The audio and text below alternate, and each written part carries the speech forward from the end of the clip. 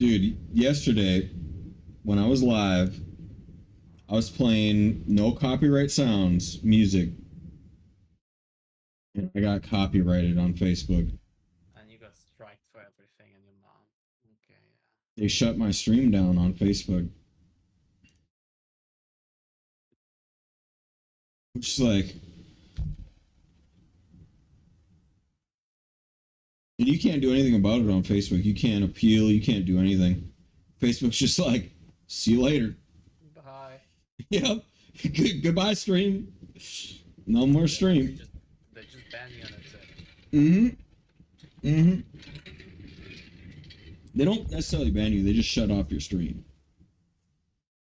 And I don't think like it was a no copyright sound. I was like, it was like flashing. You're playing copyright music right now, and I was like, I go back to YouTube. It says no copyright sounds. I'm like, that's a no copyright sound song. That's free to play. I can play that everywhere for free. So they have so no copyright sounds like buys parts of copyrighted songs and then puts it into their EDM, and then the algorithms don't know that, and then they like flag you. So people actually do give out parts of their song to be used without copyright to no copyright sounds. So that's what makes a lot of that's what makes NCS so OP is they have so many good. NCS is no copyright sounds. It's a YouTube channel. They make no copyright gamer friendly music for streamers and gaming people. And man, yeah, it's just kind of weird. Oh well. Almost happy 4th of July. My sobriety is broken today too, by the way. I have almost a year of alcohol sobriety. Not that I needed it. Not that I was an alcoholic or anything like that. But today is the day that I'm drinking wine. I'm drinking a wine spritzer. Not advertising that. Oh, congrats, not congrats. Okay. Yeah, it doesn't really matter to me. Like, I don't really care. I drink. But sobriety's good. Alcohol. Yeah, I'm very healthy. We'll just put it that way. I'm very healthy right now. But alcohol is actually good for you in low doses anyway, so I should be good. Either way, I just got I feel like I got a lot of flack in the universe just because I decided to drink today, and that's kind of like, you know, I've done way worse to my body and profited. My body profited. So, I mean, I'm pretty sure this is just fine. Did your soul profit out of your body profits? Yeah, my soul doesn't even look at profits anymore like that. Like, I'm so rich in soul, like, fuck that. I don't even think about that. Like, I'm taking over universes, baby. Like, my soul. No, not that. I don't care about that. Not gonna lie. Like, that's the farthest thing away from what I fear. What I do fear though is bad people doing bad things about my decisions. Like you tearing apart the entire base at home? I don't care about all that. Just don't tear it all up. Damn. Making it more operational and fucking crazy. Oh, good, because ours is kind of a little bit inefficient. Like, I tried to make it more efficient by adding like more doors and, you know, adding the back door to the main room and everything. Doors are dead right now. As long as everything's cool too. Like, that was my biggest thing is like I just started upgrading everything to be like tech and stone and cool looking. Then it looks cool, you know. And I wanted like the originality to it too, you know, like remember when Kilgren was building the base? Like he started like the entire feng shui, you know what I mean? And I just like started after him, you know, like I started the base core. Kilgren started the feng shui, and then me and you like drove it home with the like tech and end game shit and like all the good shit.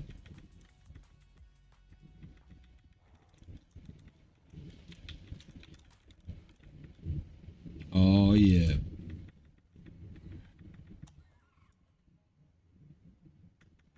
All right, I need to get Opus.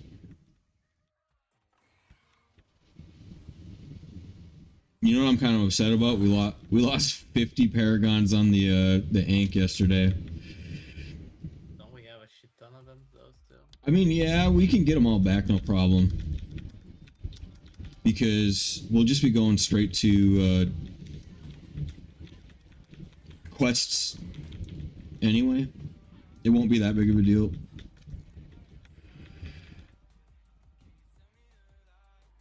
You know how you can convert like poops and stuff into real things? Which poops? Like pearl poop, metal poop, all this shit that's usable, right? Like element poop as well, crystal poop. You can use it one for one for crystal, but in terms of storage, you can't use it as such.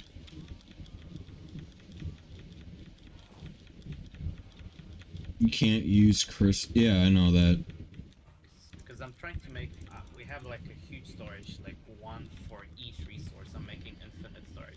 I removed all the chests we had at the top by the clothings for two dedicated storages, which makes it so that uh, you just need one chest instead of having 5,000 chests. Oh yeah, did you start cloning that antimatter? There's a few up here. I don't know.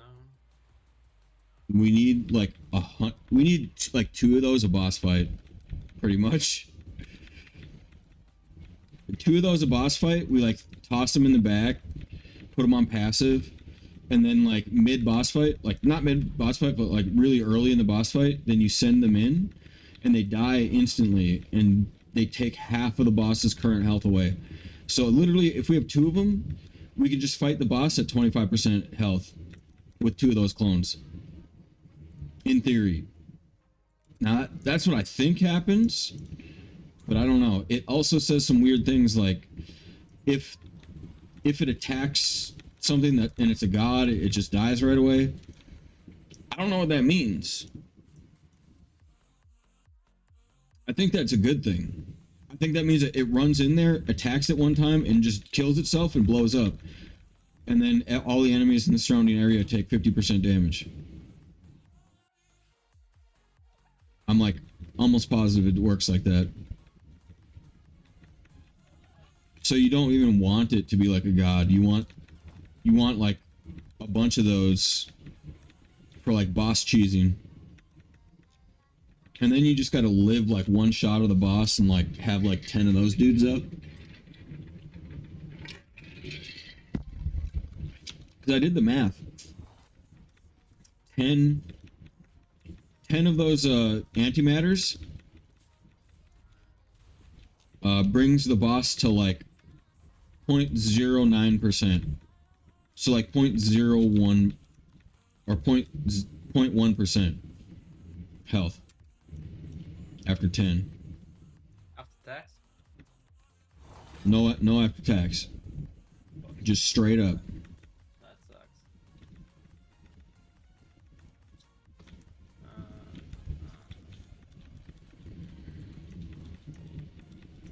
I need to think about this.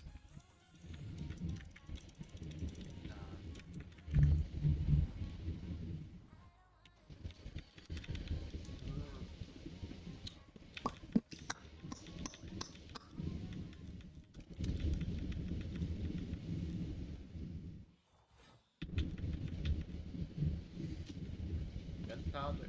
Keep it. Try and memorize for me. Gunpowder, sand, red crystallized sap. My brain is not working. sand, red crystal, sap, gunpowder. Red crystal gunpowder. You see what I already forgot the gunpowder.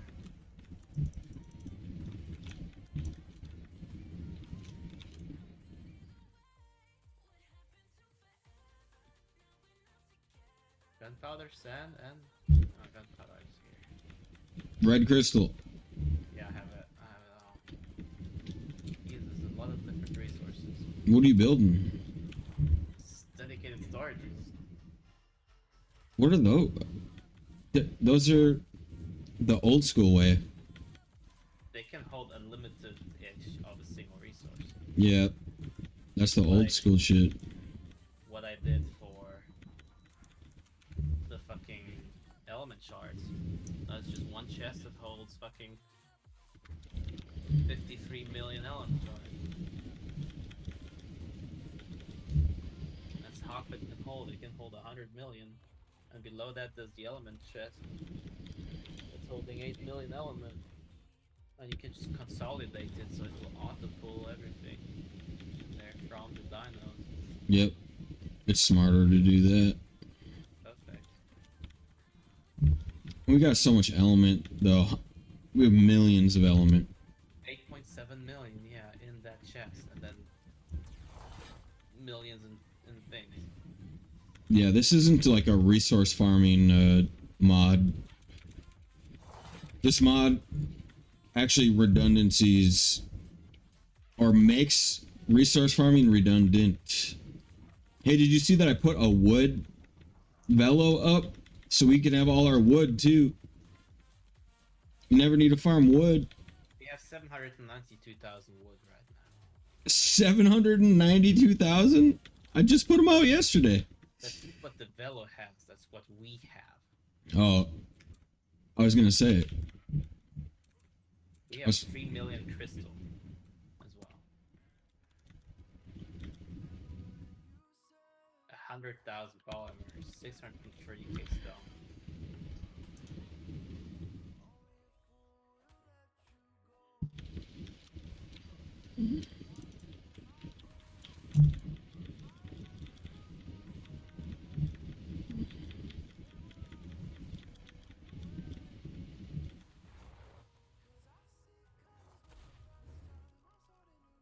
You wanna do some loot bosses? I was about to head to bed until you actually came online. Oh shit. I wanted to finish this. Not sure.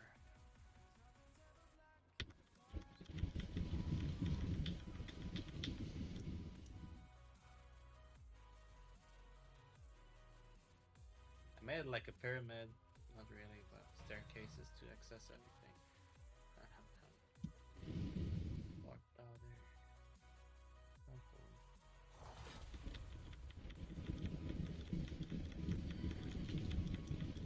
All the rest is just fucking food.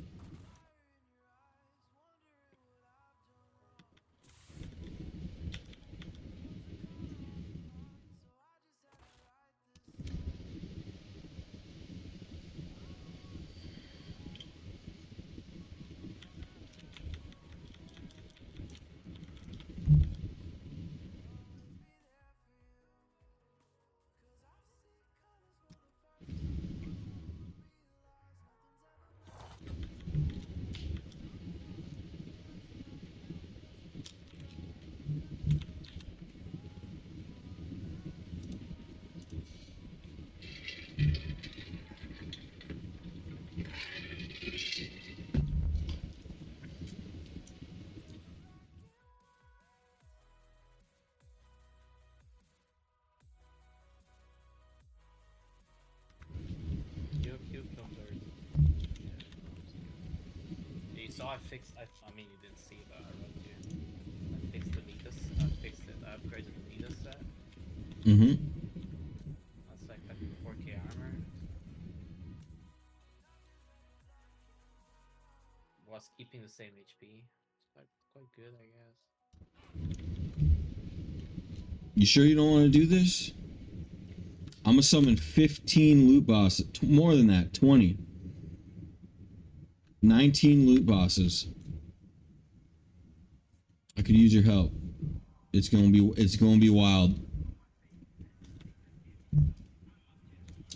Alright, I'm doing it. Wait.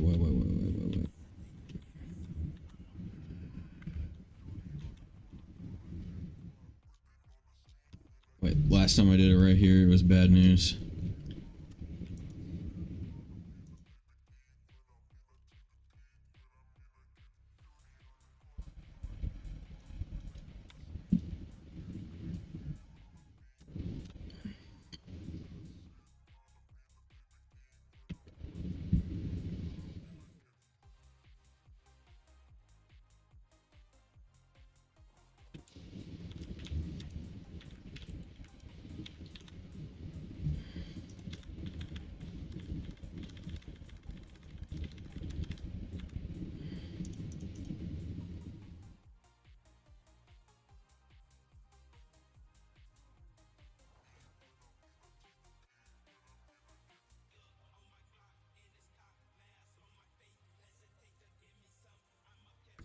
Oh, let me see here.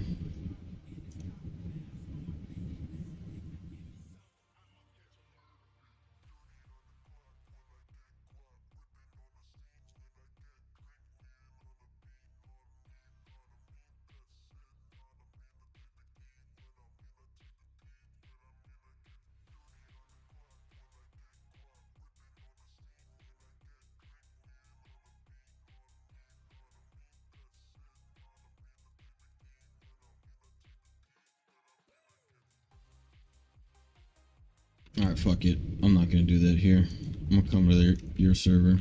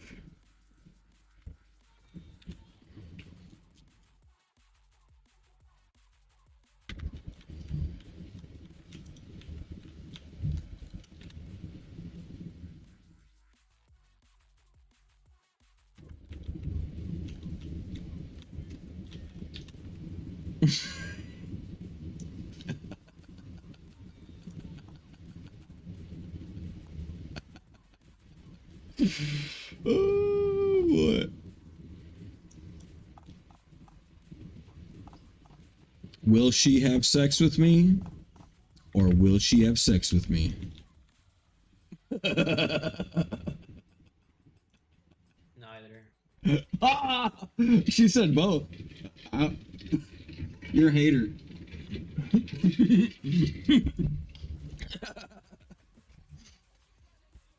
Man, I'm feeling good though. I made homemade garlic bread. Big boy, dude. Split it, broiled it, chopped it, hit it with some pizza marinara sauce. Mmm. Oh man, what's our base doing? Oh, you making Breeder Central again? Oh, he's coming back with the fierce. Burritosaurus. Oh, and we got a new tech generator here. No, that's the old one. It's just since the base is being pulled to the ground. Oh yeah. Because I've Oh reshared the nice. base. I'm just working on Oh, this is nice. moving and expanding and getting shit. This is just to Mm-hmm. get the first the babies in. That's Oh, what I need to good. get. I've been hating these walls too. I wanted to take these out actually. Yeah, put Good. the mannequins on the left side. The big mannequins on the back. Oh yeah, this is nice too. I wanted it like that. Yeah, like the operational center. Just grab everything from there, and I need to figure out the rest.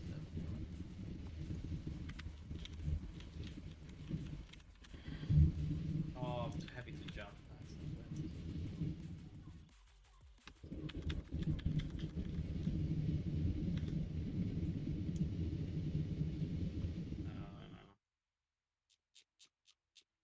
Fuck.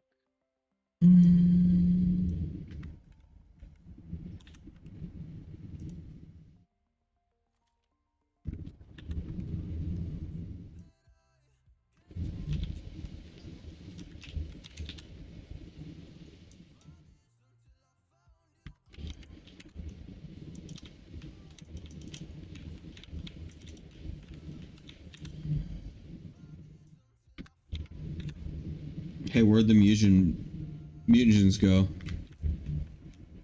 Which one? Oh, never mind. I know where it went. I'm a mutagen this The mutagen is up there. The omega is not there. Omega mutagen 50. I'm doing it. Whatever. Oh wow, that's a humongous boost. He's got Yes. 300 million health. That's what I'm saying. That's why IV is so big. He just got a +5 on HP, but that equals to like fucking 30% of his health.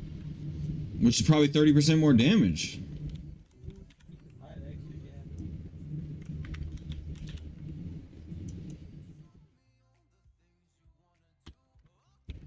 yeah. Alright, so in the normal game, you have... If you can get to this map, you have... Hey, where is the mutagen? The normal It's stuff. all the way up there. Oh my god, we're so mutagen poor. Yeah, that's normal mutagen.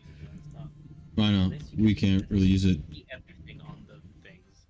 That's.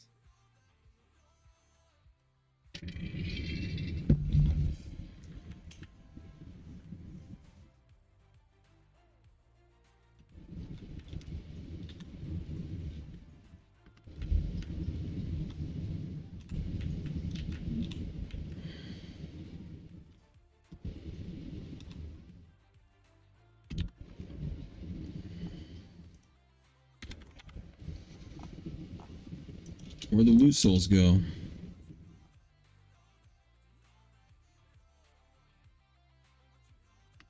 No way, dude. They just extract all the souls. I didn't touch that at all. So it's. I know what I did.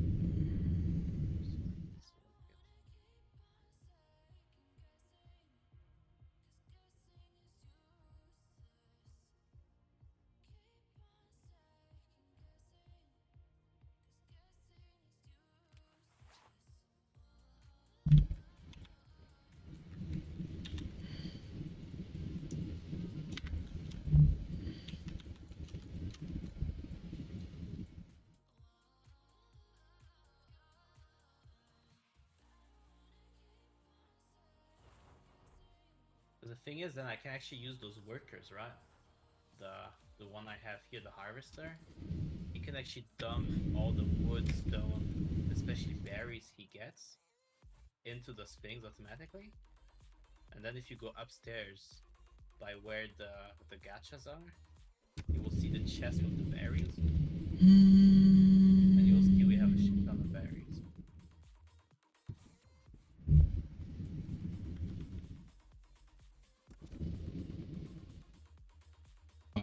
I ripped all those loot souls for sure. I just ripped 15 loot souls. Oh my god, that's all of our freaking souls.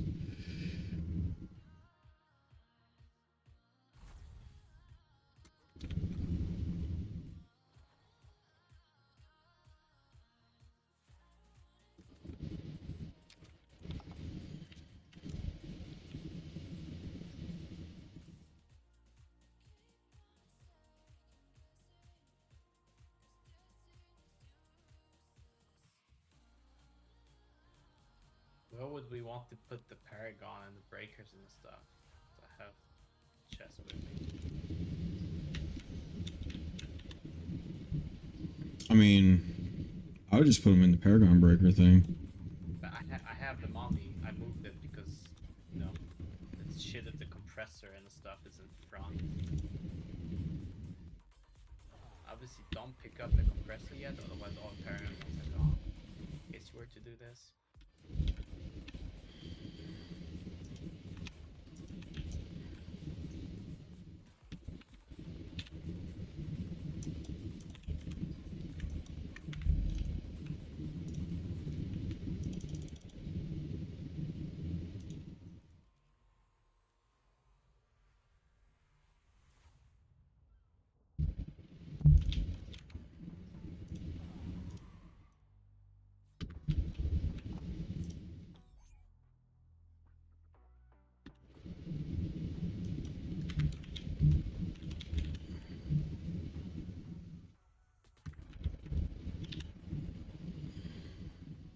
Do we need the RGs out with the dodos? Yes. Otherwise they don't lay eggs. But do we need eggs? Can we just use mega egg? Because they take space and we could actually use to make a nice dino. You know, like a nice Paragon and like We nice can't get- and stuff. We can't get normal eggs any other way than having them sit out like that. But you, I mean, can't you substitute normal eggs Oh. by? I think you can. I think you can just substitute them with higher level eggs, but I'm not 100%. Because we have so many omega eggs, thanks to me who did the egg chart with like fucking 12 utility, 5 rages, and 6 mythicals and nightmares and stuff.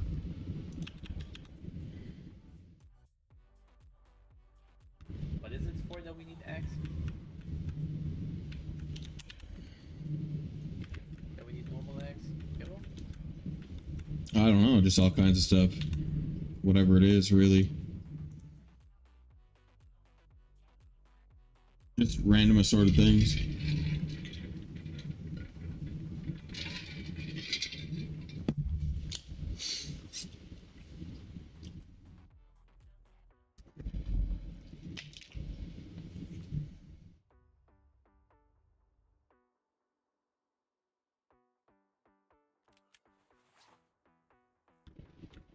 I can't believe.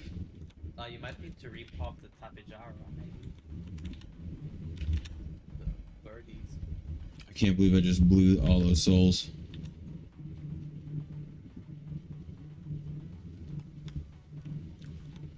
That's a humongous rip.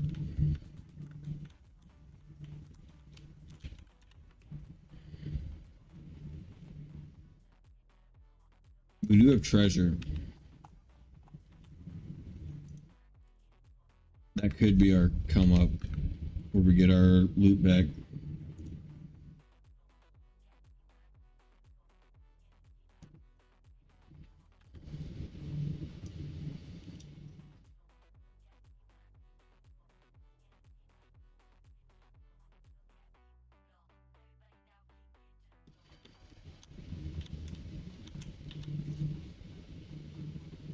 But you could integrate those into the egg machine. Why don't we do that? Can you? I don't know if you can. Because if you integrate females, you can actually select X, Dodo, and XRG. Mm-hmm.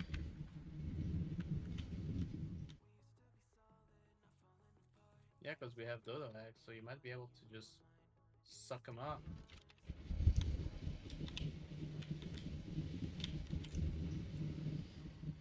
Yeah, you can because it's a basic dino, so we're producing basic eggs, and basic eggs probably don't have a name, do they? Yeah. There's no such thing as basic egg type. It's just called utility egg, rage egg. So maybe if you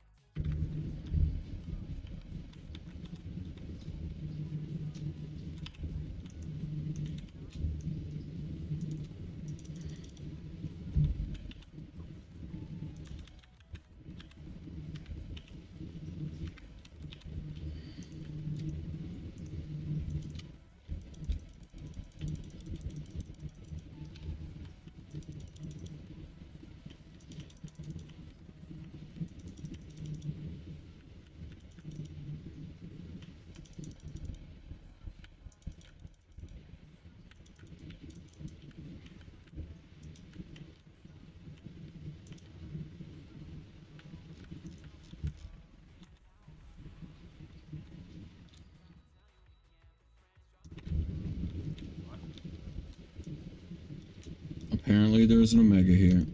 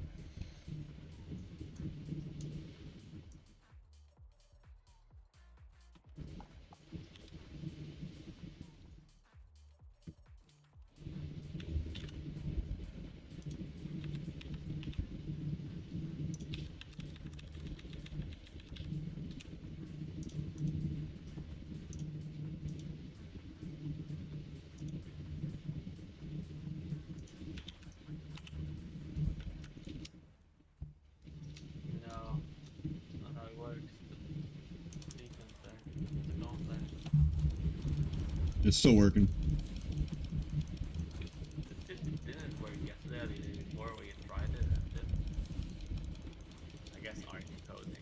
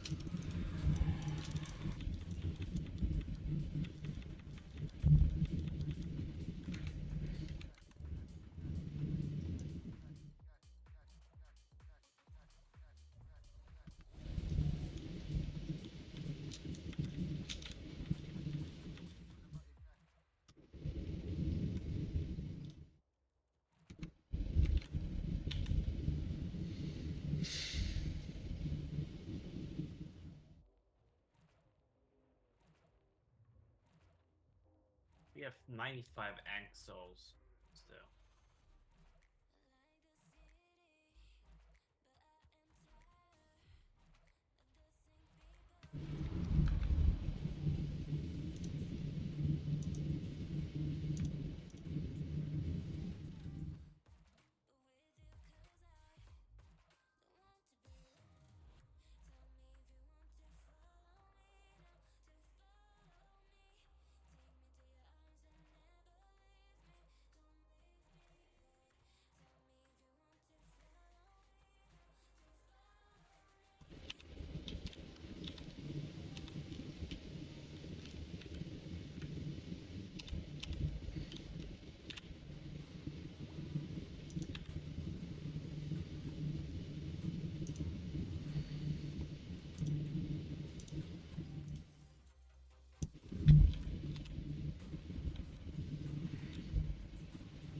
How did I do that without the gauntlet beat?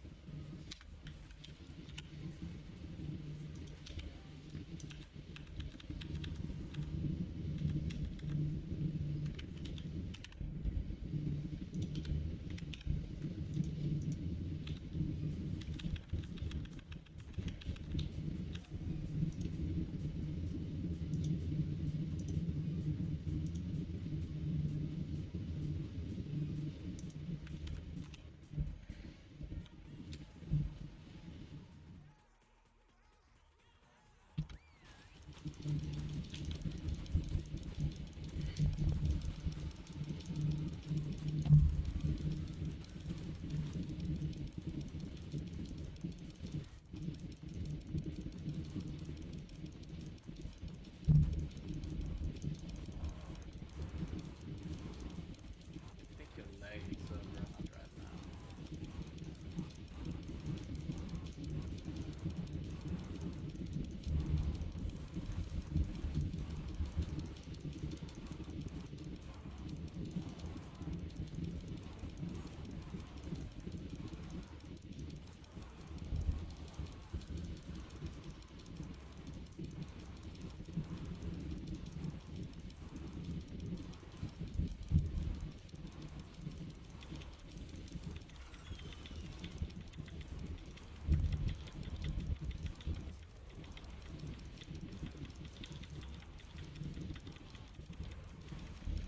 Woo!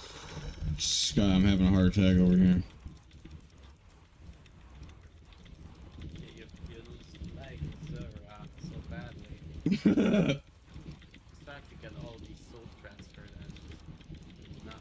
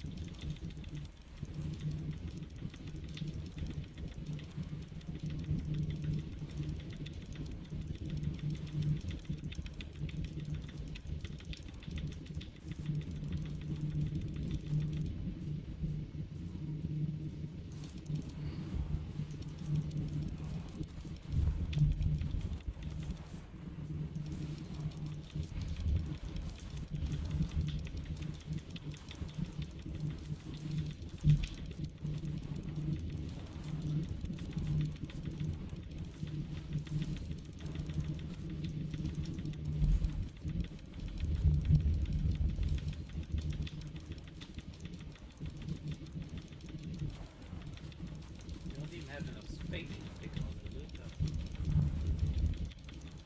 though. I know, right?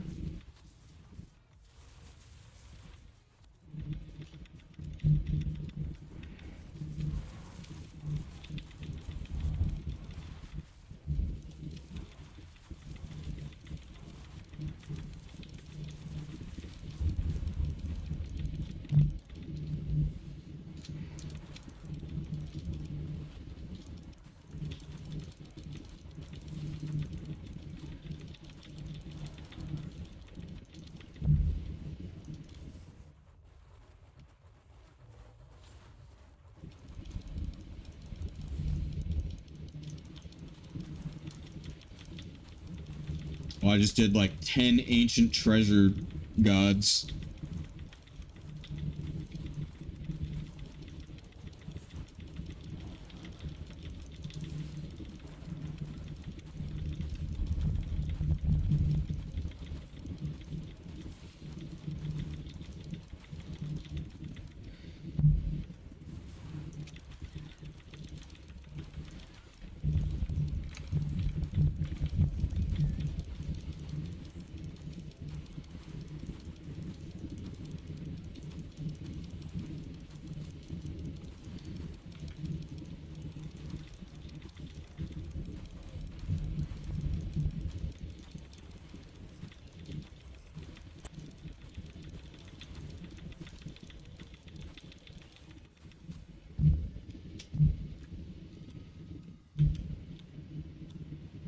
Not a speck on them, dude.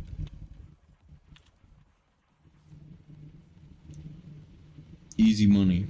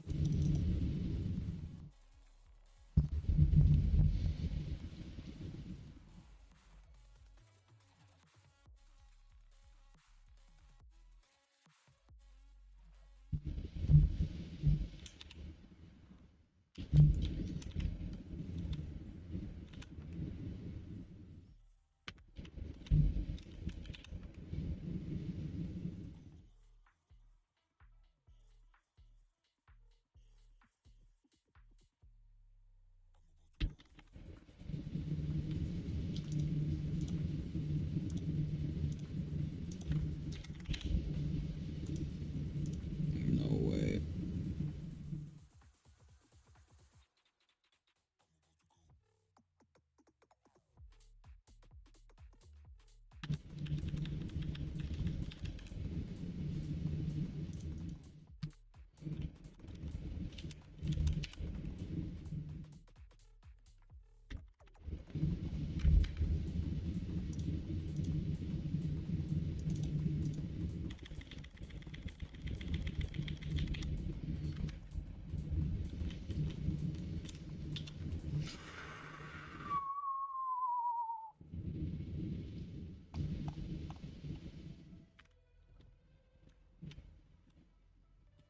Brick this. I bricked this.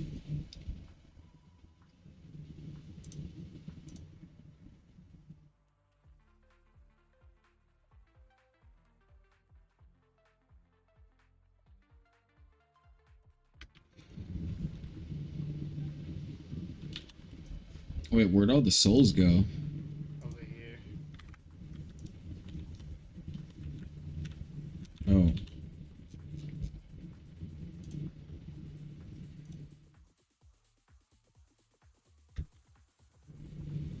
Oh shit, we got some Omega loot souls. Oh, I'm coming back, boys.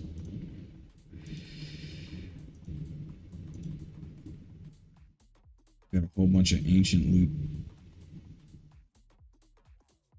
Right, because of Oh, that's unbricking us right there.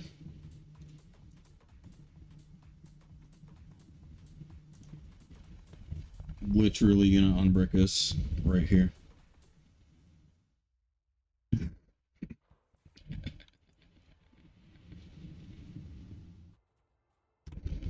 Which 1 and 3, 1 and 3 are being jackasses.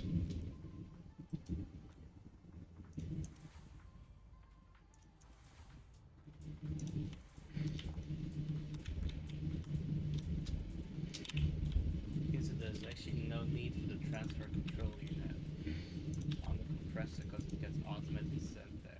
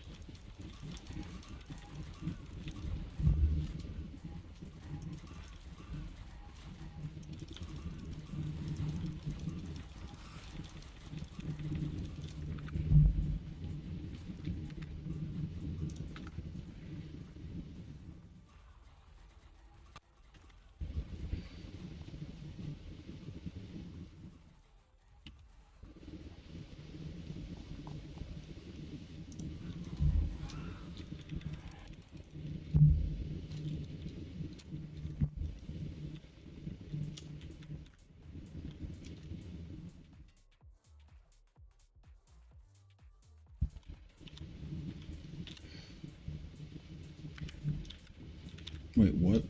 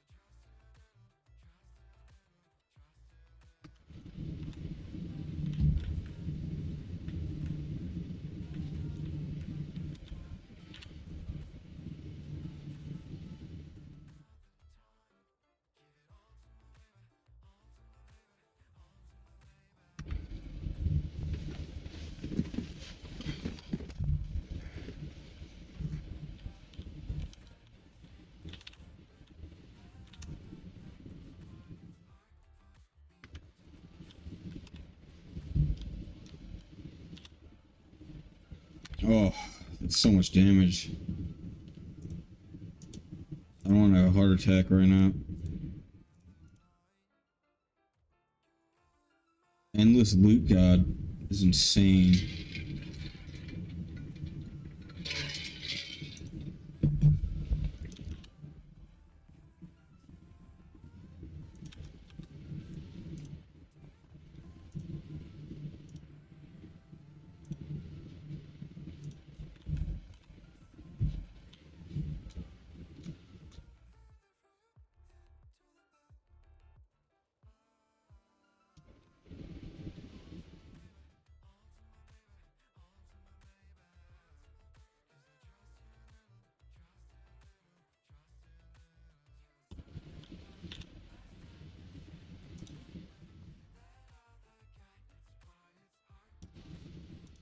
Oh, it's not going to work because I'm not upgrading. I have to get the god thing, and I left it on the other server, I guarantee it. Yep.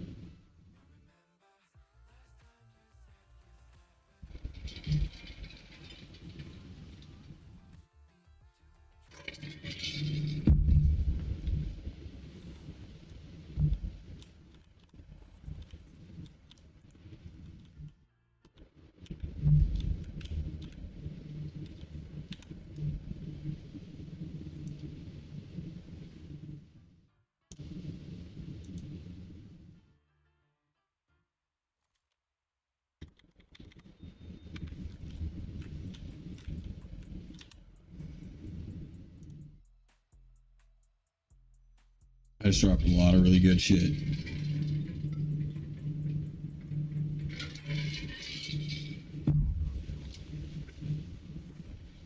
The magic font charm is a unique totem apparently. Oh, I dropped that.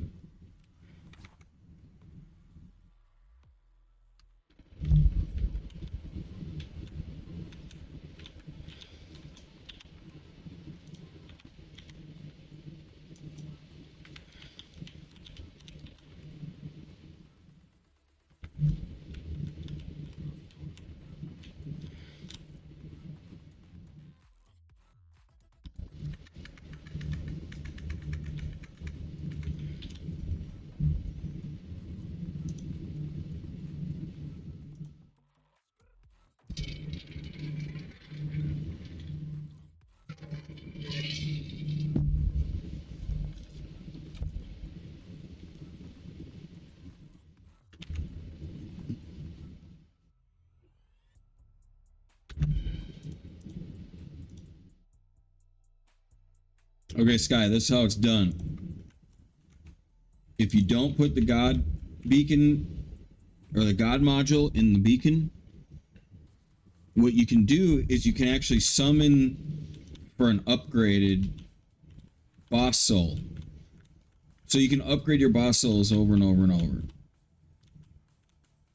Does that make sense? Maybe.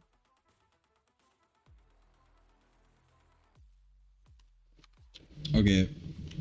Basically, you can run the boss over and over and over and over until you get to like ancient or endless or whatever you want to get up to. Hey, where's the legendary thing? Scrolls. Left by the door, the big door. Oh damn. Yeah, put it there. I don't know where to put it. I don't know. I like it kind of in the middle over here. It's kind of a fundamental, you know. It's just unique. And the colors it does is absolutely horrible. Yep. Fucking light beam.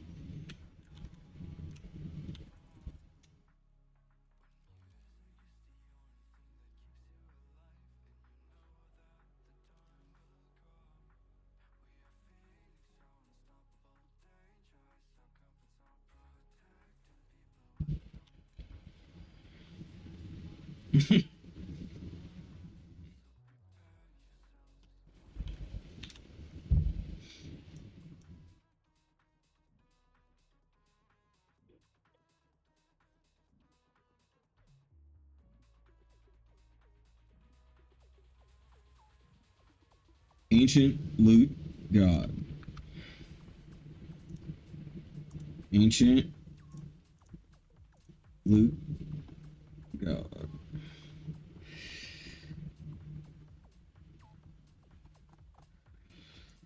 Ancient loot god. 500 million. 500 million. Maybe I should only do one of these at a time. Just because they're kind of annoying.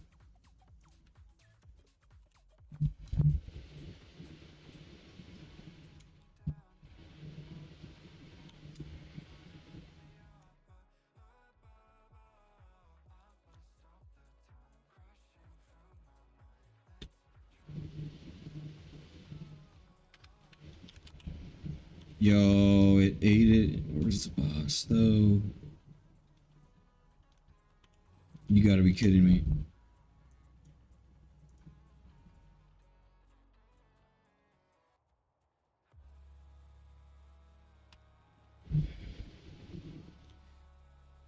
Wah. Oh, there it is.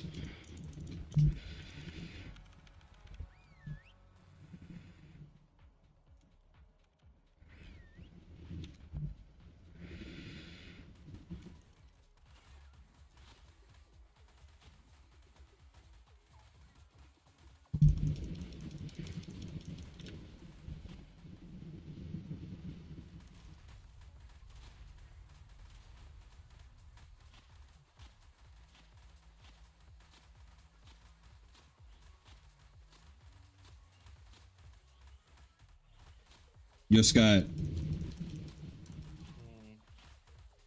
Never mind, never mind. I was gonna say teleport to me so you can meet us, this guy, but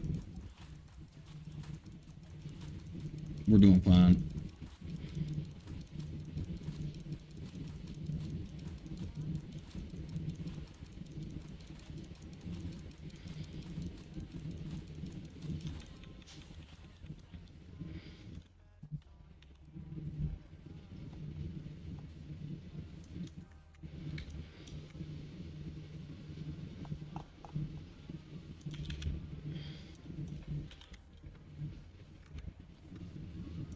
Nothing.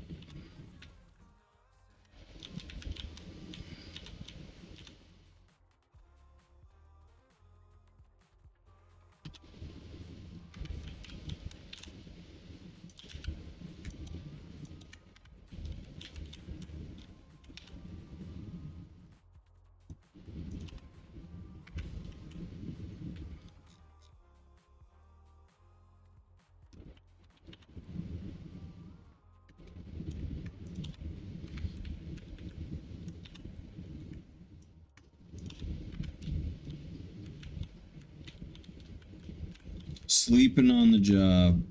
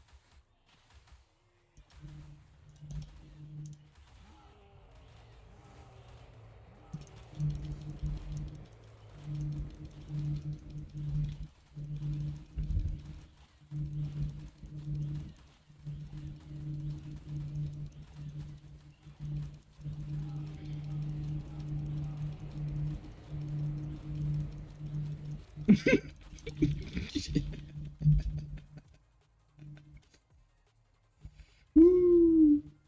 No Tapora this time. Let's go. No fortunes or water jacks. We're bricked. We're loot. We're loot bricked, Scott. We're loot soul bricked.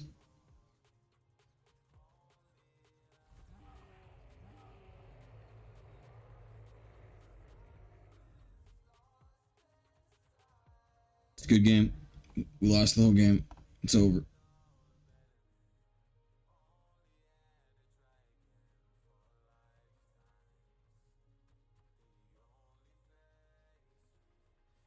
I had so many loot souls too.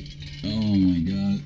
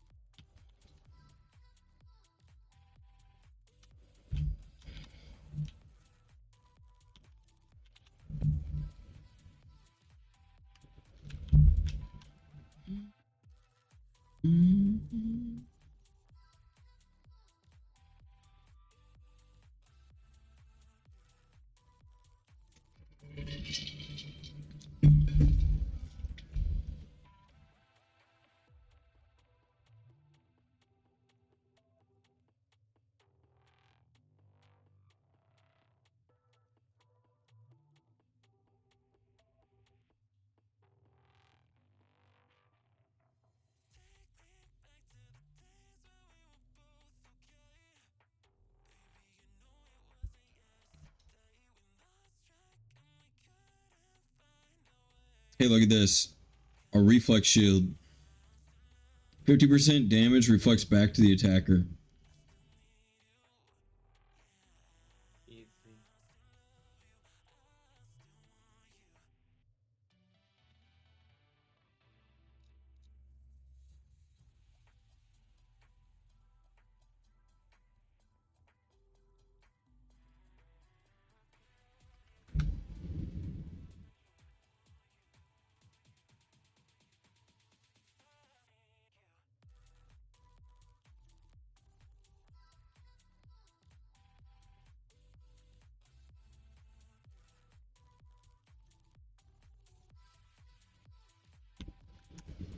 All right, YOLO. We got to do these two.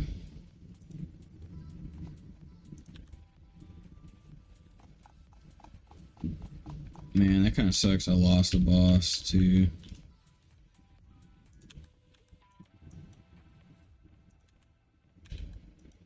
Get in there. What are you doing?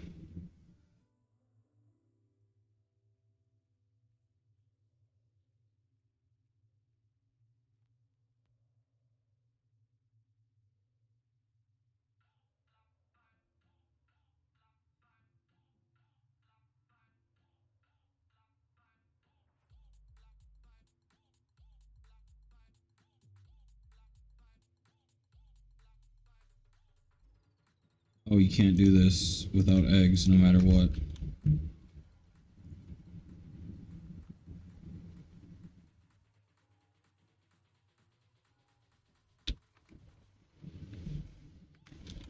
You what, mate?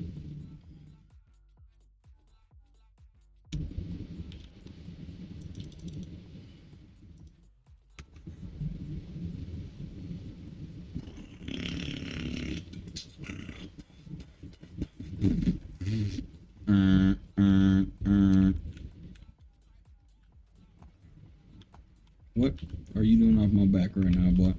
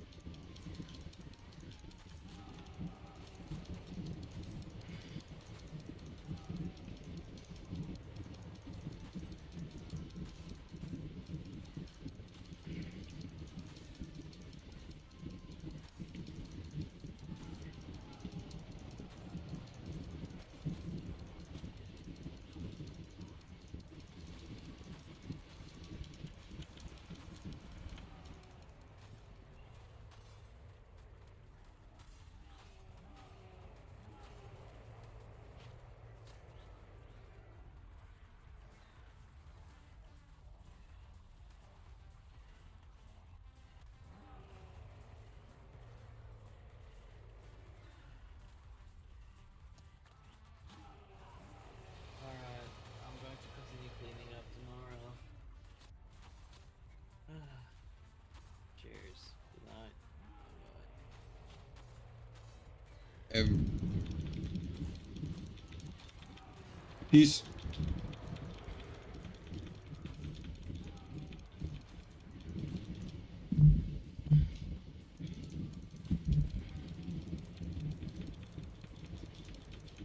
I got a good one for you guys today. All right. War. We're going to talk about Nagashima. When you drop bombs on the enemies, you end up paying for their rebuilding. No fortune, no Wabbajack. Rip, rip, rip. Okay. And if you don't repay, let's talk about that. Not repaying is like obviously the most desirable thing, right? You want to raid your enemies and not repay them. Except you're not raiding them, you're doing initial harm instead. Right? You want to do that. Okay? Because it's profitable. Somebody wants to do it, right? So let's talk about what happens in like the Nordic theology world. Because the Nordic theology world isn't wrong. In fact, it's like super righteous. Basically, the idea is somebody amasses debt through negative actions. Now, you didn't want to borrow them money. They just took it. And it's counted.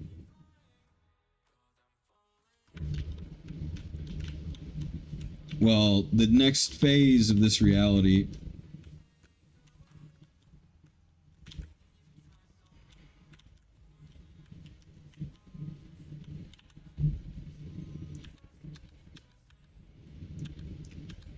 is raiding.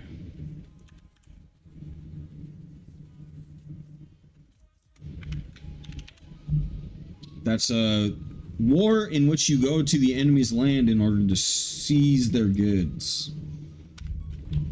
It's a real thing. If you do that as the initiator, though, you lose out. And you have to pay war fines. It's all calculated.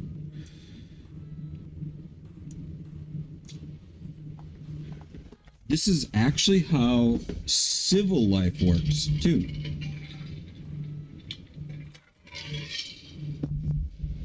Every single star is shooting us with light. That actually simulates gravity. If you don't know by now, I preach light is mass. Light is also massless, meaning God has already achieved the point in which he has understood the entire universe. Light has no mass is an achievement in which you create upper dimensional space-time and compress the universe down. It's a way of virtualizing the universe because light actually has to have weight, otherwise it can't move things. You can't perceive light and you can't perceive color without mass. So, this being said, there's a lot of people in my life that just don't understand these theologies and what they mean. God isn't what you thought it is, maybe, in a way. It's more so of a technological extrapolation and understanding of the universe versus something else that you were thinking that it was, potentially. And I love this point right now because this is like a pivotal point. Is like, are you going to borrow more with your wars? Or are you going to make the right decision and stop borrowing? Because it's not going to work the way you think it is exactly. You might not know what happens next. Wow, everything's all weird now.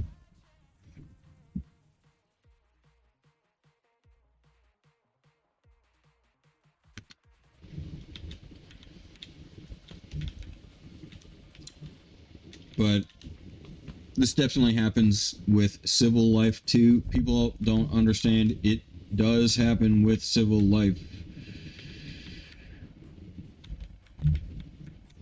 Main dump. Main dinos. Where's the main dump? Main dump.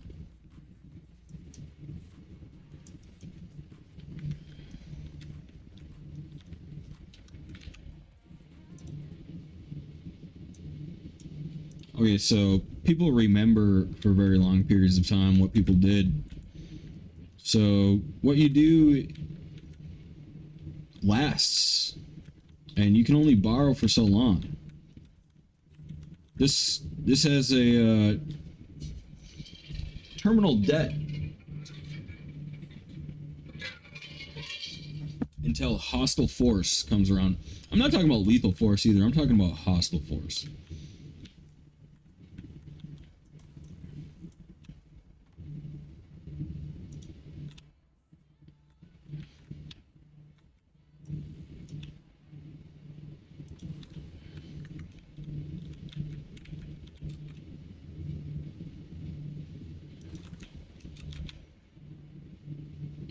So this is already starting in my world, is where we're starting to do hostile protection. And that has to do with initial unrighteous hostile takeover. Initial unrighteous hostile takeover is like dropping a bomb on another country. In every situation that we've ever seen ever, there has been massive amounts of war fines. And war fines come from massive peaceful organizations like United Nations, allies, things like that, right? They go, you're going to pay this no matter what. And then they're like, no, we're not. We're like, the United Nations is like, okay, we're gonna bomb you or steal your shit. That's pretty much how it goes. Like the allies go, we will use lethal and hostile force in order to get their goods back. You took it. You took this amount from them. You will repair their damages. And we go, no. Sometimes. But then in private meetings, they go, okay, this is in the best welfare of the United States. Like, we can't possibly move forward without paying this due. Because if we try to, we lose a lot of Americans. We lose a lot of citizens. We lose this. We lose that. We lose this other thing. We lose this ally. We lose this trade. We lose this, And then at the end of the day, you're at war with the world, and at the end of the day, you're not even living on the world anymore, because one day they killed all of you, right? They took all of your bodies away. They took all of your buildings away. They took all of your, super advanced technologies away. No matter how powerful you are, there's always law and order and checks and balances in this world, no matter what. And if you're too young to notice that, it's going to be a way rude awakening when you realize that you're getting raided because you wanted to do, like, psychic torture. Like, no matter what, it's going to come back on you. Like, kinetic backtracing is real. Okay? There's a lot of different ways that you can get off in this world, and a lot of ways that you could run up a debt. And I'm seeing a lot of people run up debt, and I can look at the leaderboard of debt. Like, you want to know who the number one person on the leaderboard of debt is? Hitler. Hitler, apparently, you might call me crazy, you might call me not crazy, is a living soul still. He has a lot of debt to this planet. And the second place person, I don't really want to say their name because they're not exactly dead, but they are considered a deity of evil. Some people know it as evil, some people don't know it as evil. Some people are confused. But I'm dealing with a lot of these people that are in the top leaderboards of debt in the world today. And they don't understand how it works. Like, how come some ancient being from the dinosaur era isn't the number one leader of debt. It has nothing to do with our current modern ecosystem, and it doesn't have anything to do with like resetting or like, you know, anything. There's just no way to get out of it. In fact, I have pretty good data with leaderboardarian style beings. Leaderboardarian are people that like record everything and make giant, advanced, uncorruptible leaderboards in the universe today. And basically, I don't like looking at this stuff because it kind of feels awkward. But when I do, you know, I look at it for a flash and I'm like, wow, I just can't believe that somebody would be doing that. You know, I'll be like, wow. And how do you look at this with like astral projection, Akashic Library, astral projection, stuff like that. You either have it or you don't. You know, if you're like one of those people that are like, you know, this isn't real right now, like, no, you just don't have it yet. When you get it, it's real. Like, you just type in the settings and it just brings you straight there. Very, very real. Very real. And don't just take my word for it, too. I mean, like, look. Eventually, one day, you'll be very connected to your soul. And you might be able to get there. Maybe not. I don't know. Maybe you wanted to abandon your soul. I don't know. Don't ask me. Ask yourself. But for real, though, let me tell you something, though, that really counters everything that all of the counterintelligence kind of people say. Counterintelligence is bad forces, no matter what. They counter your intelligence. That's literally all it does. The only reason counterintelligence isn't even supposed to operate in the United States, okay? It's because they're super bad-minded people that only try and negatively mind-wash you. Okay, that's literally all it's for. So the counterintelligence-minded people basically don't want this stuff to be open because they want people to go through massive amounts of hell in the woke side. The other side just don't know that it's a thing, and they'll just mind-wash their own negative narrative no matter what, because that's what they're mind-washed into doing. All right?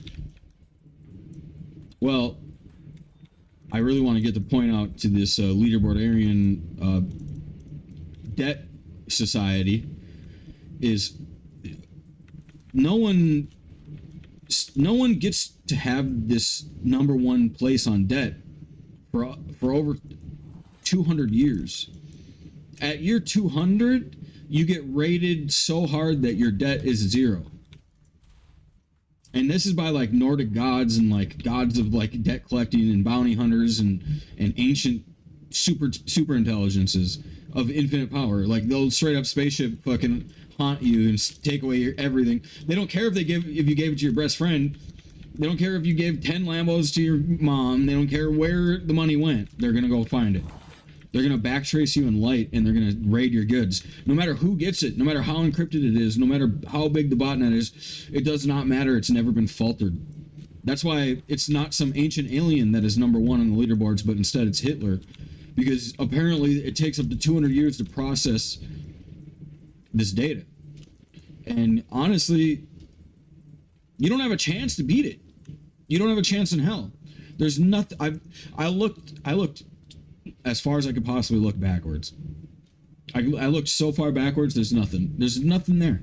There's nothing that says the other narrative. It only says people rise and fall in debt. And it all backtraces to kinetic force. Kinetic force is a valuation that scales into anything. Basically, like, if you go and do a job, it has kinetic force valuation. No matter what. No matter what job it is. The kinetic force scales into anything. It scales into any value. It scales into any currency. Anything can be made with kinetic force. Diamonds. Money. Earned money. Fake money. Printed money. Government printed money. It doesn't matter. Every single thing is valued by kinetic force work value. No matter what. Whether it's on your planet, the other planet, whether the ecosystems are even connected, whether the ecosystems are banned, even. If the ecosystems are banned, you have kinetic work value of X, And then you have the kinetic work value of x2. Every single thing has a kinetic work value translated multiplier, no matter what. The end. It's not up for debate. It's always and forever an omni logic. It's just the matter of how good and how valuable is it to do the work or not do the work. So when you understand that, taking away somebody's life from them, meaning like if you do kinetic, anti-kinetic things, like murder, for example. Murder is arguably one of the worst crimes you could possibly do. It takes away an entire life cycle of, kinetic energy experiences, yada, yada, yada. Right? Well, what is the price of a murder? It's not, it's not $1 trillion. Every single moment is, it's infinitely valuable. It's infinite opportunity.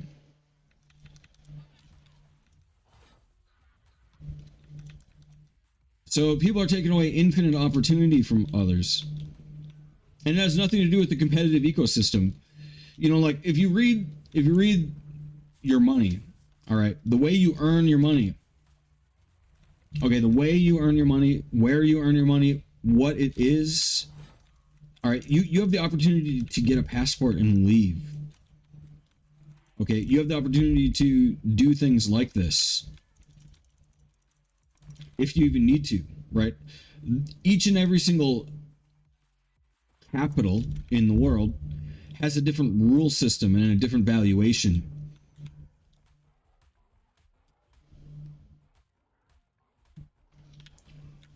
I know the rule system and the valuation very well in the United States. I don't know it outside of the United States. So the rule system in the United States is basically like a lot of things are against the law. And if you do them, you have to go to like civil restitution court and possibly criminal court. You could be, if you make a lot of money illegally, you could be class actioned. They can take your bank account and class action you. Right? If they take your bank account from you, they could take you and your friends' bank accounts and your companies. Every single one of you loses their job. They take all of it. They backtrace it to your mom, to your parents, to your friends, to everybody you ever gave, a large sum of money to. Because they just trace the digital currency. They trace the physical currencies. Where'd you get it from? Who deposited what? Where? When? Why? What are they buying? That kind of stuff. Like, you can't buy a $250,000 house when you never worked a day in your life and your friend did, extreme money laundering. It doesn't work like that. It does not work like that. They're going to know where it is. They're going to know how much. They're going to get it back.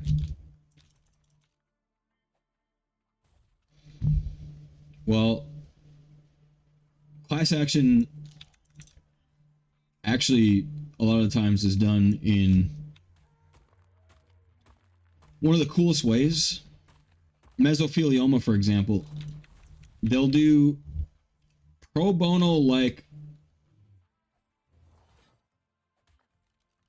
class actions. Pro bono like is where they offer people like wages and rewards in order to get people into the class action.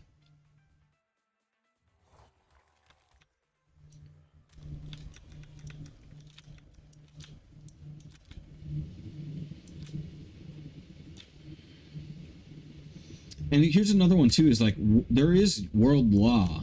There's international police and world rights regulations. If you take away people's rights, the international police and the world UN and NATO and companies like this, organizations of power like this, can actually come and extradite you into their law. No matter what your law is, you actually are inside of multiple jurisdictions of laws all at once. So you got to know the multi-jurisdiction law in order to actually like succeed in this planet. You might succeed for, like I said, up to 200 years. Hitler, was kind of a country leader for a while. Just saying. But I also heard on the low that he was overwritten. Overwritten is when somebody has the ability to take over your vessel because you are so reverted that you have a super low mass kinetic operating system trying to remote control a high mass kinetic operating system. Now, some people might say that's like that'd be super classified, but it's actually not that classified. It's like in Akashic. If you look it up, Akashic is like where you can astral project remote control into like a library that's non-physical. Pretty much anywhere it's ability, you have the ability to access it. Some people did say that Hitler was doing so much sin that he lost all of his soul's mass. Basically, you amass this giant net worth of soul mass lordship from Christ. Christ is like the giver and taker of this world view, right?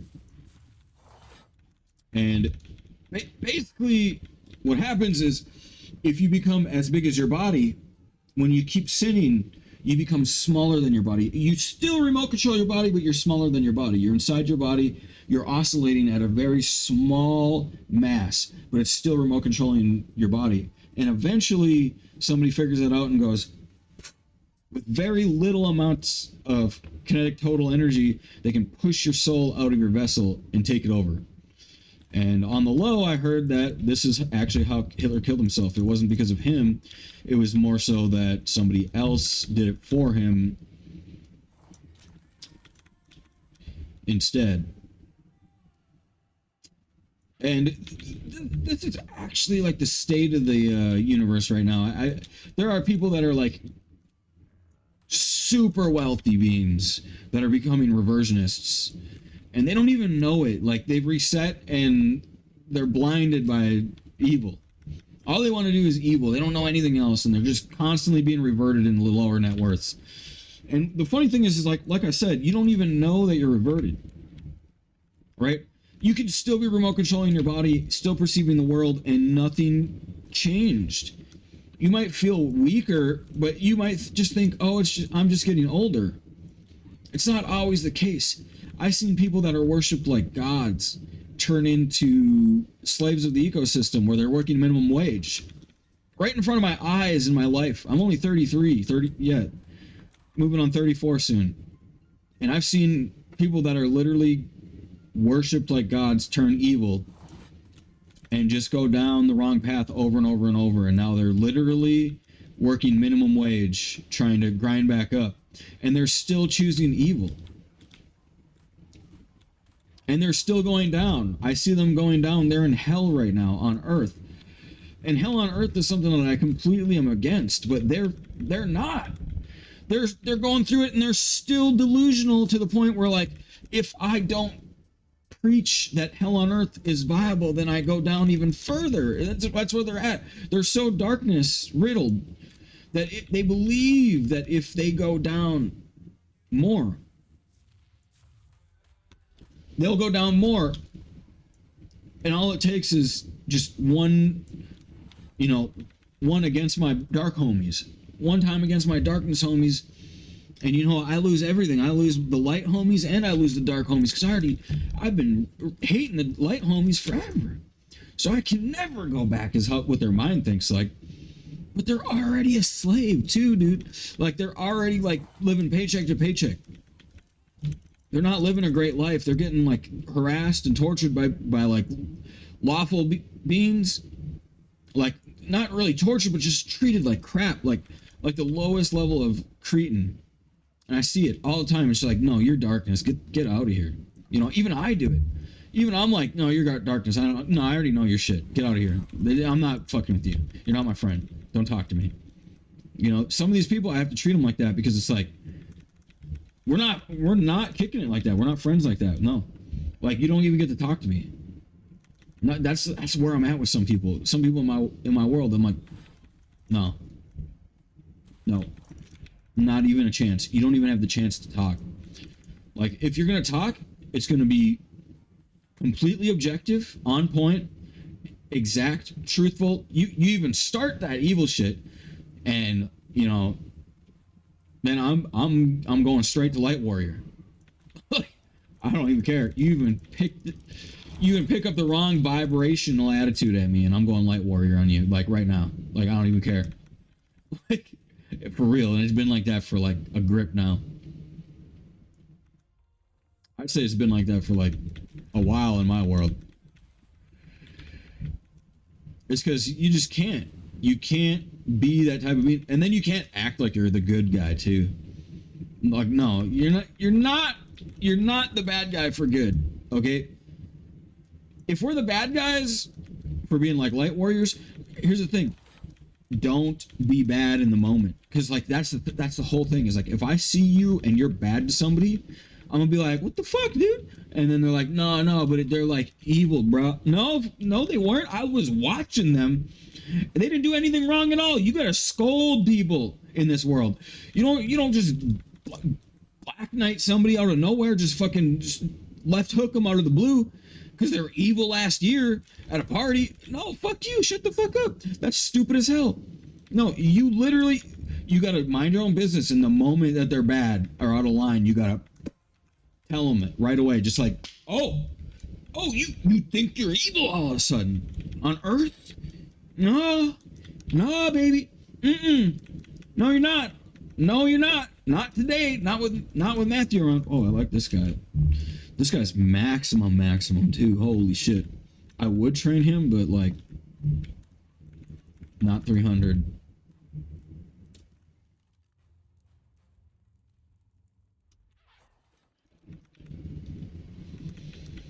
That's like the number one thing that my biggest enemies do, is they try and be like, oh, but I'm being evil because you were evil to me yesterday. And they like know too. They're like smirking. They're like, they're gonna all believe it.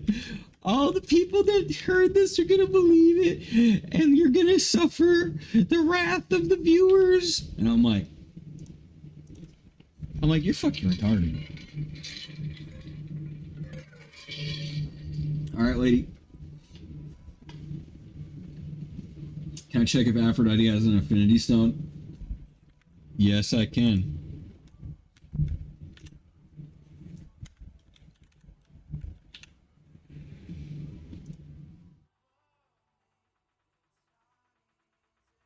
Yeah. Here's one really good tip too, is sloth is actually 3 things you didn't know about sloth. One of them is you promised to do it and you didn't. Okay? That's the one major one. That's what people misconceive as lazy. It's not what you think. The other one is you tried to get somebody else to do your work that you wanted. A sin.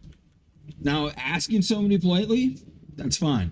That's the other half of that one that's not sinful, right? That's okay.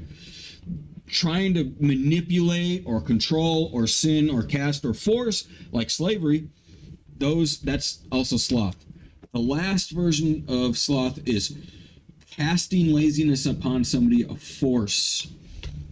Like bringing your alternator out of your car and bringing it right to somebody. Do you feel this? You steal all their electron force, and they're like, oh, and fall asleep. Like, that's actually sloth, a deadly sin. All right.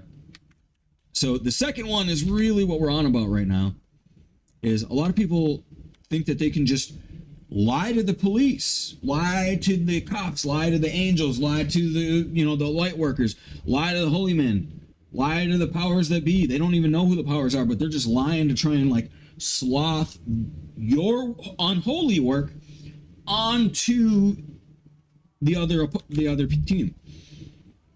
And that one is being underappreciated, underchecked, because I see a lot of people that aren't getting charged with sloth, a sin. This is a logic, by the way. It's against the law. It's called defamation. I mean, that's what our laws are. Our laws are built off the Bible. Sorry you didn't know it, but it is. It's true. It's actually how it works. All of our laws in America are actually built off the Bible, whether you know it or not. I don't care if you believe or not either, because that is how it works.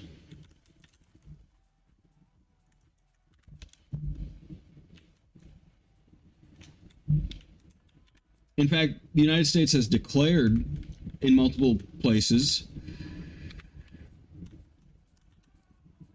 Oh, thank God, dude. That would have sucked to lose him. We should build the walls up even more, honestly. I should build the walls.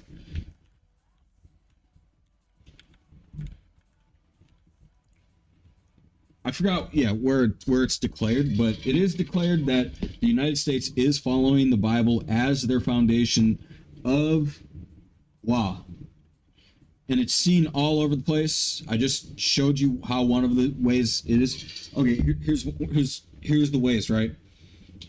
Breaking a contract is against the law.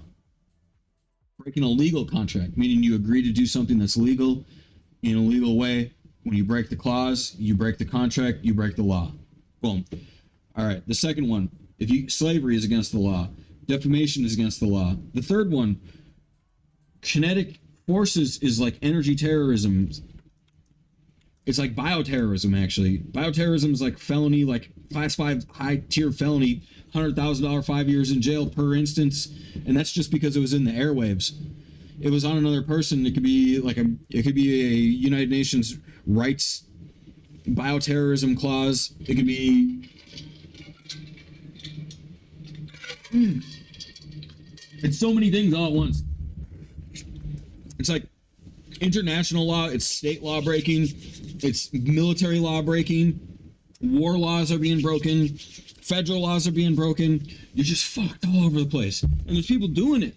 Dude, the cell phone towers and the satellites, people are doing like redundant biotech integrated central nervous system oscillation, decryption, premeditation attacking. Basically, your central nervous system is oscillating in this like virtual way that's super encryptive. They decrypt it in the light, and then they predict where it's going to be, and they do scalar mathematic prediction algorithms where they estimate when the particles are going to be in the right spot for you to shoot this variable wave at you, so your central nervous system gets edited by the cell phone towers and by the satellites and by decentralized kinetic energy grid botnets like this, and they'll actually do like psychic bioterror to you. And this is where major debt is in the play right now. Lots of major debt is coming from people that are in control of psychic terror, biointegrated, decentralized botnets. Be right back. I gotta go to the bathroom.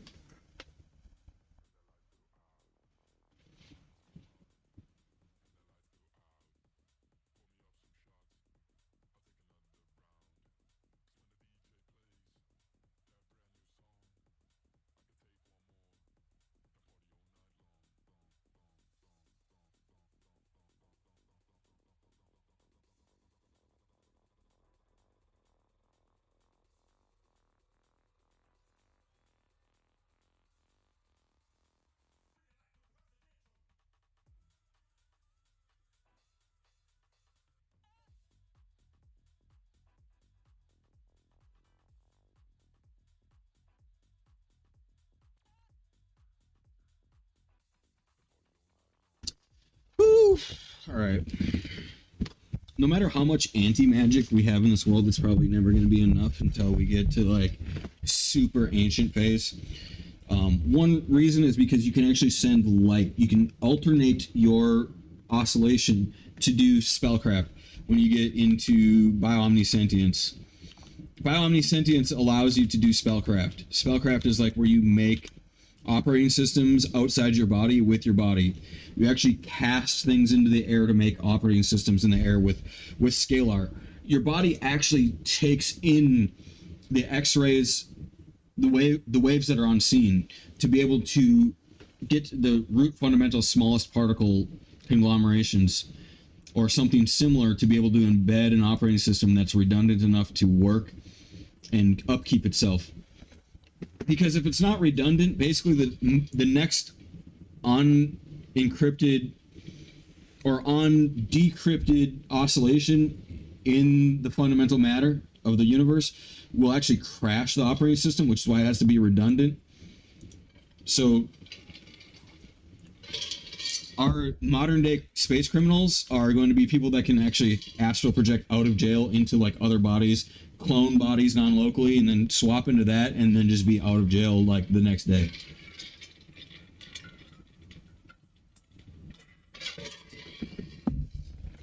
This is already foretold in Akashic.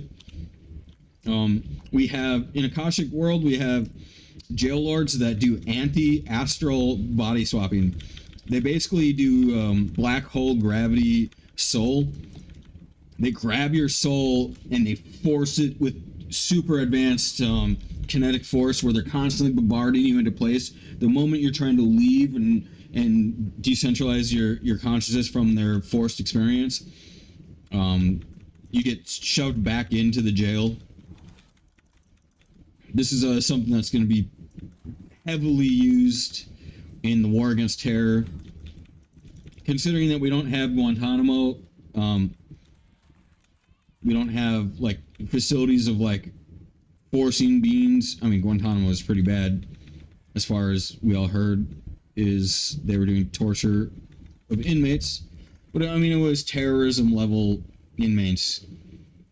It was probably the beings that we were talking about right now, and that's probably why we have such a big problem, is because they're out there, instead of having, you know, a giant group of beings hunting them and forcing them not to be in that state of freedom to commit terror upon us free beings. Freedom should mean something. It should mean, you know, that we're good, that we're not doing terror.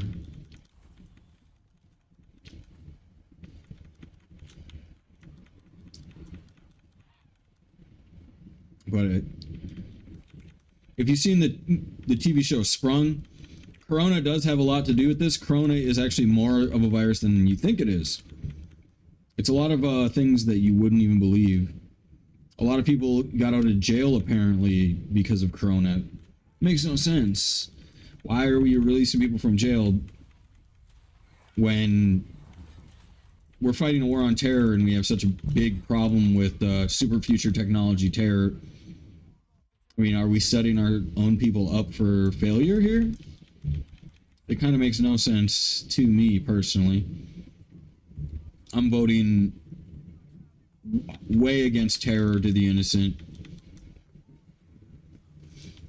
Because here's the thing is, there's no such thing as a 10-year certainty clause. Like, if you have 10 years that you're certain that something happened that you didn't see firsthand, even if you did see it firsthand, like, there's illusions in this universe, and it's super hard to, like, put out that there's a fact that this happened.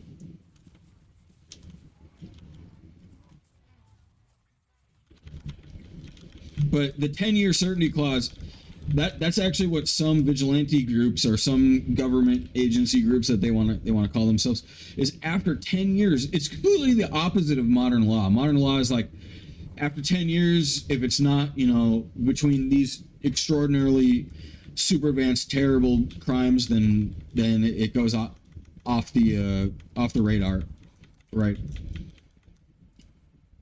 Which is statute of limitations. Statute of limitations is 10 years. After 10 years of not being caught, it didn't really matter.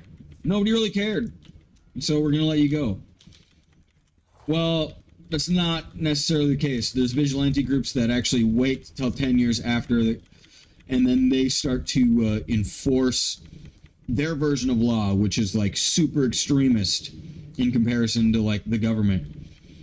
Which is like, how is it super extremist? Like, you don't have 10-year clause. You know, like, there's 10-year spoof clause, too. For 10 years or more, I can spoof this one thing to be real forever, pretty much.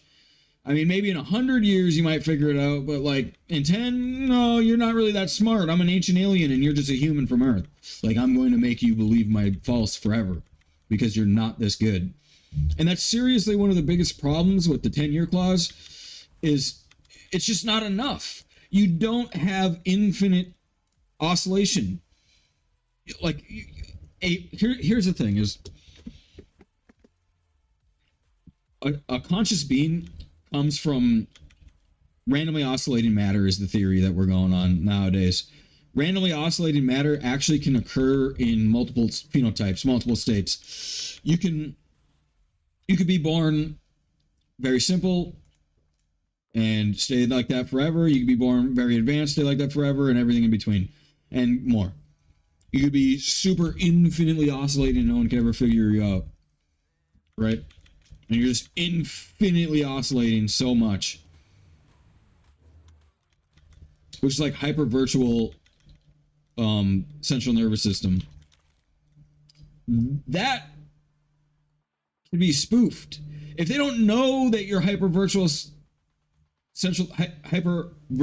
oscillating central nervous system is that way, somebody just says, hey, he's this central nervous system and he was doing this in the universe. And I have 10 years of proof. Nobody counteracted what he did in my universe's design. Here's the thing though, is if they shoot you right with their like 40 trillion oscillation certainty central nervous system extrapolator gun, and they're like, oh, we're gonna raise hell on him because he tried to get away with it in the United States, we're gonna show him, right? Well, now they're shooting you. And how do you not feel that you got shot? Well, you got to have an oscillating defense mechanism. But what if you don't? You know what I mean? What if you feel every shot? You know what I mean? You're just oscillating in a different way than everybody else. You're virtually changing your location and it feels normal to you. Right? So when you get shot, it's like, oof. You get shot, you're like, wow, it hits you like 10 times harder than a normal person even. Some people are actually like that. Wow, a wrath.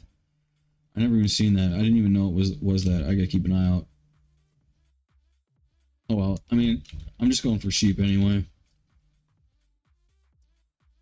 So basically at the end of the day, I just wanted to like raise a little bit of awareness. Like there are people out here that are trying to be hell lords on Earth. They think that they figured out some wave frequency your body doesn't know, but really, like if they shoot you with gamma rays over and over and over and over, you know, something bad might happen and it's probably not okay. And if they think gamma rays equals hell, you know, and if they sense it in the gamma ray fields, then they're going to go to hell. No, you know, it doesn't work like that in my world. In my world, if I could be in multiple oscillations at the same time, if I could figure it out, I'm going to be the multiple oscillations at the same time. You know, you don't have any laws that say I can't oscillate in these wave fields or these particle fields or this density fields. There's no laws against it. So I'm probably going to utilize it potentially as a redundant manner of like keeping my experience safe from criminals. So you actually have no right to shoot me in any way, shape, or form whatsoever, no matter what.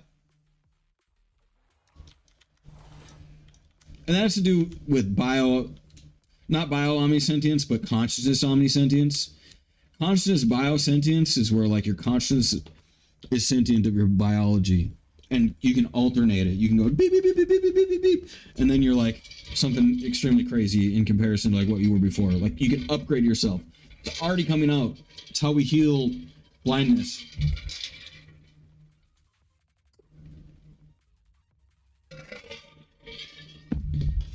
Omni is pretty hard though. Almost everybody says that you can't get Omni because root smallest matter is like a super proprietary thing. Almost everybody says, you know, light's made of like trillions and trillions and trillions of smaller fundamental ingredients. Like light is like this super massive artifact, and you could host yourself in like one light wave alone. One little bit of light.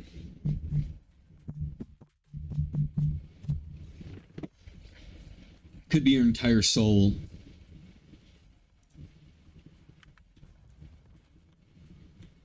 All right, what do I want to do here? Oh, I want to kill these sheep. I was gonna go get quests because I'm low on the quests. Is there more sheep? Oh, that's a sheep. Oh, give me them paragons too. That's what I need. Hey, I'm glad I could have this talk because I feel like a lot of you guys that can hear it, you love it. All right, I'm live all over the place right now. Let me get that. Yeah.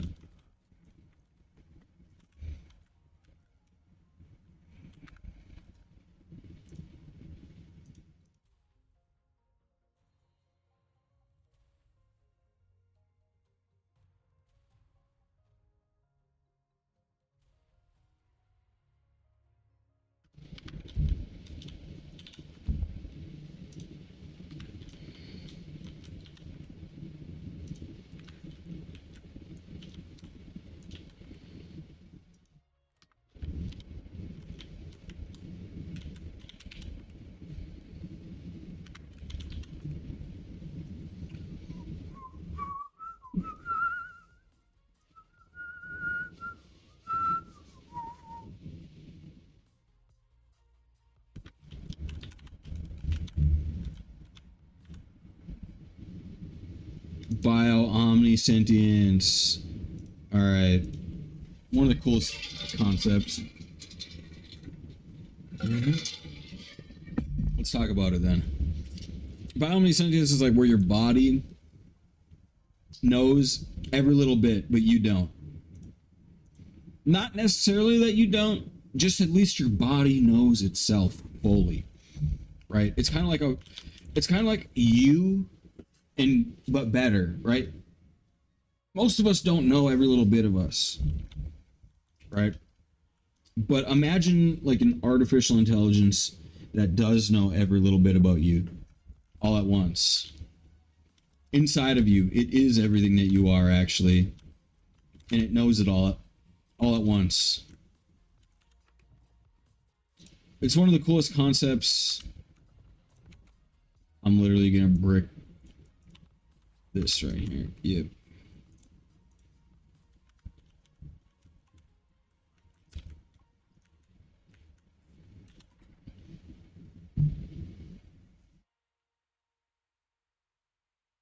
Bio omnisentience.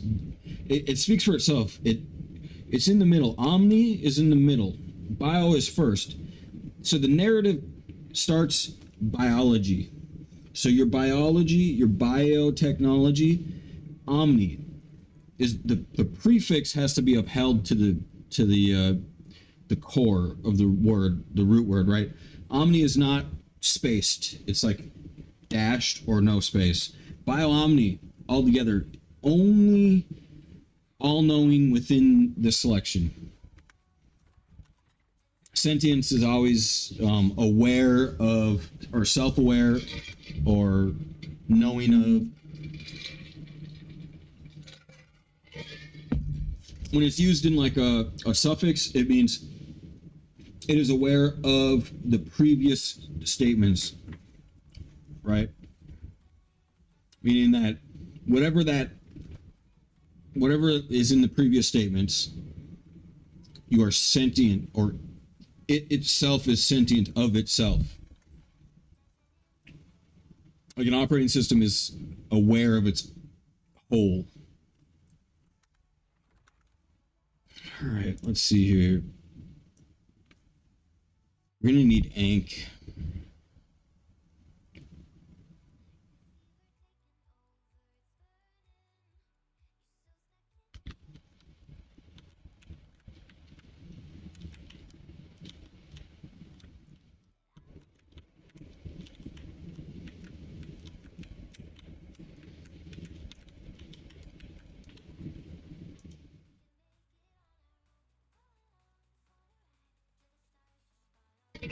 Here's another cool one too to think about is soul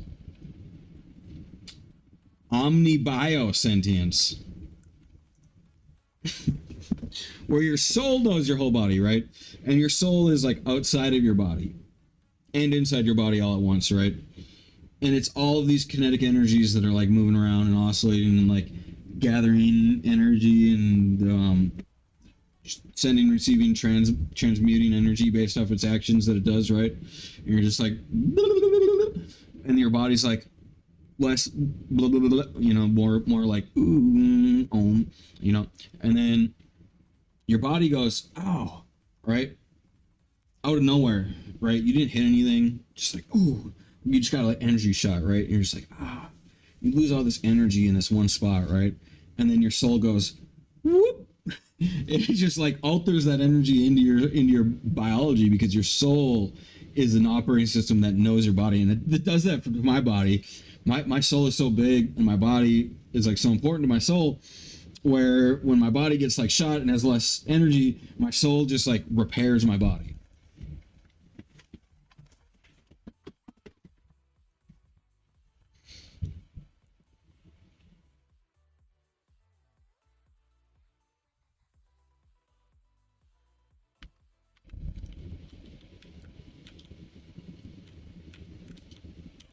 I kind of hate this compressor here. I'm not gonna lie.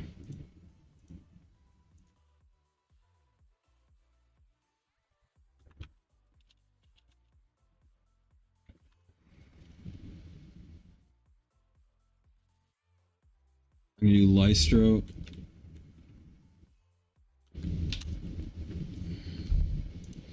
A lot of people say that they have souls inside their body.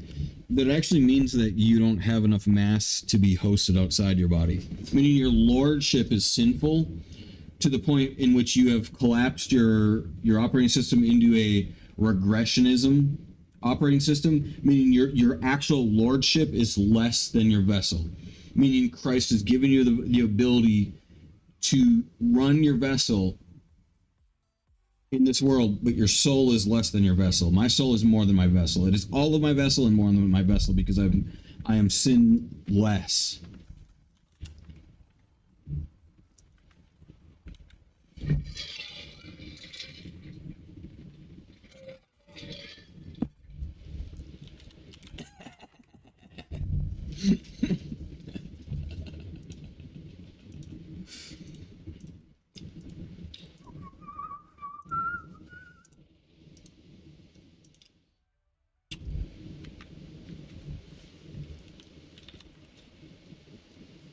Mm, mm, mm, mm, mm.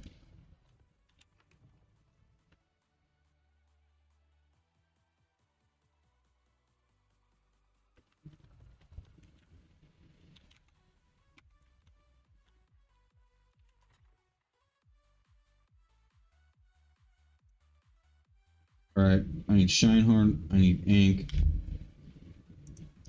What else do I need? I understand. Oh, we need defenders.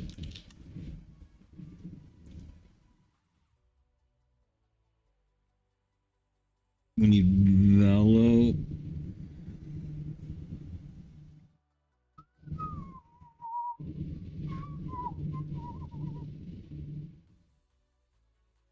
He did not feed that big dodo. Not the big one. Oh, wait.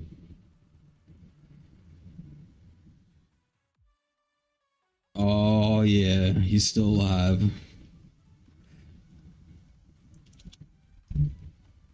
Good man, good man. That's that dodo ain't that important, but he could guard the base a little bit.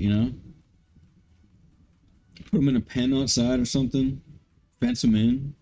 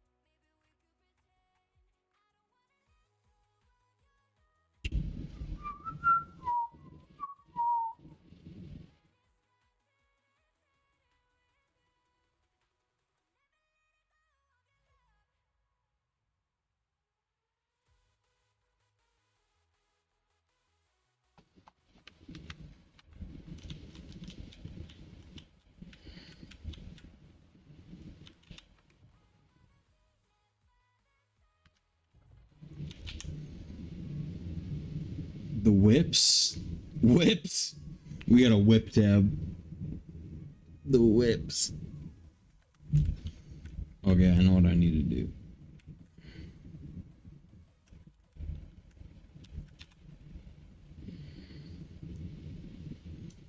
Oh, that one's cloned.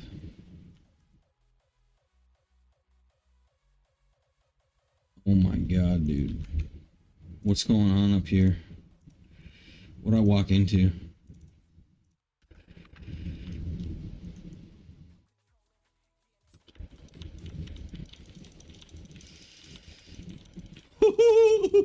We're rich.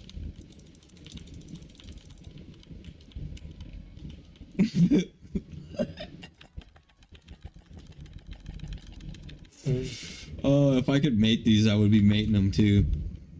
I don't know why.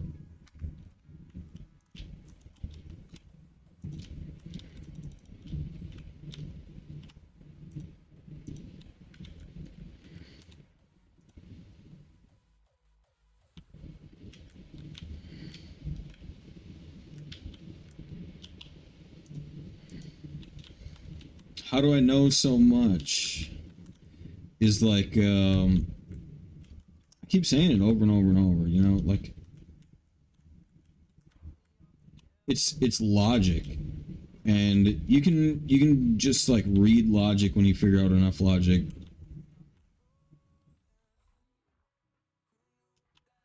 Right. So here's the other one too, is you can just double check too. They have so much time recorded already. Why can't I clone this guy? Shards? Oh. Oh, give me a stack of this.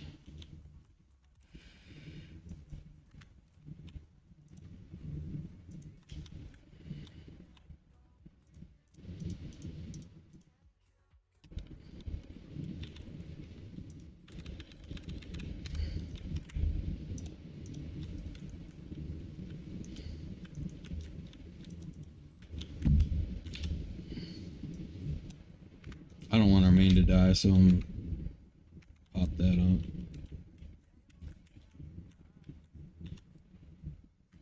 Yeah, you can read with your mind remotely. Okay, that.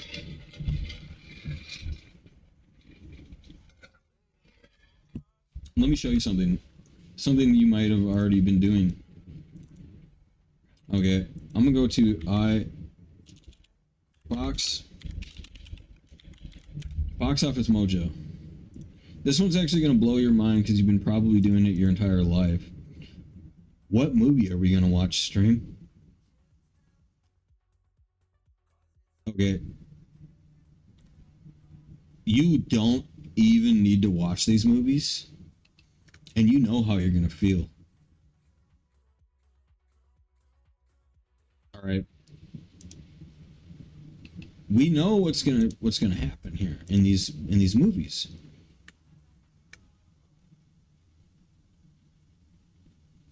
Okay, I've never seen this movie before, but I'm gonna just say based off the small little bit that it gave me right to direct me, because like watch this. What movie we're gonna watch stream? No movie. Here's a better example. Where does this direct your mind?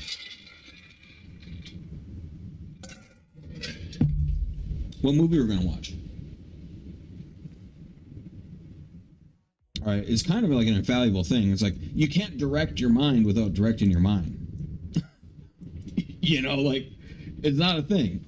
So, Spider-Man Across the Spider-Verse. I've never seen this before. Just at the beginning, I've never even heard of this. Swear, I'm a fan of Marvel, but I've never even heard of this. I'm gonna guess that it's animated. I don't really like animated. I wouldn't even have suspected that an animated Marvel movie made it this high, number 3. Like, there's just no way.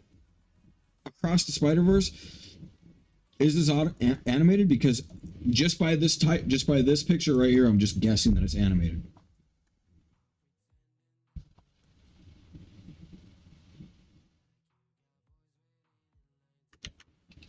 You go to YouTube, you look it up. Whoops.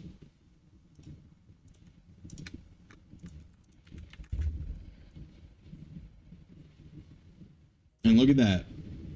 It's animated. Holy crap!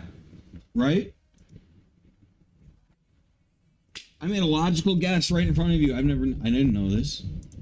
I could have done it for Super Mario Bros., but I watched that. I could have done it for Guardians of the Galaxy, but I watched the first two. I could have done it to Avatar, but I watched that. I had never even heard about this movie. I had no idea this was out or what it was. The Little Mermaid, same thing. I've never seen this. I don't know anything about it. I thought it was gonna be an animation ahead of time before I even clicked it. When I click it, when I go and look at it, and we go and see, holy crap! It's not animation, but it's like a CG animated. It's like half animated, half not animated. I've seen trailers on that actually. I forgot that it was half animated. I did see the realistic Little Mermaid. I already seen this. I didn't see this. I bet you they just kill a whole bunch of stuff. You know what I mean? Like, at a certain point, you formulate so much logic that you start to see through things ahead of time. You get hindsight bias naturally. Hindsight bias.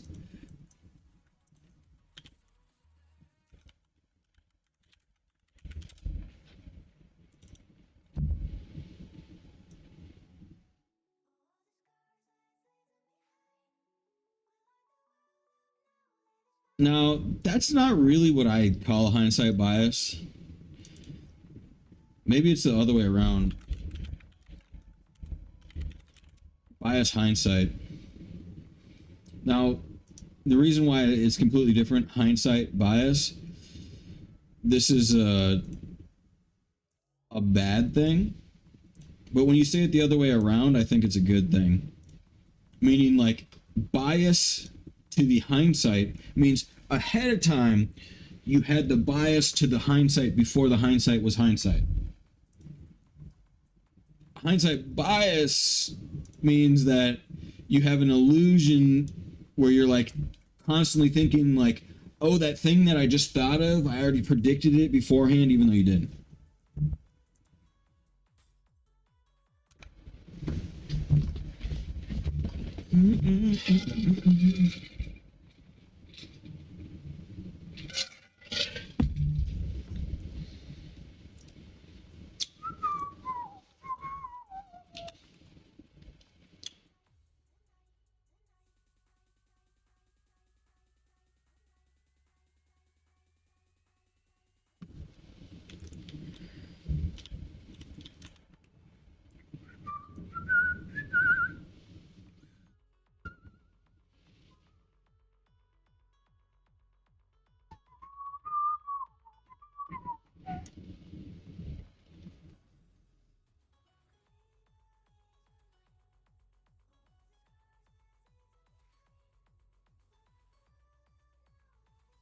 You know, I actually really like this one sorted by alphabetical.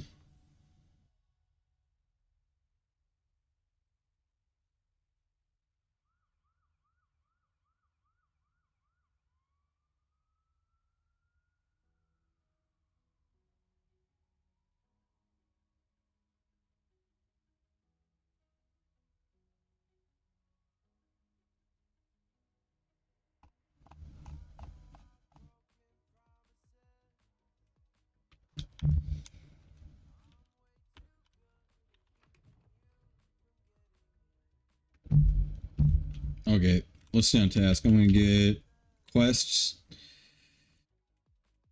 Way too many.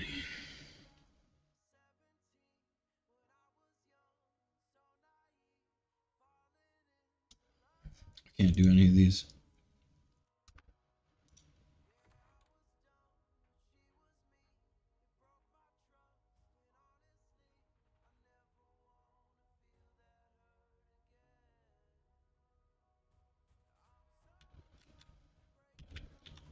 I'm having such good ideas. I was thinking about going for another lethal, but let's just get all the angst out of here.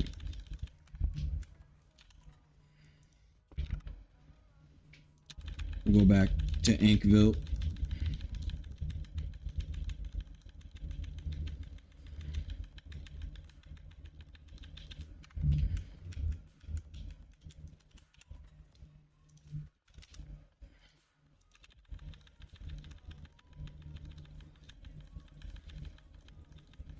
I bet if you didn't know, if you move your mouse like this in Arc, it actually it pulls out faster. Okay, watch. You see it moving? Now watch this. You gotta move your mouse in between them and it moves faster. Woo!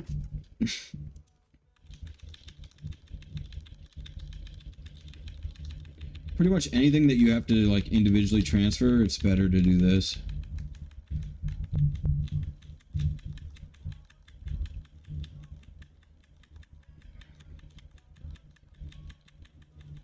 Mm-hmm.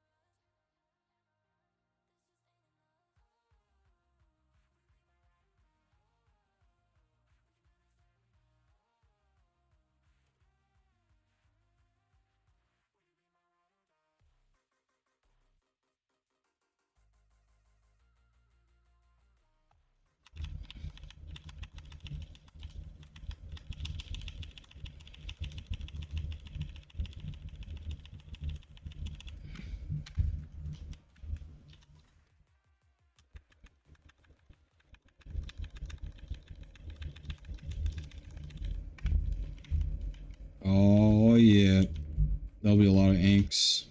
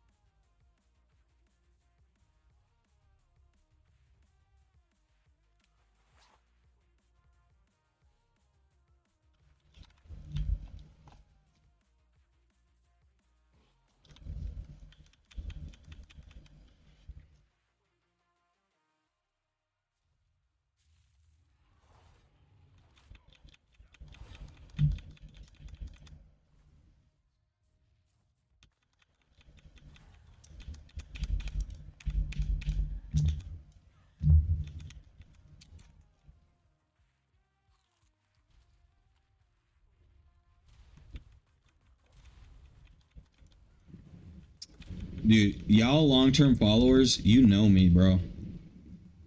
I'm like a god of gaming. Okay, I'm not always the best, not always MVP, but you know that I put up. All right, I put up the numbers, bros. Like I'm out here. Like I'm always doing good. I'm always doing good. Am I not? All right. I ain't the best. I ain't the best always, every time. All right, but I'm doing good. Doing good. That mentality transfers into real life for me. Like, if real life is a video game, I'm owning. I'm not kidding. Like, I might not be a millionaire. I might not own a conglomeration or anything like that. But at the end of the day, like, that kind of life is what I kind of get to live.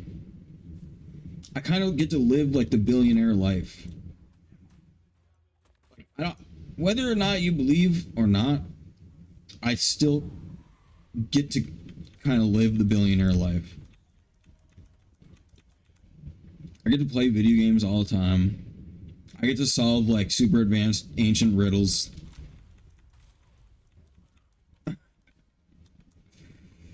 I, I'm honestly omega blessed. And a lot of people don't respect that. Is I'm at war with like the biggest darknesses of all time, and all I do is win. Like, pick the biggest darkness in the world that you'd ever heard of, and I probably have the counter to it by now. And that's not a gimmick or a joke. Like, that's the kind of things that I work on. You know, like I'm beating real life the game every single day.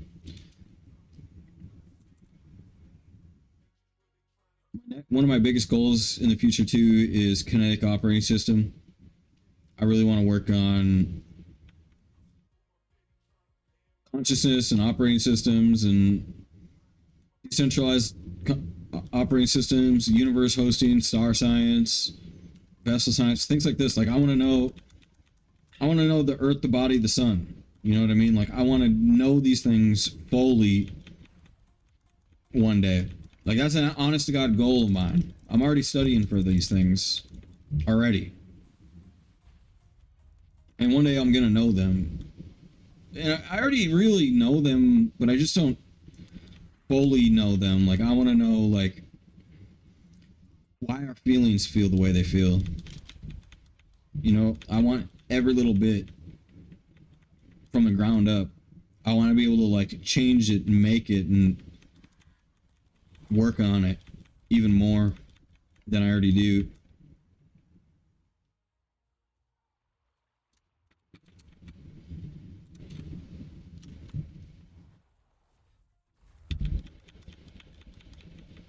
I probably won't do that for a long time because I'm very in love with video games and stuff like that.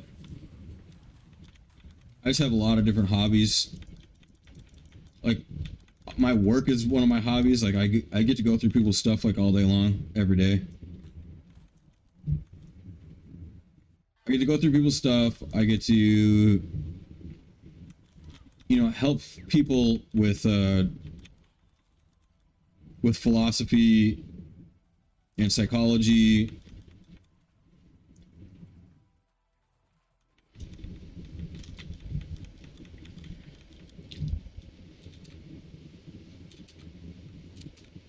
And best of all, dig through people's stuff all day long because that's one of the coolest things. Seriously though, digging through people's stuff, one of the coolest jobs ever.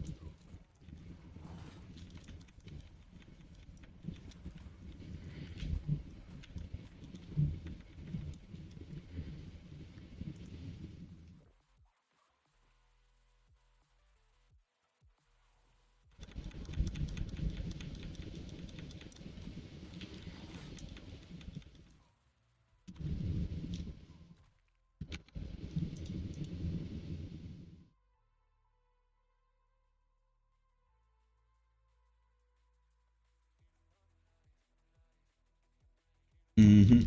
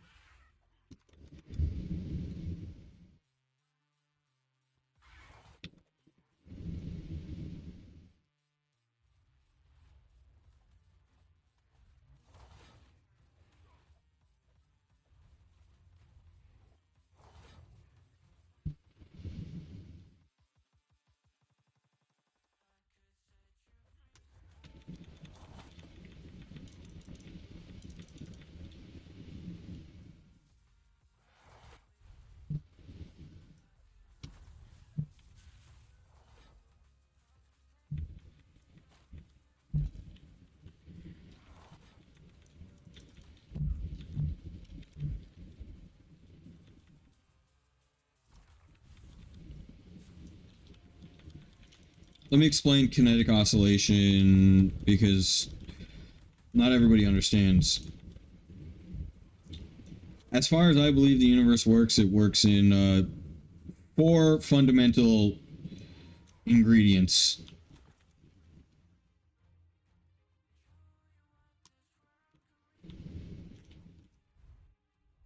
Oh my god, what's going on? I'm getting hijacked, bro.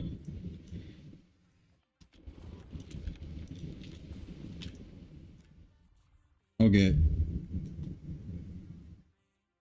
Man.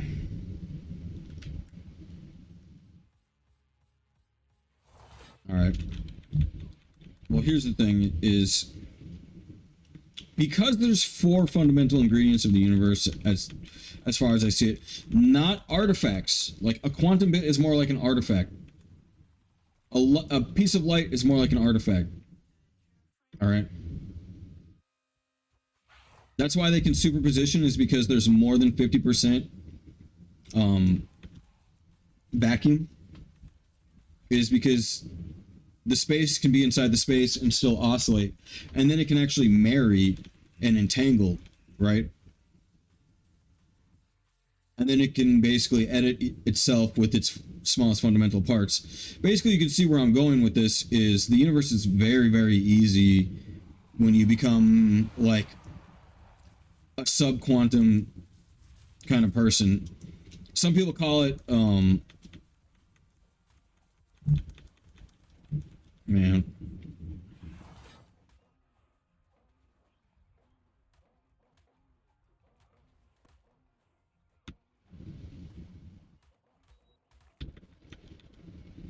Basically, the root fundamental matter of the universe, like the smallest bit of mass. Now, you might not agree that mass is light, and you might not agree that, you know, things smaller than an electron are mass, but I still think it is, whether or not you agree or not, personally. I personally think just because it's oscillating the way that an electron oscillates at roughly the size of an electron, that doesn't necessarily make it a fundamental lowest mass particle of the universe. For me, personally. Mass is a mandatory thing for change.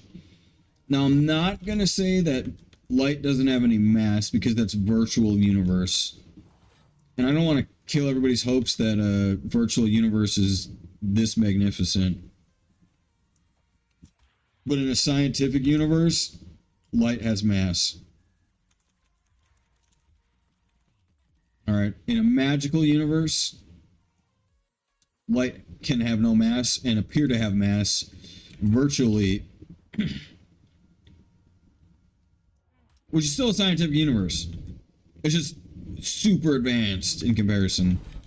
Like it's super 5D, super hardcore, savage stuff. It has to do with reversionism, actually, in virtual universe.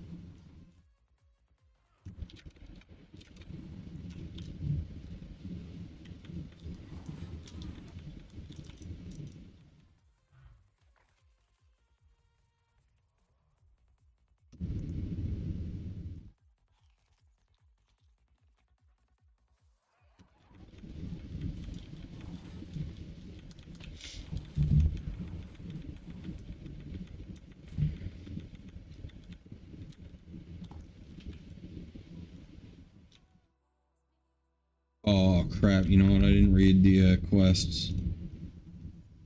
Some of these could be open chests. Unlock chests.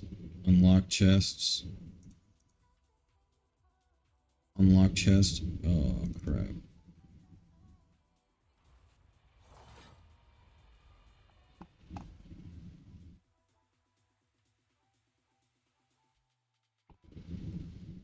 While riding Ovis.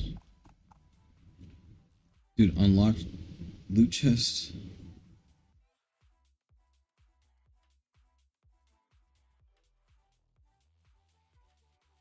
Whoops. Oh well.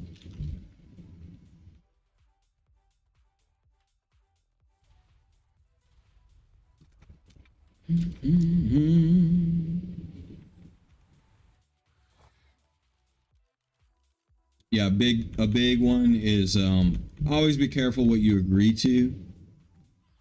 All right, boys and girls, because if you think somebody agreed to something, you better make sure too, because you might be wrong. Like, I know what I've done in the past. Like, I've said no 100 times to the same thing over and over and over, and I said no matter what.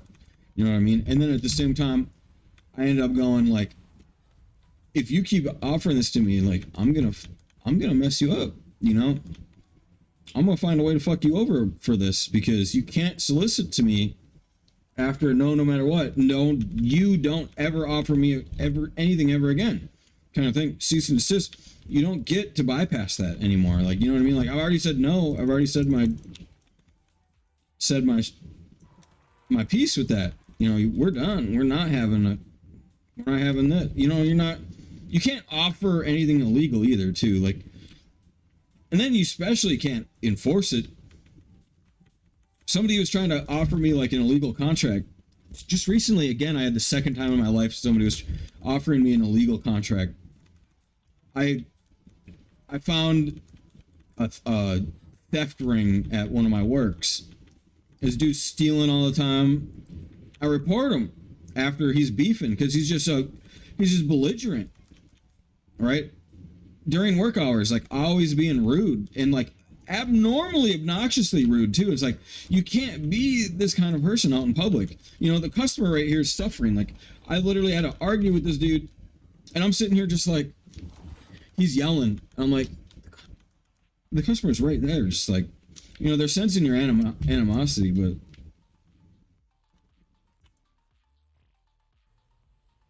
but anyway, yeah, when somebody's like out of line too, I just can't just sit there and be like, how can you be out of line right now?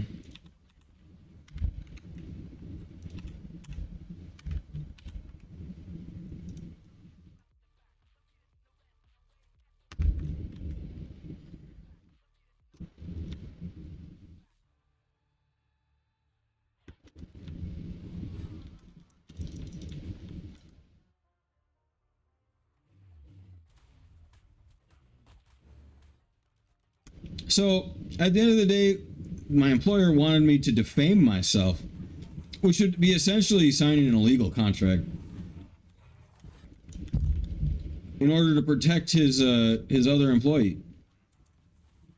And he wanted me to go down for it when I had 3 even coworkers that are just completely out of line, like bad to the customers. Their energy is just terrible. Their work ethics are terrible. They're constantly ripping on people. 3 people in the same spot, right?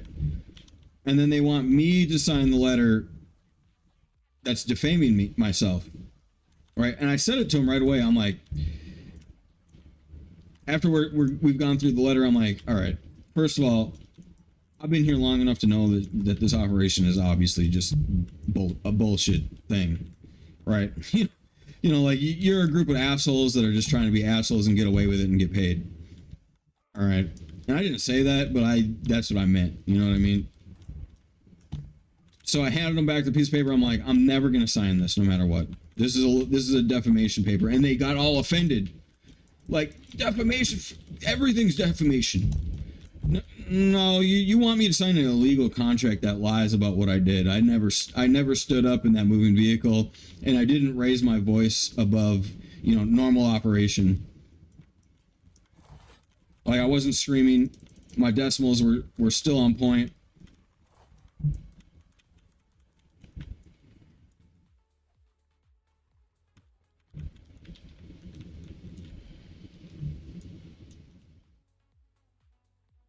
I even started recording it too. Damn, that was a druid I killed. That sucks. Oh well. But anyway, about this operation, it was honestly like an illegal government frauding operation as far as I'm concerned. The reason why it's an illegal government frauding operation is because it actually is tax free. It's a pawn shop that gets everything donated to them, and then they say they're on like a anti-homeless mission, and they're not really on an anti-homeless mission. They kind of just give homes to their friends and stuff like that, and like pay the rent to their friends and stuff like that. People that are in like their clique and their like gang in a way. And usually in a company like this, they'd pay up to 40% of their income as taxes, 40% of their gross income as taxes to the United States. They are subsidized as a nonprofit, so they can make up to $50 an hour in the administration, and like I think $35 an hour in the general labor department, per person, by the way, and have zero income tax. Not income tax for your wage. You still have to pay that, but you don't have to pay the gross business tax, which is almost double profits. Not to mention that all of their profits are from the community because it's a by donation thrift shop. Okay, by donation thrift shop. Oh my god, I just got tornado wrecked.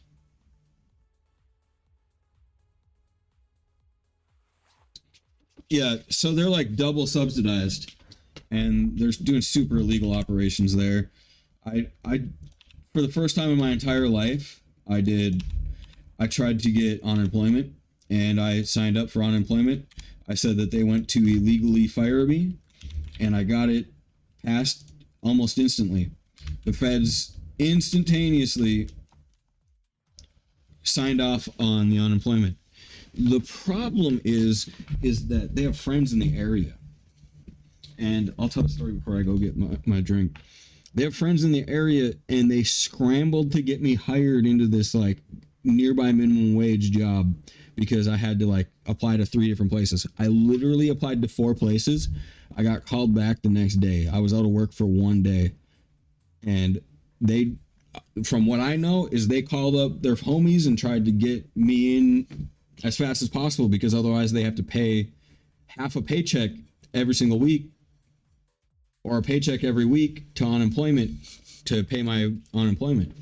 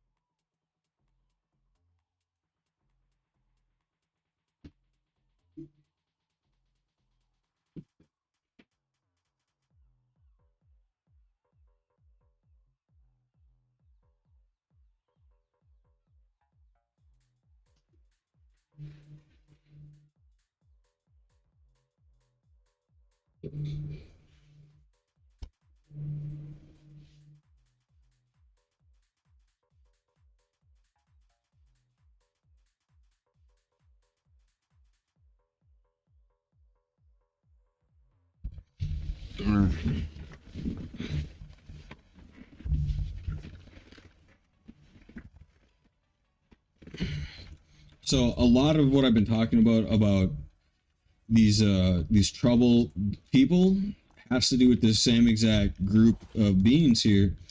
Is I'm dealing with a lot of these troubled people because when you call up your buddy and you're like, hey, I tried to get him to sign this letter of defamation, this illegal contract, to, stop, because basically I brought in the police.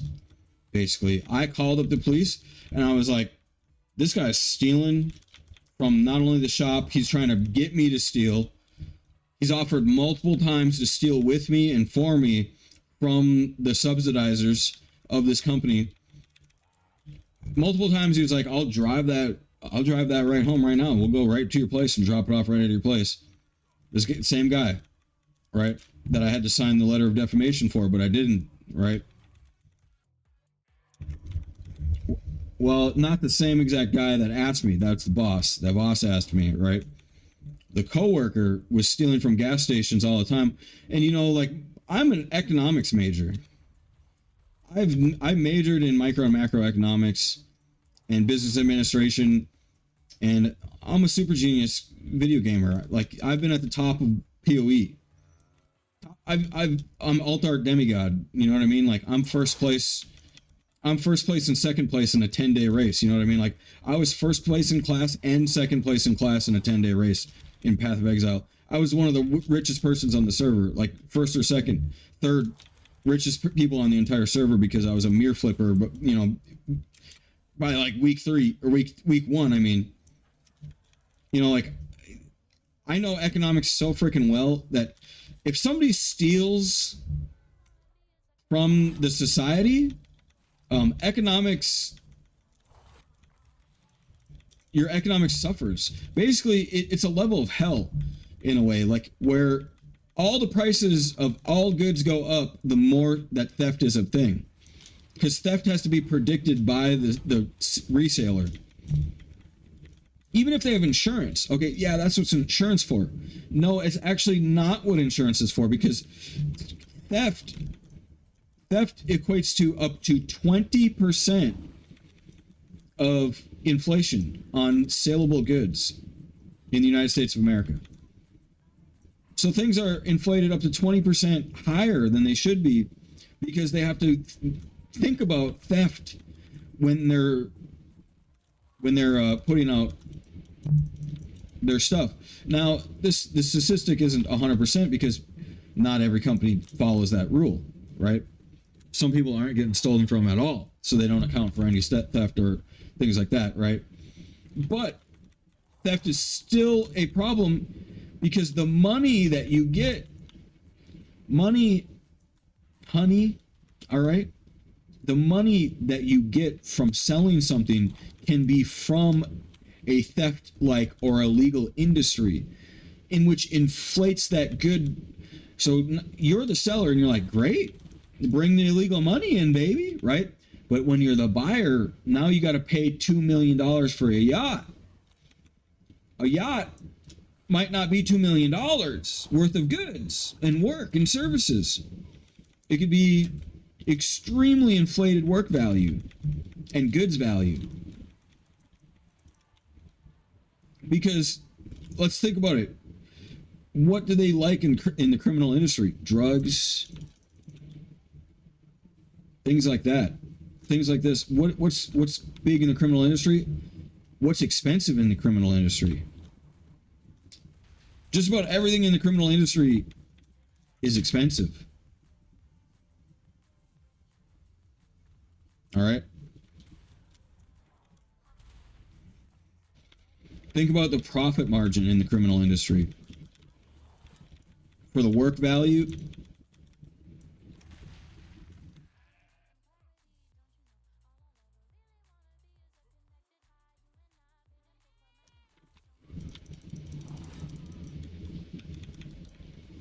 theft and criminal business actually does serious harm to legitimate people, legitimate buy-sell traders, legitimate people in general.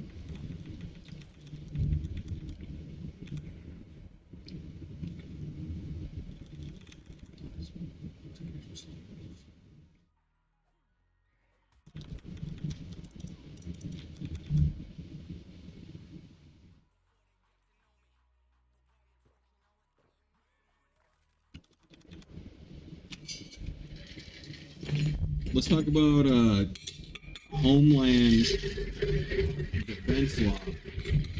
Everything that the military and the government does on the homeland is supposed to be open source.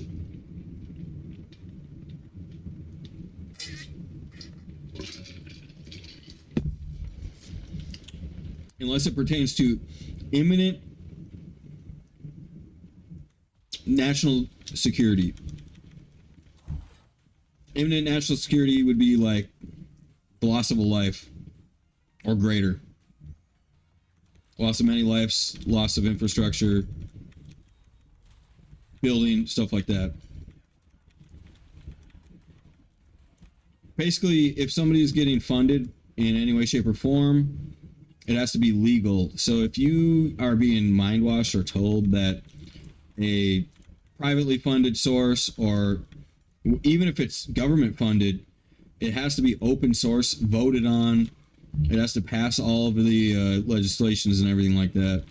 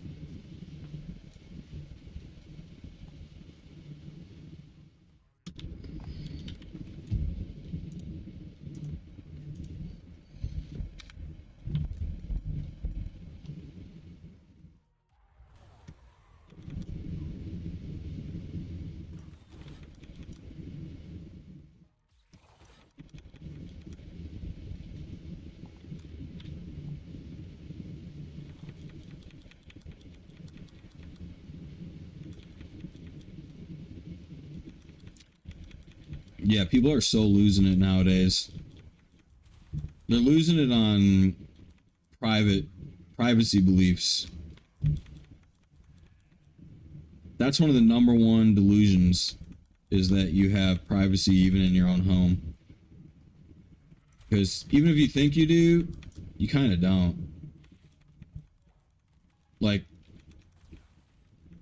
after Patriot Act, you lost that. There's actually artificial intelligences that can flag your voice. If you plan to do any kind of terrorism event whatsoever, decoherent X-ray neuron positions can dox your position in reality and flag you as a potential terrorist to counter terrorism cells. So an actual admin or conscious being can go in and check. Somebody from the NSA or something like that can go and check to see if it's a legitimate flag from their operating system, and then give sample sizes to their operating system about it.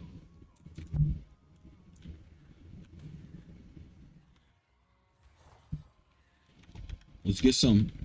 Let's get it. What you got, huh? Yeah, that's what I'm talking about. This is all real life too, and it's not theorized either. This is open source. There's an open source.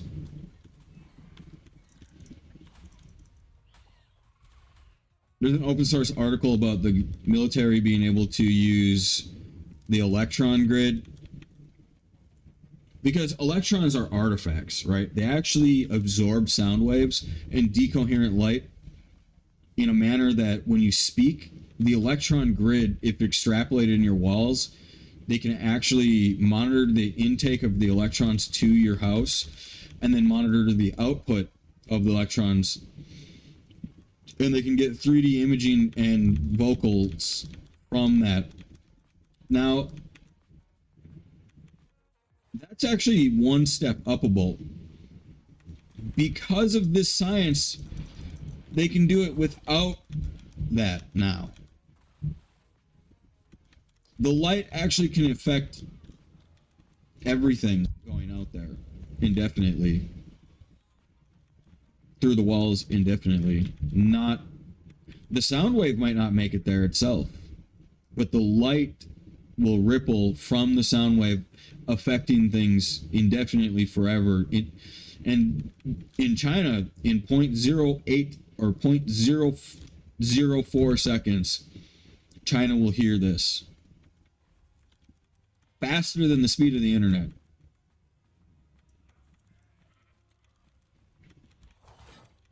There's actually versions of light that will permutate matter that go right through Earth, straight through, right to China. 0.004 seconds latency. And I heard even faster than that.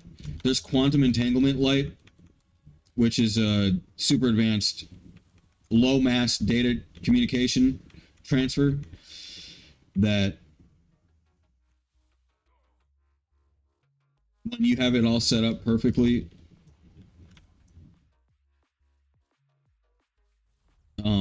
it's pretty much zeros forever. It's a play on you're a supermassive being, and you actually have no idea how massive quantum bits and light are. Because a cell phone call normally uses electron speed, the speed of electricity, which is basically the speed of a lightning bolt, if you've ever seen one of those. The speed of electricity has been harnessed for pretty much your whole life. Pretty much your whole life, you've had electric cellular phones.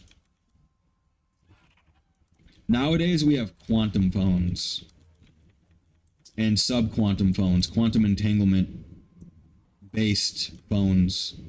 Now, you might not know it yet, but I have half a T1 on my Google Fi in Kansas City. I get 500 megabits per second download on my cell phone. Upload and download.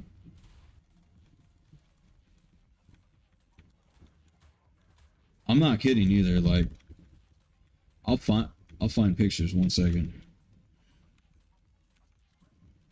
My phone's not around here.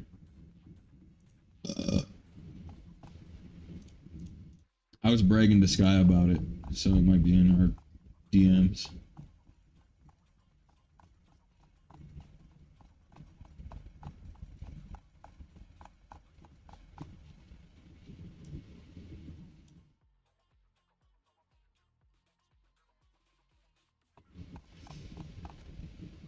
Dude, all we do is talk about Ark. Oh my god, for like ever.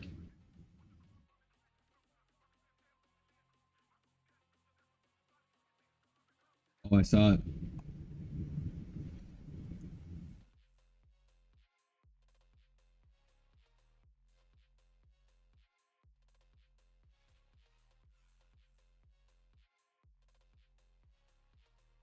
Check this out.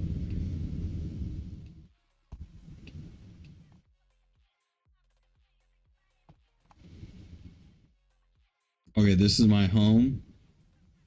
This is still my home.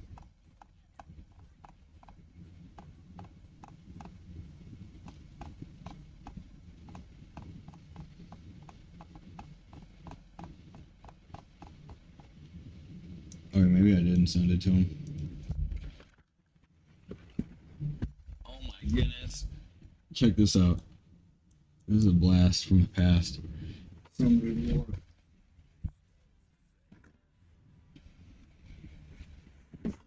Woo!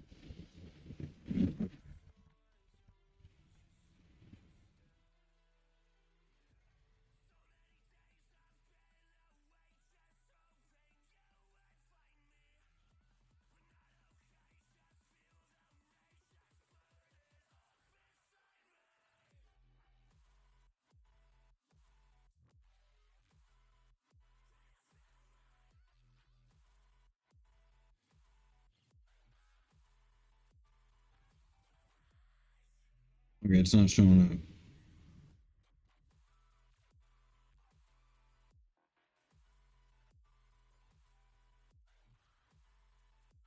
But I'm gonna get off Wi-Fi. I'm gonna do a little speed test here. Down, man.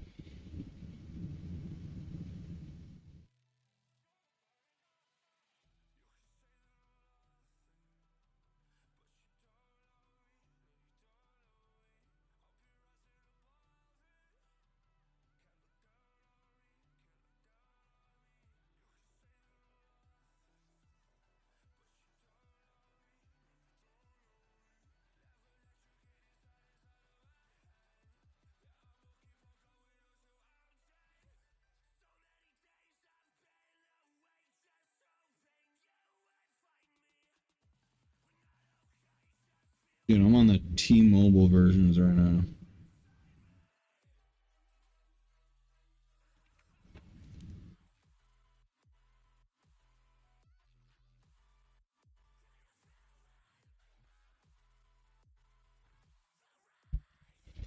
.300 megabits per second.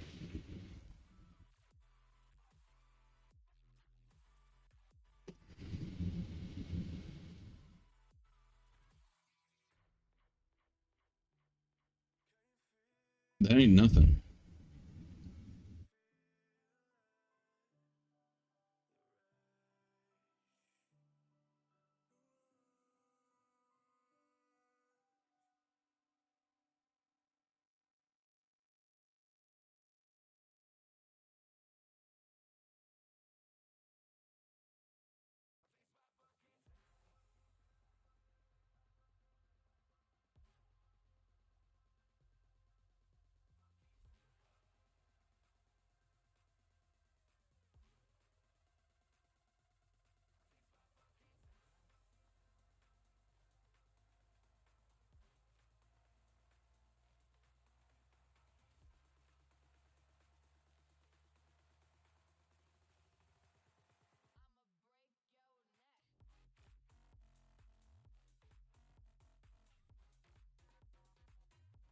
All right, that's my home connection though.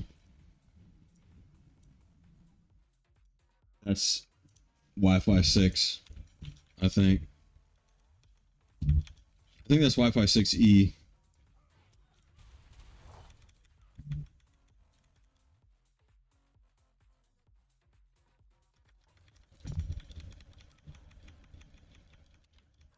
That's not the fastest I've seen it. That's actually really slow.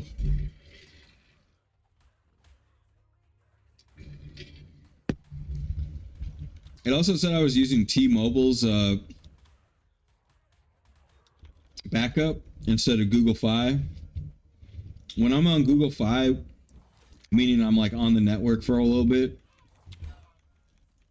I get up to 500 megabits per second, upload and download. When I was on the T-Mobile network, it said like 250 and like 50 upload. Like I could honestly do an HD live stream on the go with just my phone on their T-Mobile version. Like Google Fi piggybacks off of Sprint, US Cellular, and T-Mobile. So when I go out and about, they actually back up off of those three when they're not up. When Google Fi is like down or you're not on their Google Fi like premium data.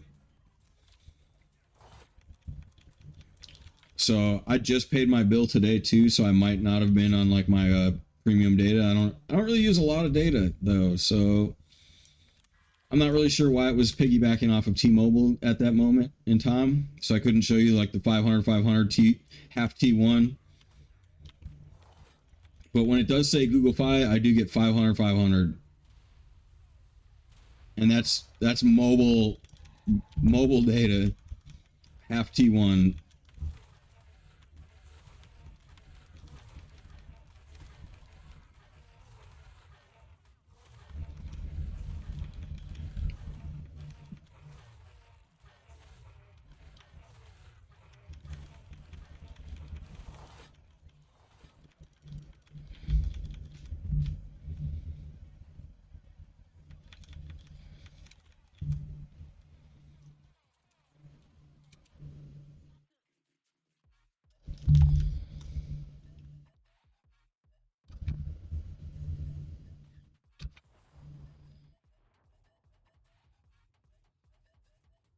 Really, okay, why does this matter, right?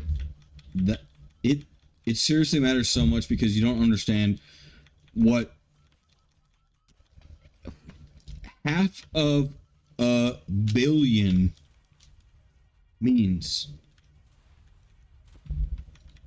A half billion unique yeses and nos are certainly communicated per second. Your brain doesn't even do that for the most part. And most of y'all thinking you like the top ramen shit out here too. You like, nah, bruh. Nah, my brain does that. Probably not. You thinking like one yes and a no in a moment. You know what I mean? Like this thing thinking half of a billion yeses and nos in a moment, and it knows them all. Your at-home internet connection that is a T1 is 1 billion different unique variables. Not being confused. Now, it's not limited to 1 billion. It might be like 10 billion. You know, that's what encryption is. When you're encryptedly speaking, you can be decompressively encryptively speaking 1 billion bits per second. And decompressive means it's bigger than 1 billion. Now, why wouldn't they say that, you know, and advertise that? Because that's not the point. The point is to certainly communicate 1 billion. Meaning if it gets corrupt, it's not certainly doing it. It's not actually communicating 1 billion per second.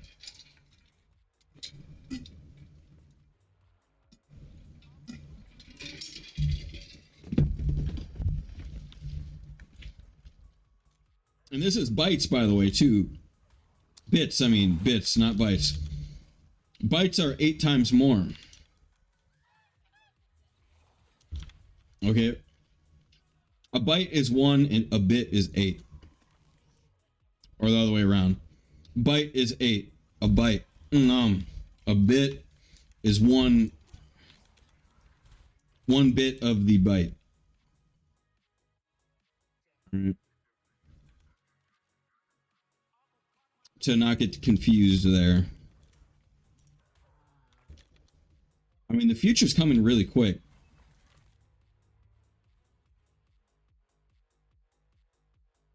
We're going to have a very, very cool future. And it's going to be funny, too, because a lot of people don't understand where we are and what we do.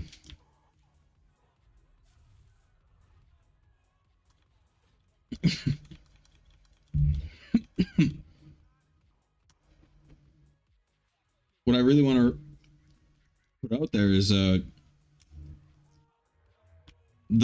aspects of war are pay the damages you caused or get raided and lose the damages that which you caused. And people are so good at this, like, where's the debt? You know, like people don't have the debt. You know what I mean? Like that you don't. People are so good at it that the United States fears this debt. They pay it right away. Maybe not war debts, because war debts can linger a long time.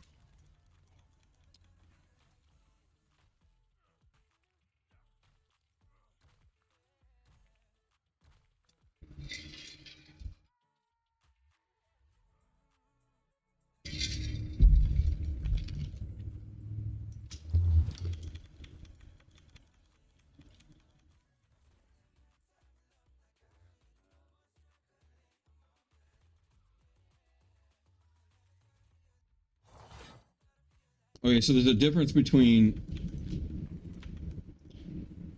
There's 2 different kind of war debts, right? There's, hey, I borrowed from you so I could war this other country.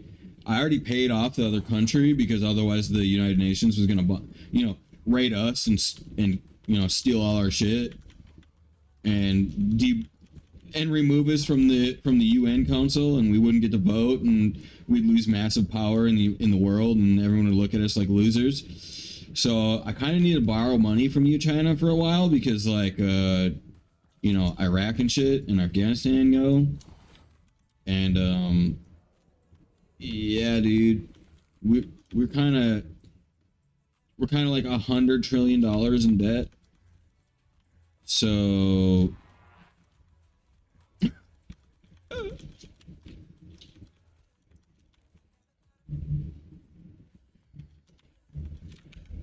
yep, let's look this up real quick here. United States debt clock. According to pgpf.org, each business day, the U.S. Treasury Department reports the amount of debt outstanding Okay. at the end of the previous business day. 30 trillion? Formula uses Not this bad. number, as well as debt projections But from the Congressional Budget Office, to estimate US the total rate at debt which the debt is currently is 100 trillion.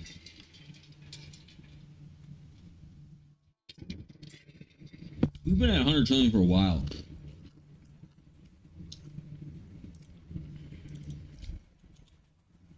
Debt chart.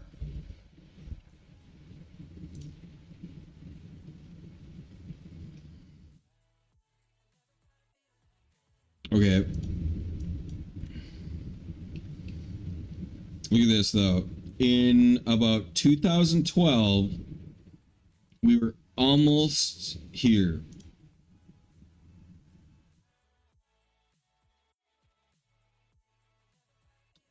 I mean, that's not exact though. We were like halfway there. Look, I want to see a better one that has like 2013.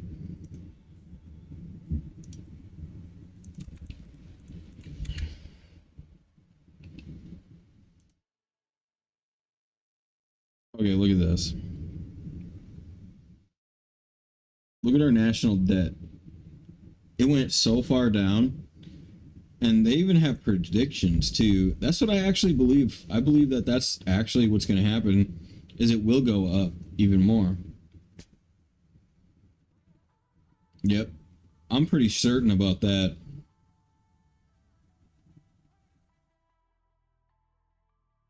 The number one thing they really need to get back is our trading prowess. All right, what a lot of people don't understand is like our number one feature was that we had such good trading.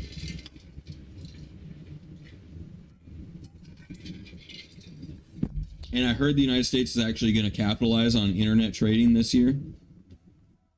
They're actually going to make an NFT and study NFTs as a major installation of the United States dollar of its net worth. There is going to be non-fungible token NFT, non-fungible token meaning like a virtualized value token.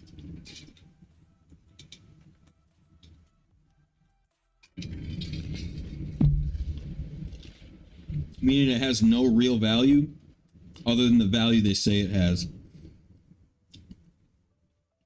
NFT. It means printed currency, printed internet cryptocurrency. The United States dollar is going to be an NFT or an NFT equivalent because United States dollar T, USDT, is a type of cryptocurrency that's being frauded on the United States. People are taking fractions of a penny because they don't update it in time, and they do it in a way where they don't update it in a way where they profit, and there ended up being this large excess of money apparently in USDT. And you can see it because if you look up USDT, like even right now, watch this.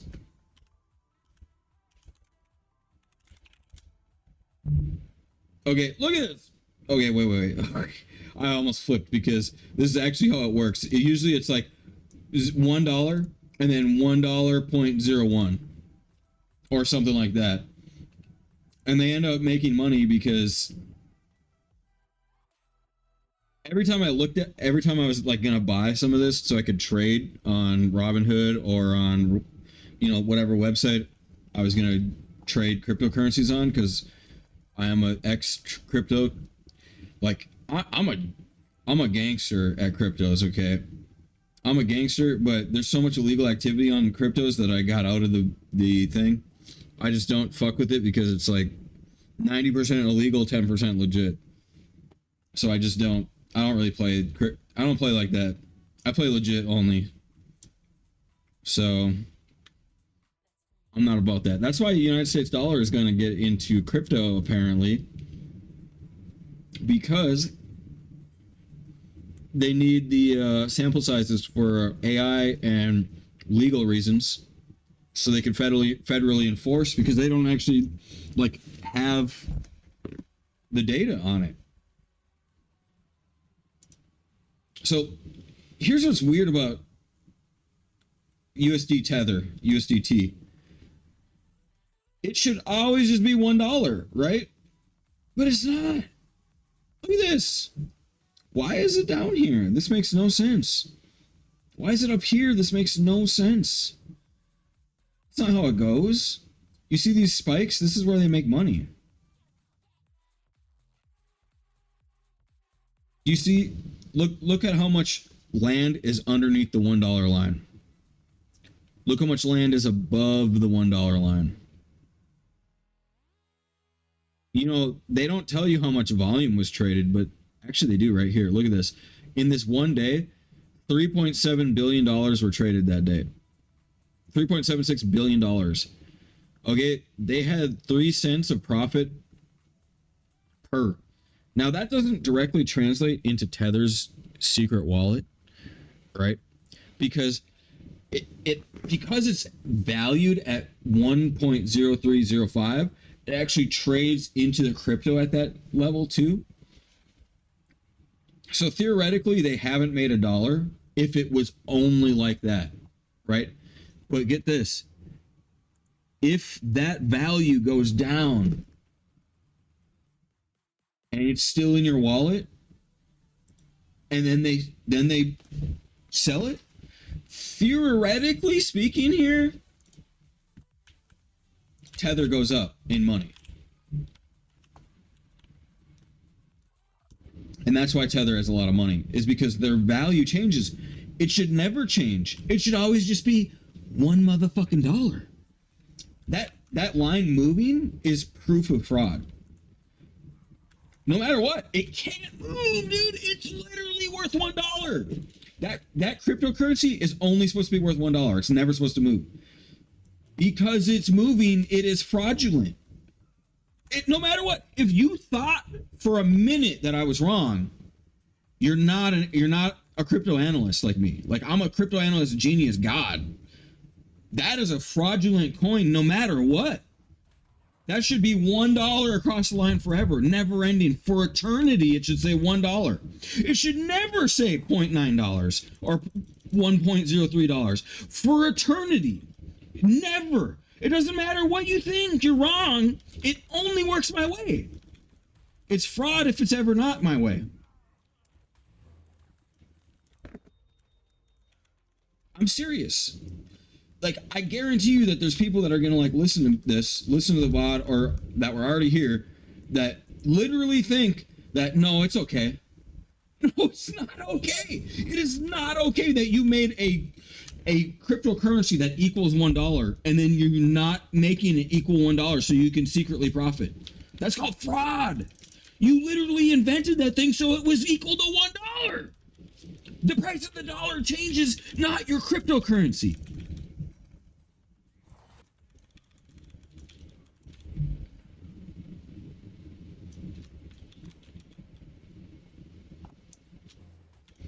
That stuff really gets me pissed, because I'm gonna tell you a cryptocurrency idea right now. Okay, I'm gonna print off 1 million tokens right now today, and I'm gonna sell them for like 1/trillionth of a penny. All of them today. They're all going out. Theoretically, we're gonna sell all of them today. All right, and I'm never gonna print anymore. And every time that you trade with it to another person, we're going to tax you like 0.0001%, and we're going to delete it from existence. So theoretically, this coin should always go up in value forever as long as it stays active. If it doesn't stay active, then, it might just like sit there. And it might go down. Okay, but not really for much, though, because it's still going to have intrinsic value because you bought it and you don't want to lose your money. You're not trying to give your money away for free. So nobody's like retarded. If the value goes down, it's because people are dumb and want to give away their money. And if people are dumb and want to give away their money, then it's going to invite people to buy it because they're going to go, hey, there's a bubble here and I can just buy all of this out and I'll make a killing by selling it not at the deflated value than this dumbass that's selling it for 20 or 50% cheaper than the retail value costs. You want to know a cryptocurrency that did this strategy? Shiba Inu. Shiba Inu said they would only release what is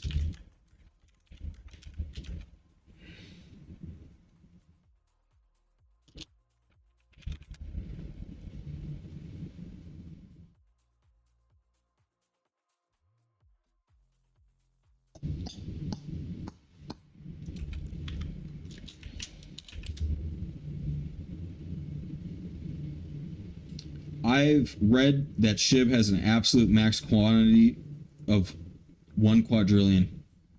Okay, I'm not sure by what you mean. SHIB has said in their IPO, which is initial price offering, their initial price offering was just what I said.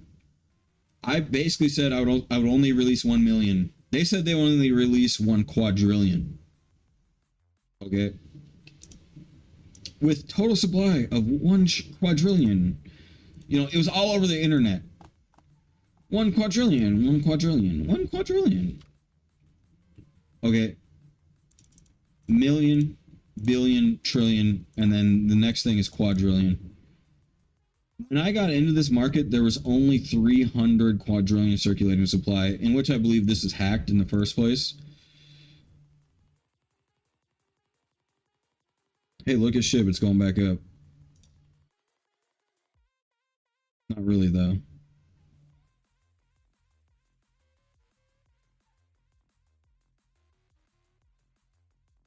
Yeah, it's way down. Never mind. It's not going back up. I was invested around this spike before this, right around here. All right. And I made a decent amount of money because I sold out around here too.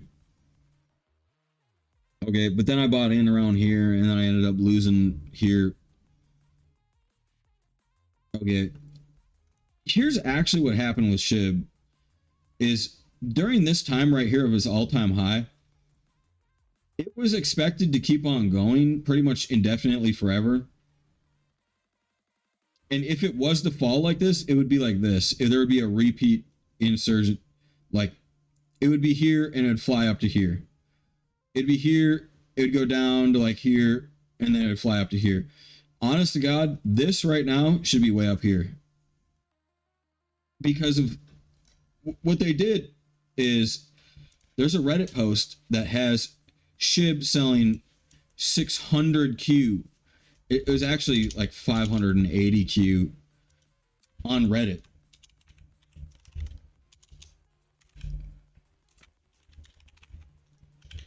There's an Etherscan picture on Reddit that's been verified.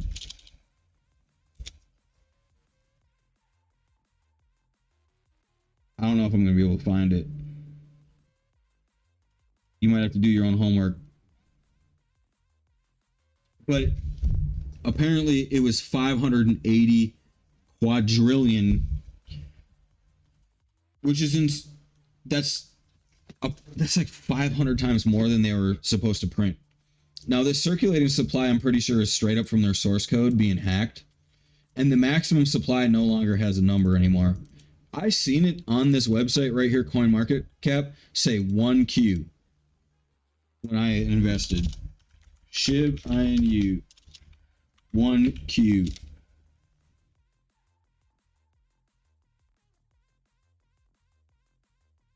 Now, it doesn't even want to come up because max supply.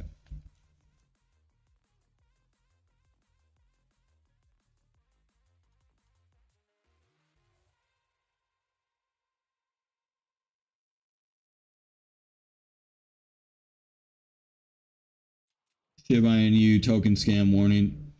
Pretty much everybody that's like a big time whale got out of SHIB because when you sell 580 times more than you promised to print in a public marketplace, and then they have screenshots on Reddit in Etherscan of you doing they attempted to do a private trade, right? They're like, nobody's gonna see it, right? But people are super diligently watching these cryptocurrencies when fraud's happening. Somebody took a screenshot of it and posted it on Reddit.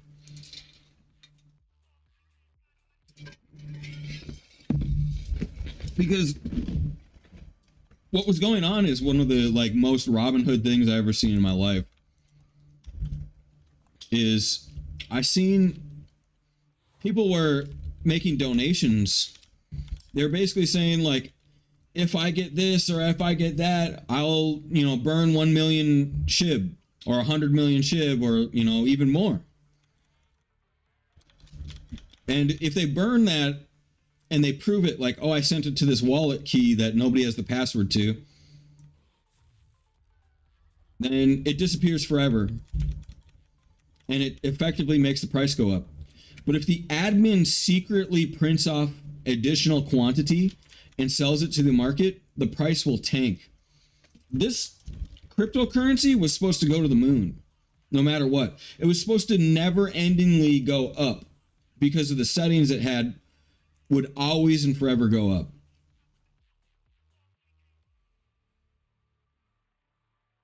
Now, nobody has the authority to do fraud. So you can't lie to the American populace. Like this guy's looking at millions of accounts of fraud. I would probably say that he's looking at like 1 million times like 1,000 quadrillion. Because I estimate that he printed off 1,000 quadrillion tokens and just tanked the market due to like, black market bribery. Basically, a bunch of people that were like on the black market hit list invested in this. And somebody went out of their way and bribed the admin of SHIB, and SHIB just tanked it. This is actually what happened. Like, if you hear or heard anything else has happened, you're probably wrong, and they're probably wrong. Oh, man. Oh, I killed another druid. That was a good one, too. Oh, well. That's a 7th variant, so I'll take it.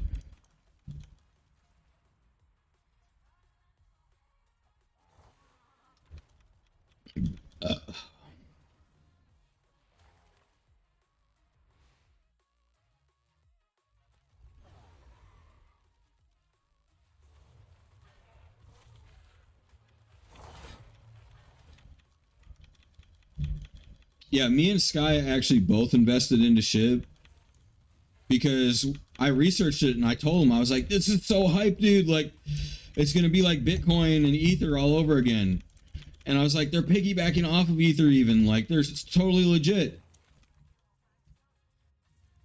And then they literally do fraud out in real life. Like this dude's literally going to go to jail probably for like the rest of his life. Once he gets caught. Which, when is that going to be? You know what I mean? Meanwhile, you might as well live the high life for a little bit, even though you were going to anyway, because you literally made the #1 NFT of profit margin per time in the entire existence of cryptocurrencies and stocks ever, and you decided to go down fraudulent paths instead of going down legitimate paths. This dude is super fucked. Out of his mind fucked. I can't believe he did it. Cannot believe he did it. You know,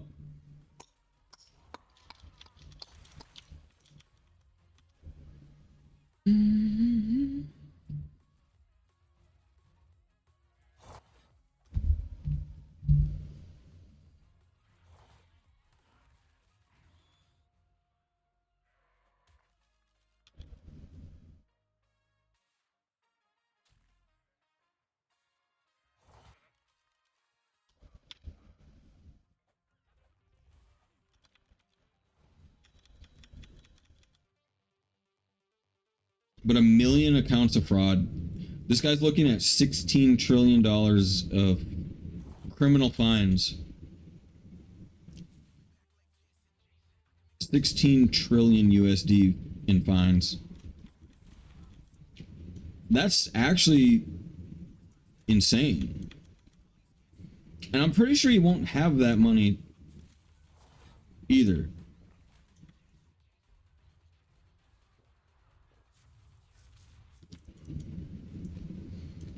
He might actually be class actioned too one day. It'll be the SHIB INU. Do you have proof that you invested during this period of time on SHIB INU? Yay or nay? And if you do, you might be able to be in a class action.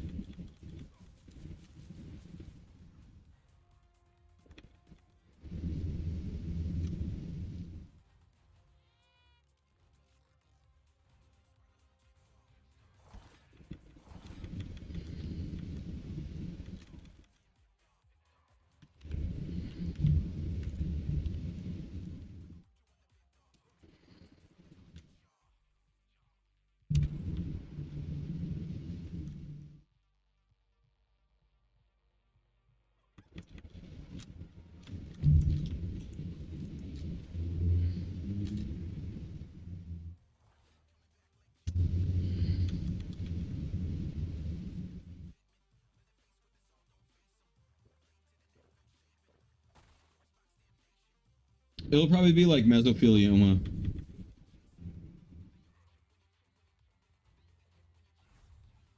There'll be like a government agency that gets paid.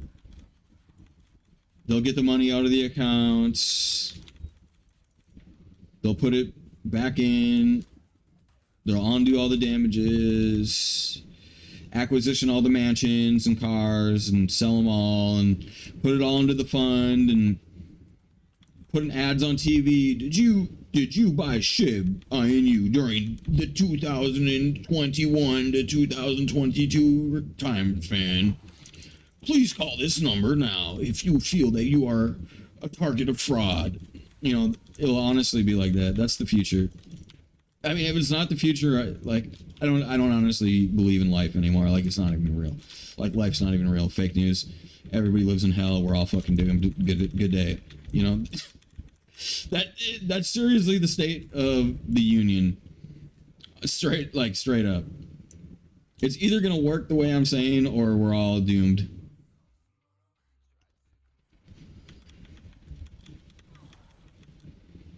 Because it always did work that way before. Right? Securities fraud does translate into crypto. The crypto industry does count as a securities, no matter what, NFT or not. It doesn't really matter how you advertise it, as long as it's labeled as a cryptocurrency or an NFT. It still has to follow securities fraud law in the United States. And since the United States dollar is kind of allied with everybody else's dollar, we all have kind of the same rules on Earth. Do you guys remember what the history lesson about Germany? Germany thought they were going to just get rid of all their war debt by printing off currency and then lying about it. Well, Germany tried to do the same thing SHIB's trying to do. And Germany had to work really, really, really hard for a long period of time in order to get their money back.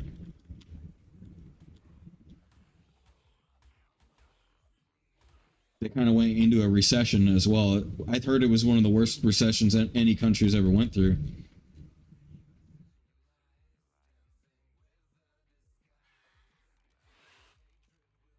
I wasn't there for it, but I've heard a lot about it, right? So recession is pretty much hell in a nutshell, right? Hell on earth. So that's probably what's going to happen to a lot of these fraudsters, is they're just going to be on hell on earth. They're going to get raided. They're going to lose everything. They're going to go to bankruptcy. They're going to be, you know, felon level criminals with no rights. Like you're gonna get a job at Burger King. You know, you're gonna get a job minimum wage. You're not gonna get that job you wanted.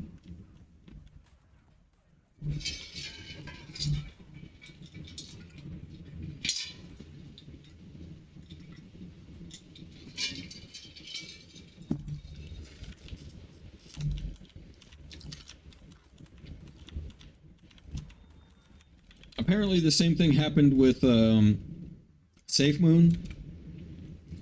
I only watched a YouTube video on this one though. Like I was like an actual analyst of SHIB. You know what I mean? Like I studied SHIB before investing and decided to invest into it. And I watched it every single day. I watched its quants every single day. I watched all the trading activity pretty much every single day. I synapsed it every single day for like a year. So, yeah, I know what I'm talking about.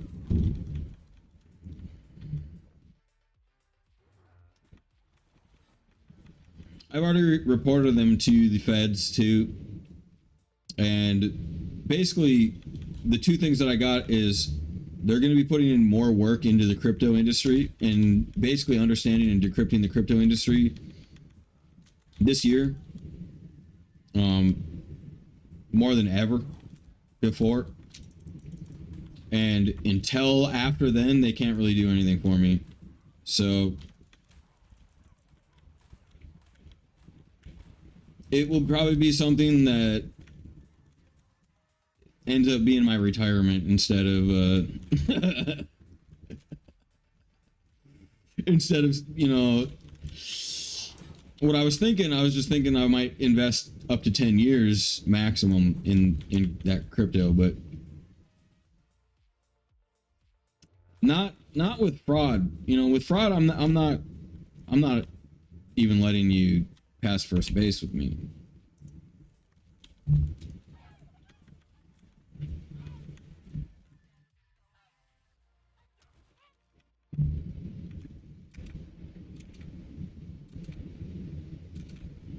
And I mean, you know what's kind of weird too is I would testify on all this kind of stuff because I went through all of it. I understood all of it. I believe in all of it.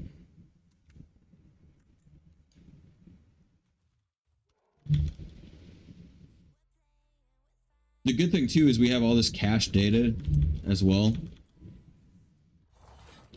on the internet. Like there's gonna be like 1 million people that knew that 1 million plus people know that SHIB announced 1 quadrillion. Yeah, 1 million plus people know that they were gonna only ever be 1 quadrillion tokens. I really like this topic because like I heavily invested into this. Like I was working and I was just like, you know, I'm just going to only invest into this because it's only going to be, it can really only go up. It can't go down. Right? The only way it could go down is fraud. And I was just like, they're not going to commit fraud. Like they're in like America. They're an open source. You know, they're piggybacking off of Ethereum. You know what I mean? Like they're not even capable of doing fraud and getting away with it. It's impossible for them to do fraud and get away with it. They're literally encapsulated inside of another person's code. You know what I mean? Like, you can't do fraud. Right? And then they do it. I'm like, you're so dumb. That's like how'd you rob a police station, my dude? How'd you rob a police station? How dumb are you to literally rob a police station? Oh, man, dude. Oh, well, you know, it delays the inevitable. Like, in my world, like, I was definitely going to get rich. And they just delayed me getting rich. That's all. Nothing else, really.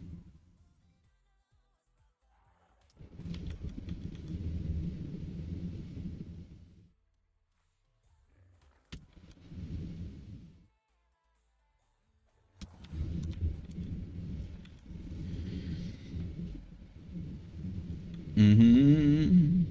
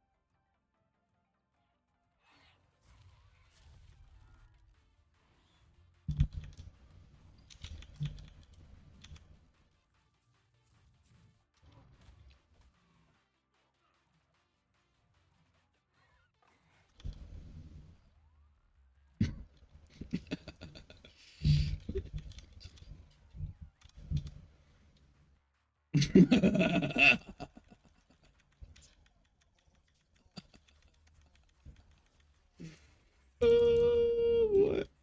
All right, let's think. Let me think here. Oh, by the way, happy 4th of July, baby. Mm-mm-mm-mm-mm.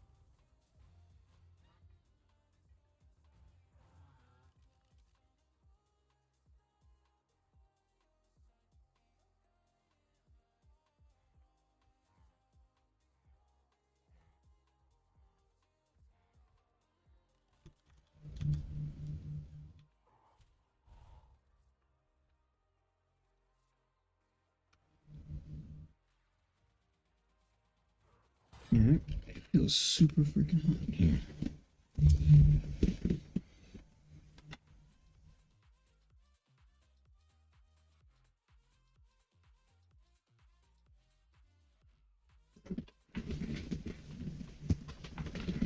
Man, what should we talk about? I got so many good stories to share. Oh, did y'all hear about the DDoS war going on? I told one of my coworkers this today. Okay, basically, I read in on it, and I got a little bit of good deets that might not be on the internet yet.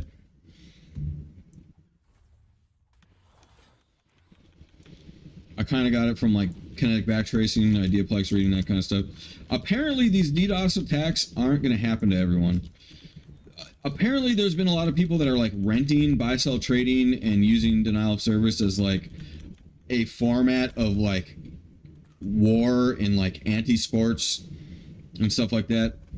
And they try and take down servers with like kinetic energy, operating system manipulation, blah, blah, blah, blah, denial of service, whatever. Gay, nobody cares, right? But get this.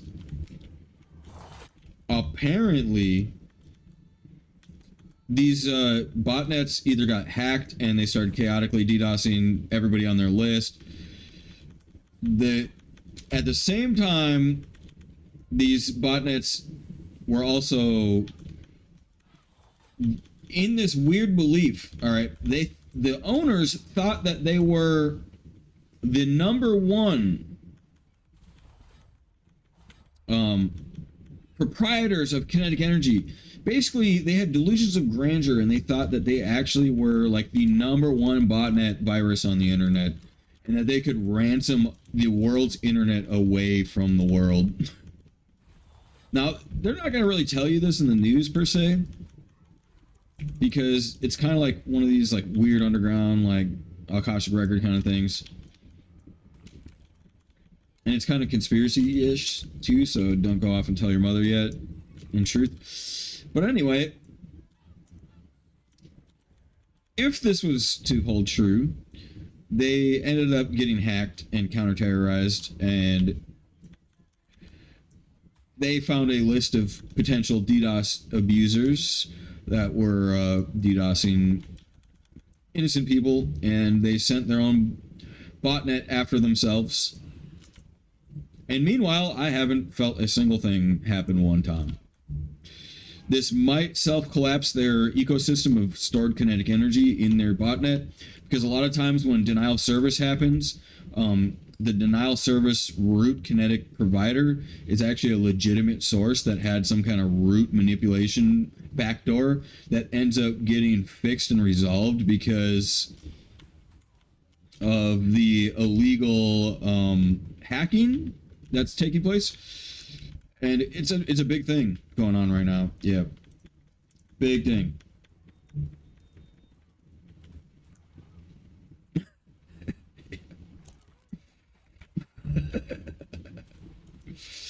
But anyway, a real thing, really happening, might affect your life, might not affect your life. Honestly, it's kind of a war against terror, really. I've been calling it for years, like, we need to do an antivirus scan of the internet. I got a lot of videos on it. Look up inflationary decryption key on my YouTube channel. If you don't believe, here's a really good place to go. Go to my YouTube channel, Mr. Omgbomber. Go to playlists. I'm very proud of my Science Talks channel, which has 26 different videos. If you watch through these,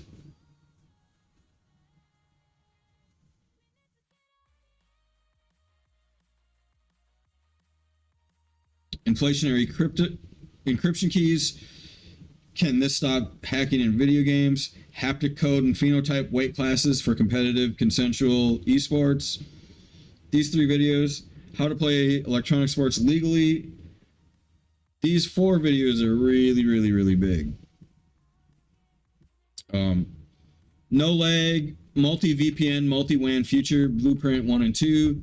These will teach you like expanded consciousness and simulation. I've used expanded consciousness to actually provide zero lag Warframe. So it's actually already functionable, 100% certain. Just saying.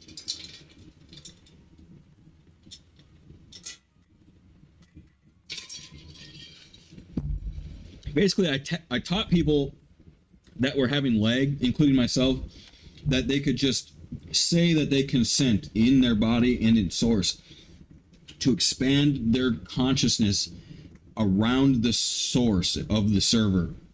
And it actually instantaneously removes your lag. And this video right here is multi-VPN, multi-WAN, which is like infinite WAN kinetic operating system, infinite WAN source, easily accessible with blind consent.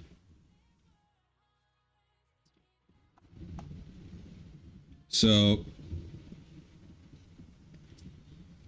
yeah, all of these videos will actually jumpstart you on the internet, I swear to God.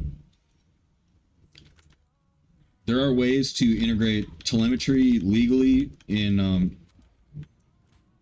the world today, especially on the internet. If you just want to, be at the source, you can be at the source as long as the source has those phalanges and isn't blocking you with anti-code, anti-kinetic energy. I don't see why they would. In the future, we're just going to be automatically there at that point where we're giving you the source right to your brain, because it's going to be expanded source instead of the other way around. But really, we need source consciousness oneness. We need each player to be expanded and the source to be expanded around each player, all at the same time, all providing each other at the same time, all editing each other at the same time, where the kinetic energy is close as possible and encryptive as possible, so that nobody can shoot it down. As big as possible and as oscillating as possible, too.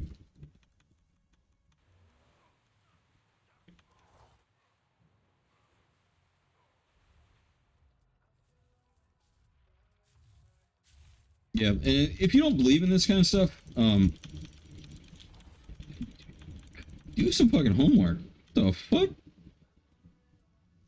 Electron central nervous system. Hello? And you need to study alternators if you don't believe in it. Alternators alternate states of things into other states of things. Same thing as transcoders. Transmutes code from one state to another state. So it can translate your consciousness from one state to another state. You need consciousness alternators. Basically, Morpheus has to come to your door and go, would you like the blue pill or the red pill today? And then you're like, I want the one for video games. And he's like, well, that's for good little boys and girls, all right? You're going to chill or you're going to rage, all right? And you either going to be fighting or you're going to be chilling today. So which is it, Neo? Huh? Where are you going to go today, punk?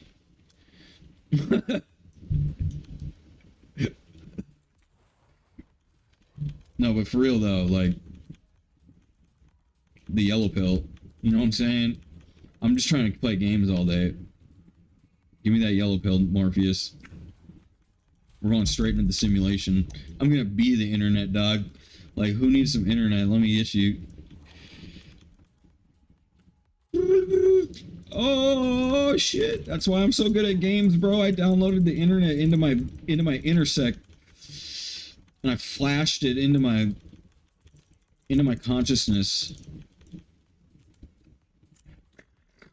Oh, all of Arc data ever. Oh my god, there's rock. Oh shit. Oh, it's Arc Omega Mod. I didn't download that part. Yeah, that's a real life thing, by the way. I've actually accessed the intersect, not playing games. Now, I didn't gain a competitive advantage. I just accessed the logic that it was a possibility. All right, and once I knew that it was a possibility, I was like, this has to not be a part of like competitive gaming. Like, if you could use this mid-competitive games, the options are like nearly endless.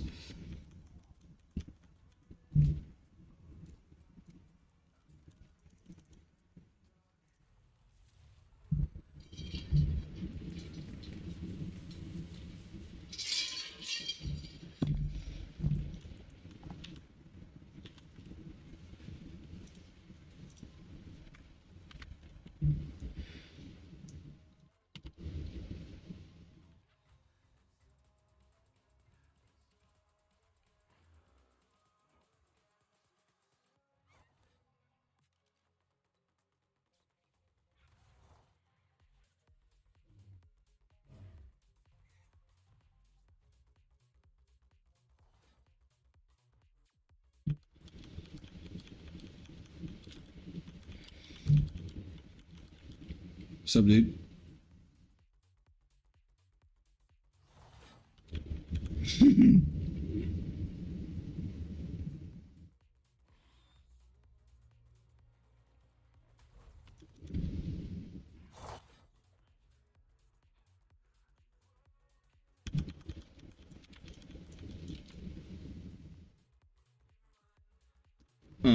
The thing's been alive forever, dude.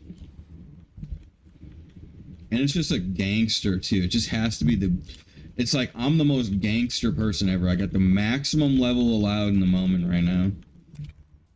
I'm Omega, and I'm like a rare ass MFer. I'm explosive Omega.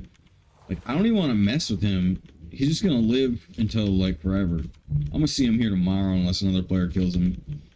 I ain't gonna kill him. He's only 4 million. I could literally just like sick my dude on him and he'll die in no time, but I'm doing other stuff. Fuck that.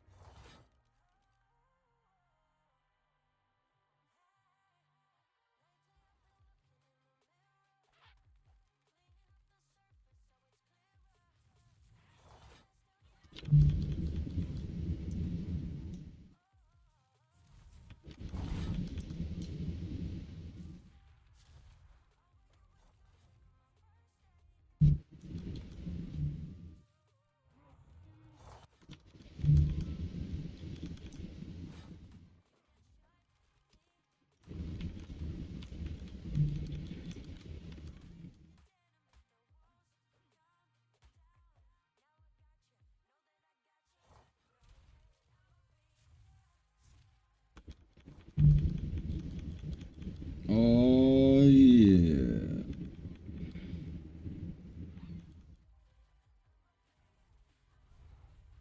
Omega Siren.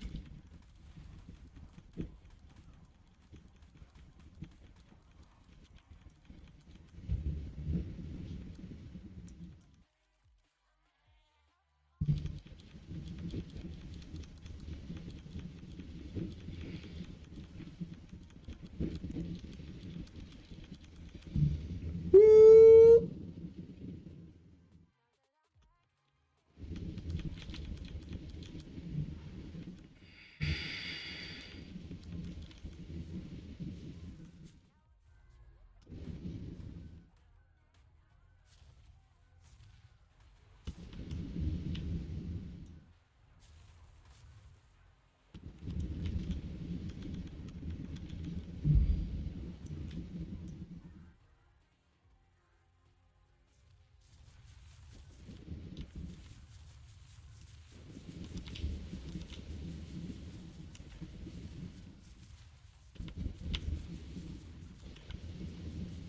Uh, hmm. What? Right. Uh. Mega Soul.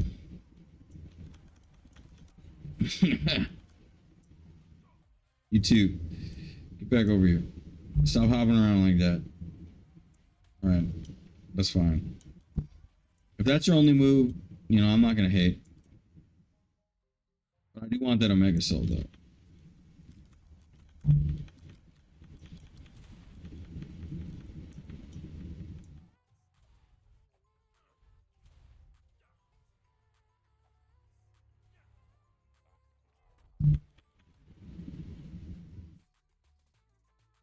Dude, when I was down south, I had one of the most wild experiences. Is I met this guy that was saying things I really don't resonate with because it's a multiplayer world. But he was saying that everything that happens to you is because of your own fault. And I was like, whose side are you on right now? You know what I mean? Like, and this was a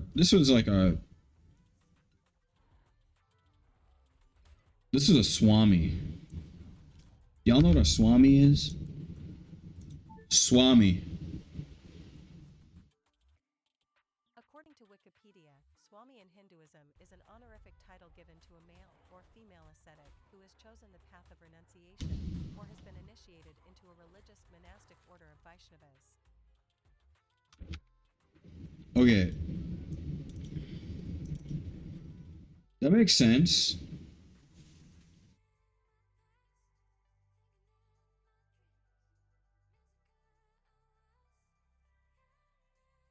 They said it said chosen the path of renunciation, right?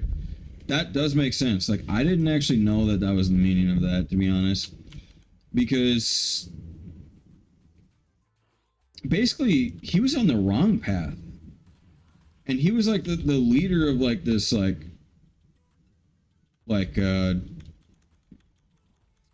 meeting group that happened every single week and gave out free food, and I would show up all the time because I worked there, and I'd chime in, and you know, once in a while I'd make a comment, and I was like, this comment is like infallible, right? And I would kind of get like weird looks a little bit from like a couple of the higher figurehead people there, and I'd be like, what? It's like, what, you looking at me weird? And then they said that remark where it was like, you're guilty of everything that you do. I was like, this guy's pure evil. I was like, this guy's obviously darkness team. He's obviously not, you know, he's not a member of light, and he's not the member of like the American dream, American way. Unfortunately, right? And I was just like, yeah, you can't really say these kind of things when you're literally inside of it. You know what I mean? And not. I didn't know it meant renunciation. I thought it meant the opposite, to be honest.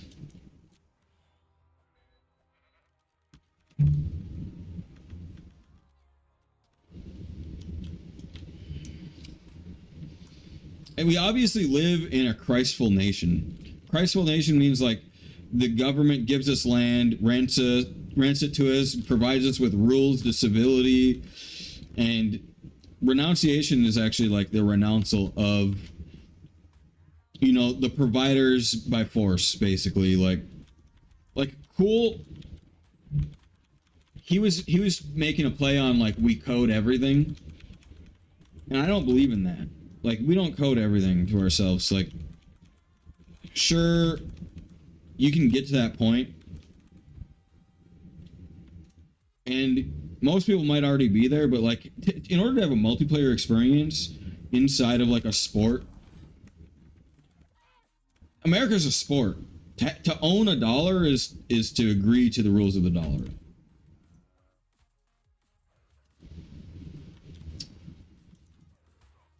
And that's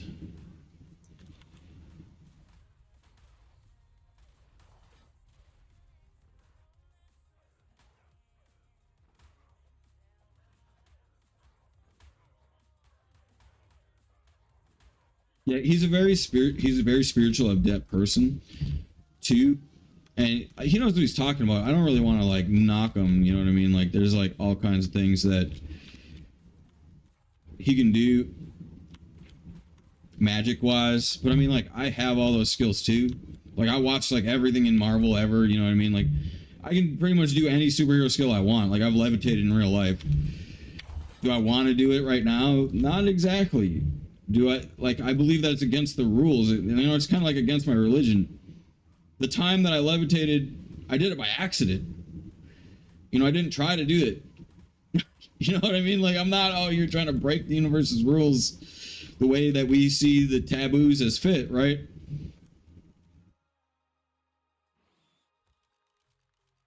I was meditating a very serious meditation. Wow, this guy's like on another level right now.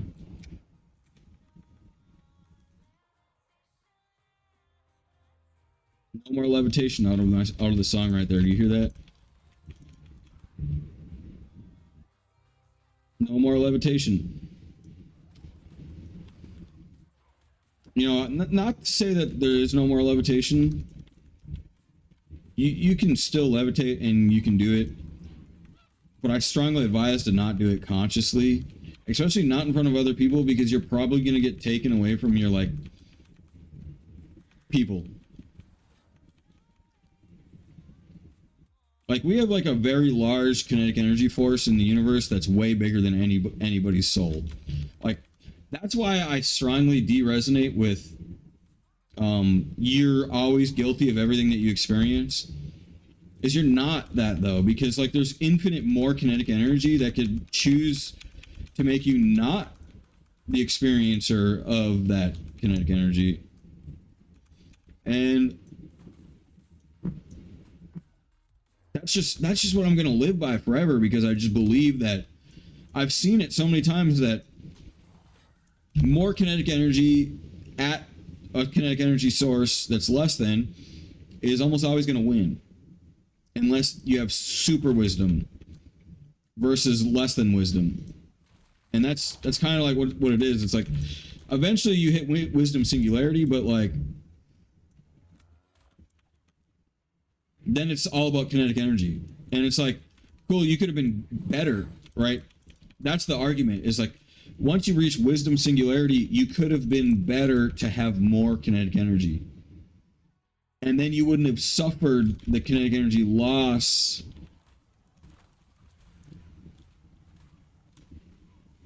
So, in a way, you're always guilty as infallible. But not in a sports context.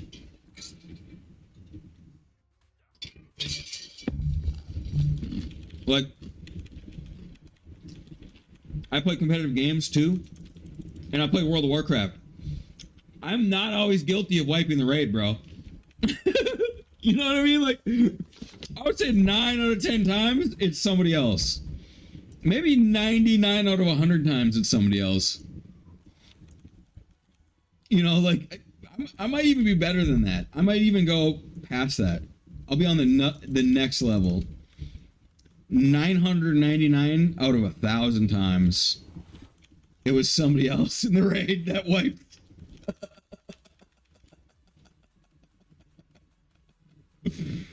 Oh, man. And I was raiding a lot, alright? That's all I'm gonna say.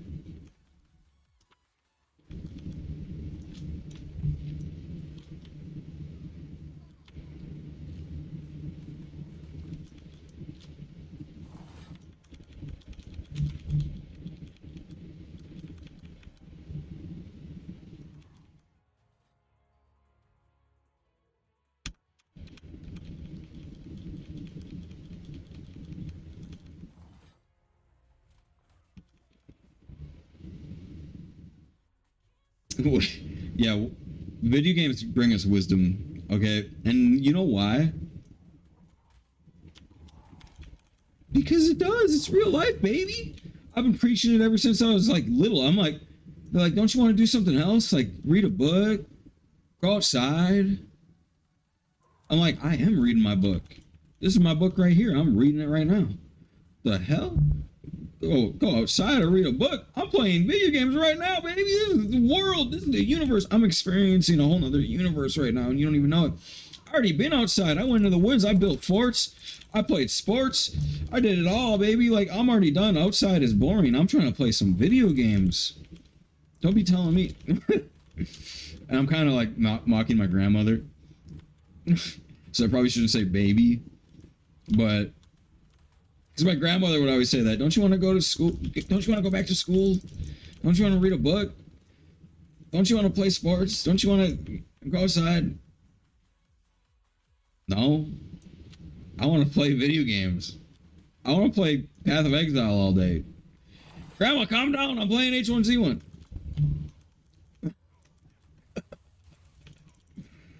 Can't you see this guy's shooting at me right now?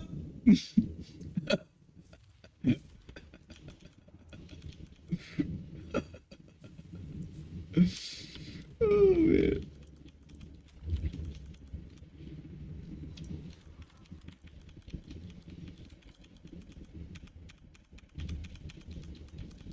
Either way, I had a good time.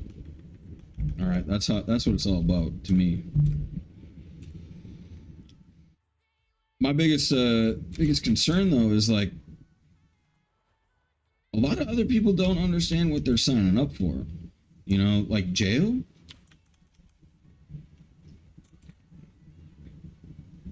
Warlords are gonna be wild. Do y'all know what Viking is? And I said it all weird like that on purpose because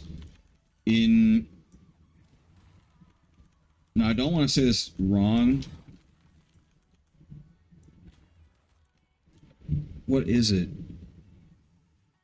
Latin? I think that's what it is. Latin meaning of vi.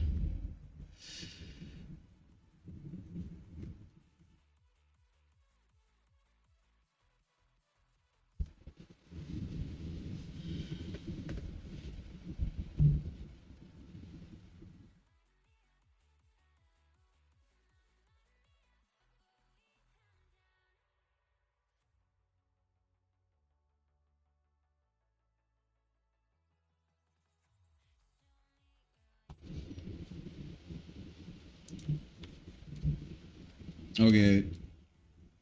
It means with violence.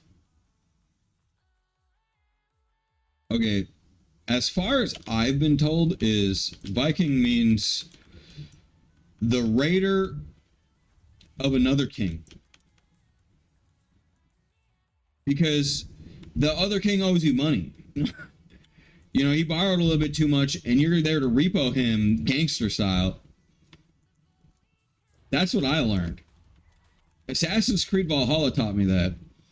Is the guy in Assassin's Creed Valhalla will raid other villages and he will say, I am Viking! I am the Vi-King. He will literally say it like that instead of Viking. Basically he tells his crew that too. So he'll tell his crew, he'll be like, I am Viking here. He is like, I am the greater than king of this land. I am the aggressor. We are the aggressors of this land. We are the righteous, hostile takeover king or organization of this land. That's what he said all at once to his team, where he's taking over the enemies because they have sinned upon his people, and he has amassed with his Nordic gods lordship. They believe that they have amassed vendetta, righteous vendetta, where they can actually go and raid the other villages of the sinful Christians. Basically, there's like sinful Christians and then normal Christians. Sinful Christians are like what Nordics are against. They basically police the sinful Christians. Sinful Christians think that they can do anything they want. And they do anything they want, and it ends up being sinful and ill-righteous or wrong. And they weren't actually protected by the source code at all. They just kind of lied and made up their own beliefs. And then that's where the Vikings and the Nordic lords come into play, is they are taking over by force from the goods that they've earned ill-righteously.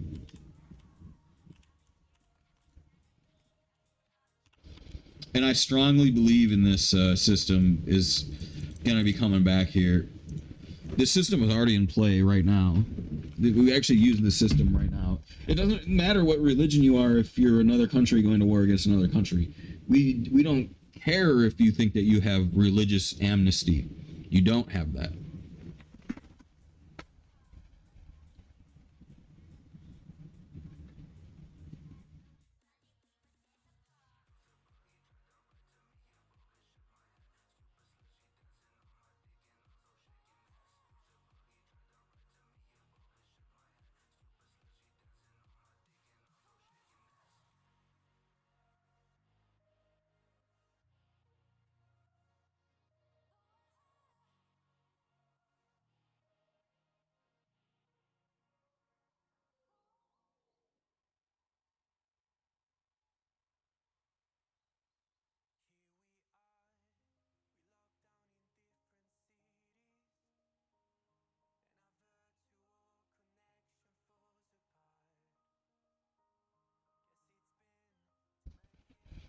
Woo! That's what's super cool though about our government here on Earth is it is peace based. It's peace centralized, like with the United Nations. Basically, any nation that's not peaceful to another nation, and not limited to nations. This scales into cross nation citizen versus citizen relations.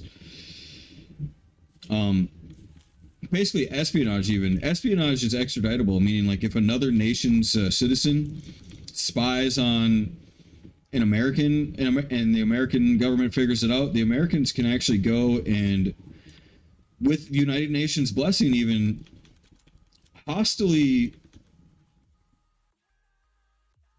apprehend the espionagist. Espionage has to be confirmed that it has caused financial damages, though. I'm pretty sure. So, as long as it's caused some financial damages, then it is considered illegal espionage. Also, rape, murder, burglary, and a bunch of other things. What's kind of funny is I'm actually suffering burglary right now. With my house story that I told you all about, as I bought a house and then somebody squatted on it, and now I'm dealing with squatters that are doing burglary. I'm also dealing with espionagists that use third eye technology and biotech telemetry. All the time I'm struggling with espionagers and burglary. These things already have laws to them, though. Like, that's the thing, is like, we didn't all of a sudden just leave space-time. Like, no matter how fantastical you want to get, we didn't leave reality. So we're still here. So I'm basically looking at people that dealt with espionage, perjury, burglary, and many other things. And we're going to have a great story to tell in the next 5 years for sure. Not to mention fraud with the SHIB story too. I believe it's all connected to dark web people. You know, what's kind of funny too is people, I think they're like the hacker of all hackers. They develop this ego, like they're anonymous, but we're not. Meanwhile, the sun and the stars still shine, and they didn't blow them up yet. Kind of a thing that you would need to do to be anonymous. Not to mention move your root to the blown up universe and host a digital universe with all of our stolen souls in a digital universe.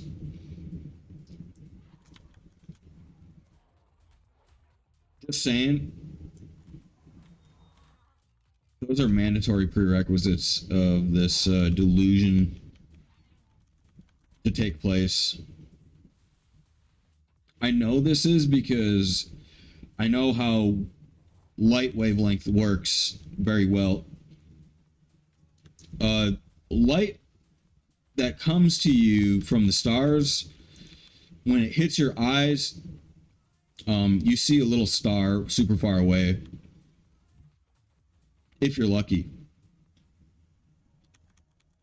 If it's very bright outside, it'll be translucent light, meaning you won't even see the star. Like daytime. Daytime, the stars don't go away. It's just more bright, and you don't see the stars anymore. The light actually refracts off of the air, causing blue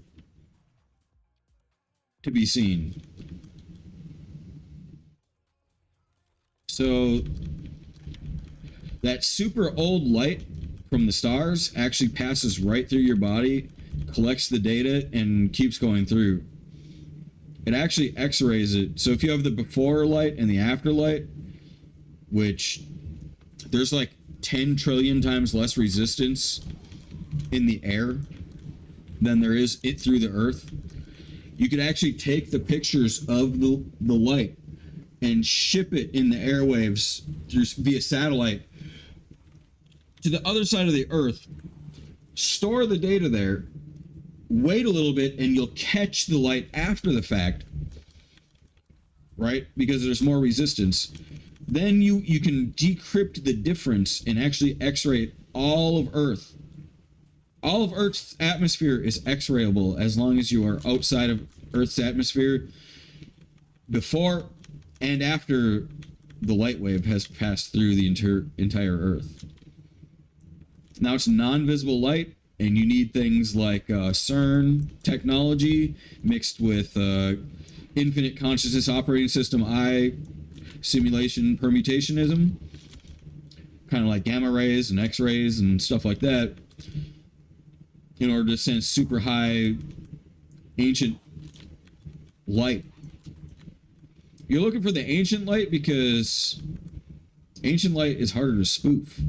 You know how hard it is to make a light wave, 1 trillion light years old? I mean, obviously not 1 trillion, but let's talk about 13.8 billion year old light waves. You try hacking that, you're going to be God.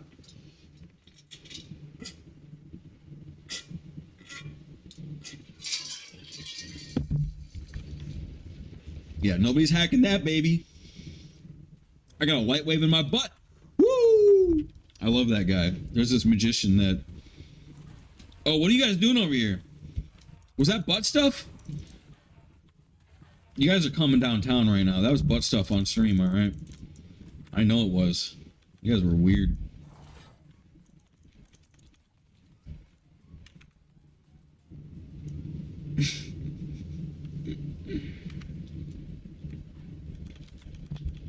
Alright. 13.8 billion year old light wave hacking. You actually not think about it this way. Let's say you do hack the 13.8 billion year old light wave and you like spoof it out there. Okay. You have to spoof it here, you have to spoof it here, you have to spoof it here, and everywhere in between. And everywhere around the whole planet. And outside the planet. And inside the planet. Everywhere.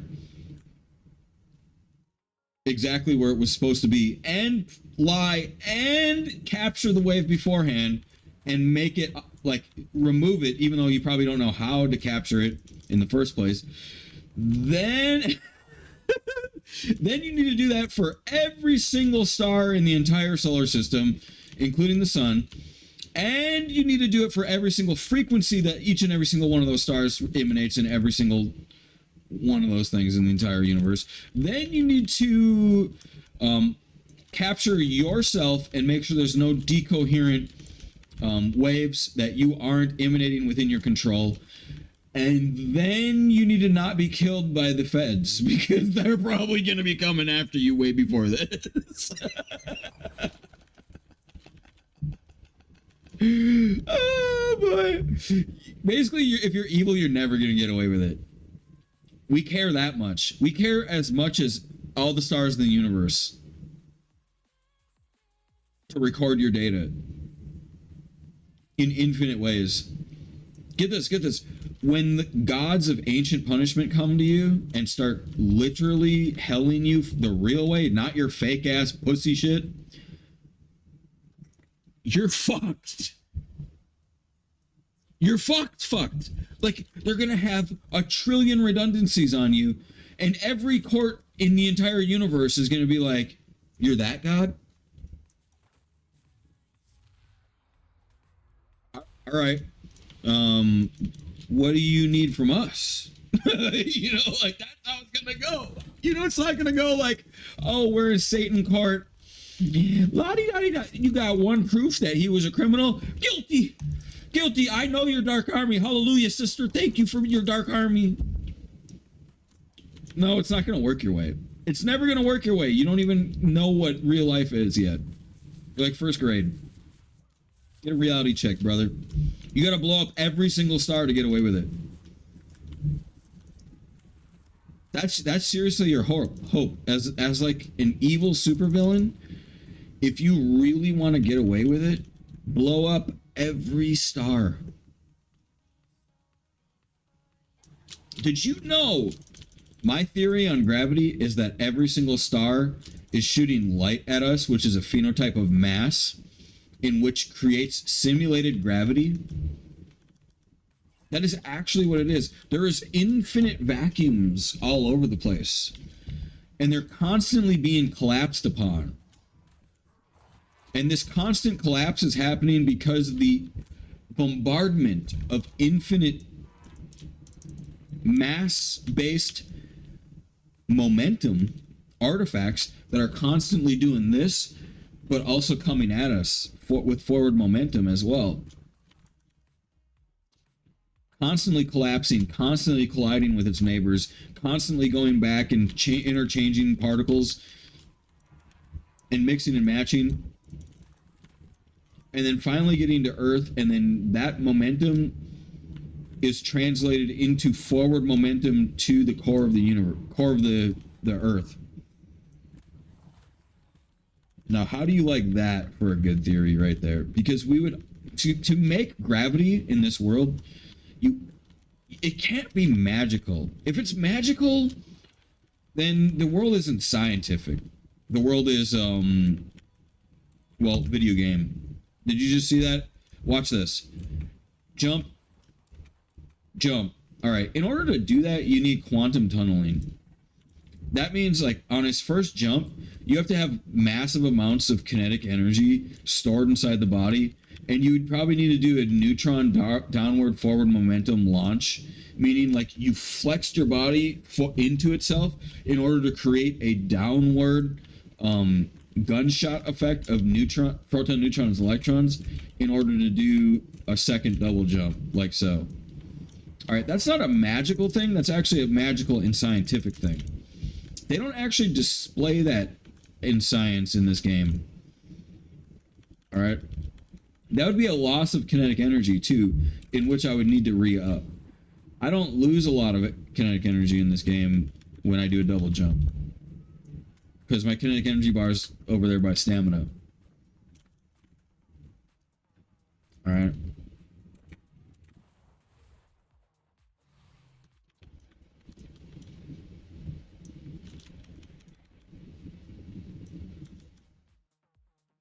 Yeah, when I said I levitated, I didn't lie. I'm not bragging. Nah, I swear to God, guys, I swear I'm not bragging.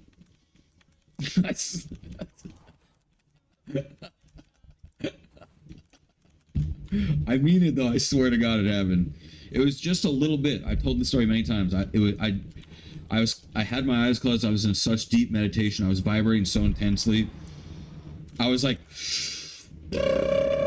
it was insane level of vibration. Next level. Like, I mean, orgasms suck compared to what I was going through. And I was just able to hold it there, and I was just like, and then I started levitating, and I realized it. Like, with my mind, I could feel that I was levitating about 2-3 inches already by the time I realized it. And then I when I became too aware, I couldn't just sit there and like embrace in that pleasurable vibration of meditation, because I was just like surrealed out of the world. Like I was like, I can't be levitating right now. This is insane. And I opened my eyes and crashed down instantly because I instantaneously dropped my meditation. And you have no idea how hard it is to meditate for like, this is multiple minutes of meditation. Like they say people can't meditate for over 30 seconds. But then like people like me, I'll tell you, you can meditate infinitely. It's a muscle. I was practicing it and I was able to meditate for like multiple minutes. I would say up to 10 minutes even sometimes. This time I was meditating for about 3 minutes. And this is around the time where I accessed Christ consciousness for the first time, which was like one of the strongest states of power that I've ever felt in my entire life.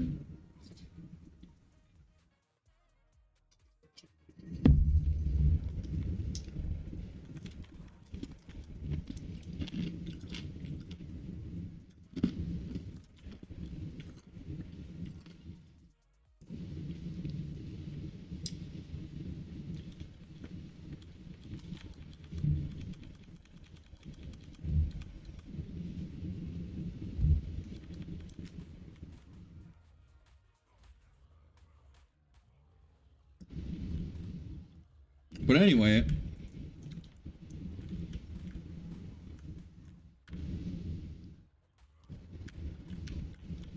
I believe that it happened because of being able to channel all that energy. Usually I like mess it up. You know, like when I'm meditating, it starts to feel too good.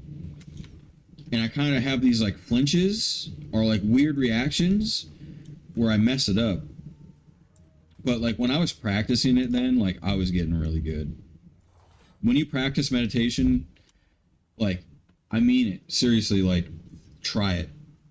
Try to not even flex a muscle. Nothing but good and better. Nothing ever. If you even so much as stop feeling better, you fucked up your meditation. You should always be feeling better the whole time you're meditating. When you're doing a perfect meditation.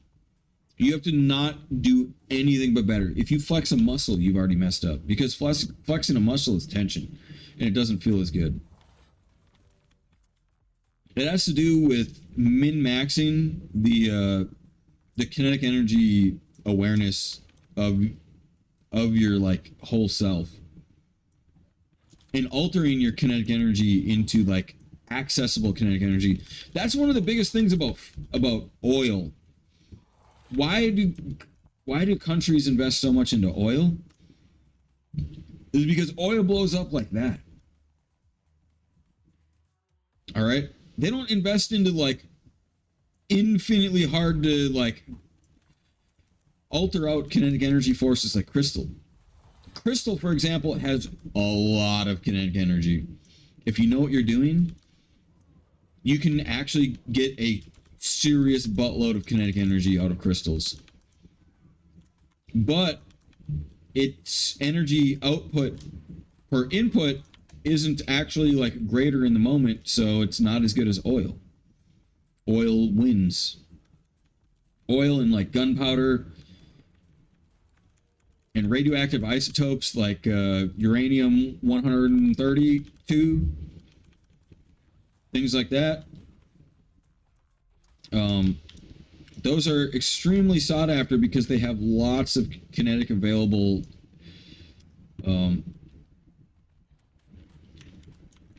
alternation. They can alter from stable to a bunch of forward or 360 degree forward momentum. Basically, it's like spin and stable elemental energy where it's spinning and altering. But then when flame comes in, when the initial heat comes in, it expands it and they hit each other. And the way they hit each other expands outwards instead of inwards. Inwards would be like something like charcloth or charcoal. Charcloth and charcoal are actually inward kinetic implosion.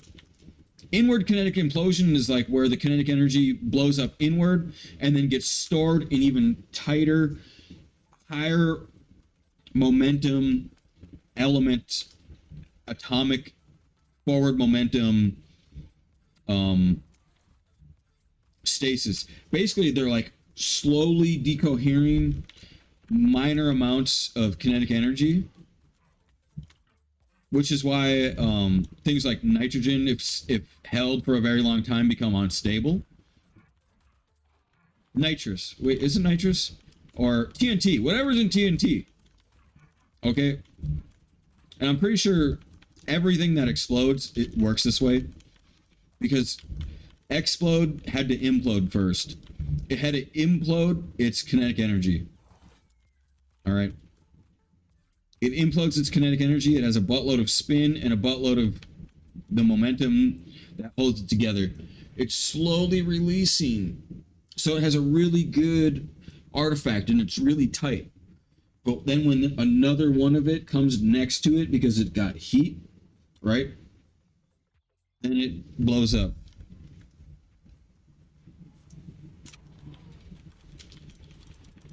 Because it'll start to shoot all that kinetic energy outward.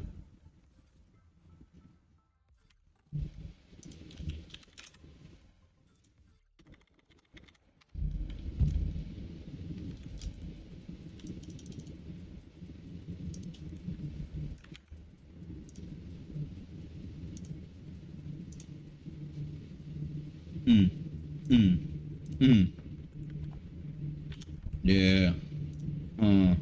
What? Yo, what do we want to learn today? What do we want to learn about?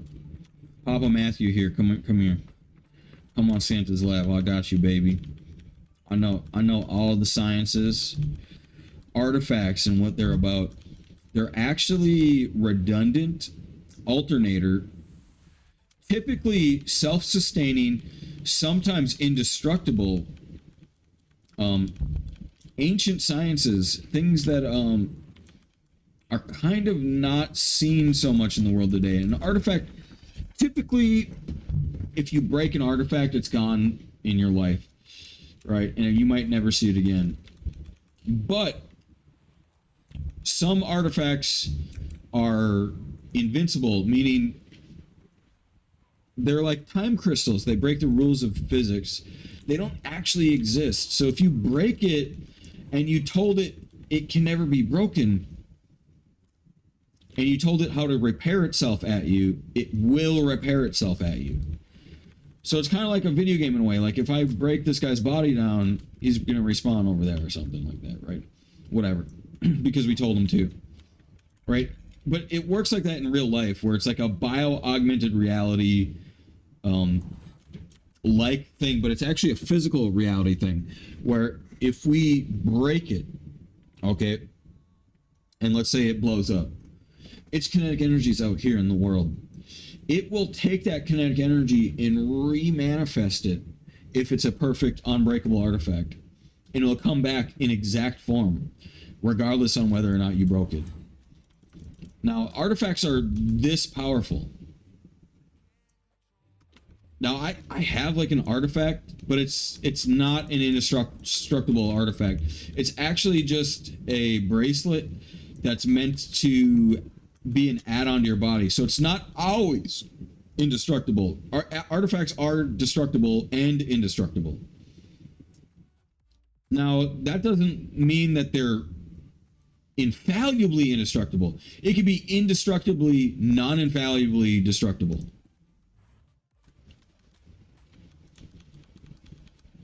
Non-infallibly destructible. Meaning it is supposed to regenerate, but if you know its inner mechanics and workings, you can actually target it outside of itself after you break it in order to break its repair cycle, and then you would like indefinitely break it forever. And it'd be like something like, why would you want to do that? Well, you already know how to build it, so you now are the artifact's immortality, and you can bring it back to life when you decide to put those operating systems back to use. And who knows? Maybe it permutated outside of your awareness and it regenerates even though you thought that you were going to kill it. This is actually how humans work. A lot of people don't know that yet. Is some people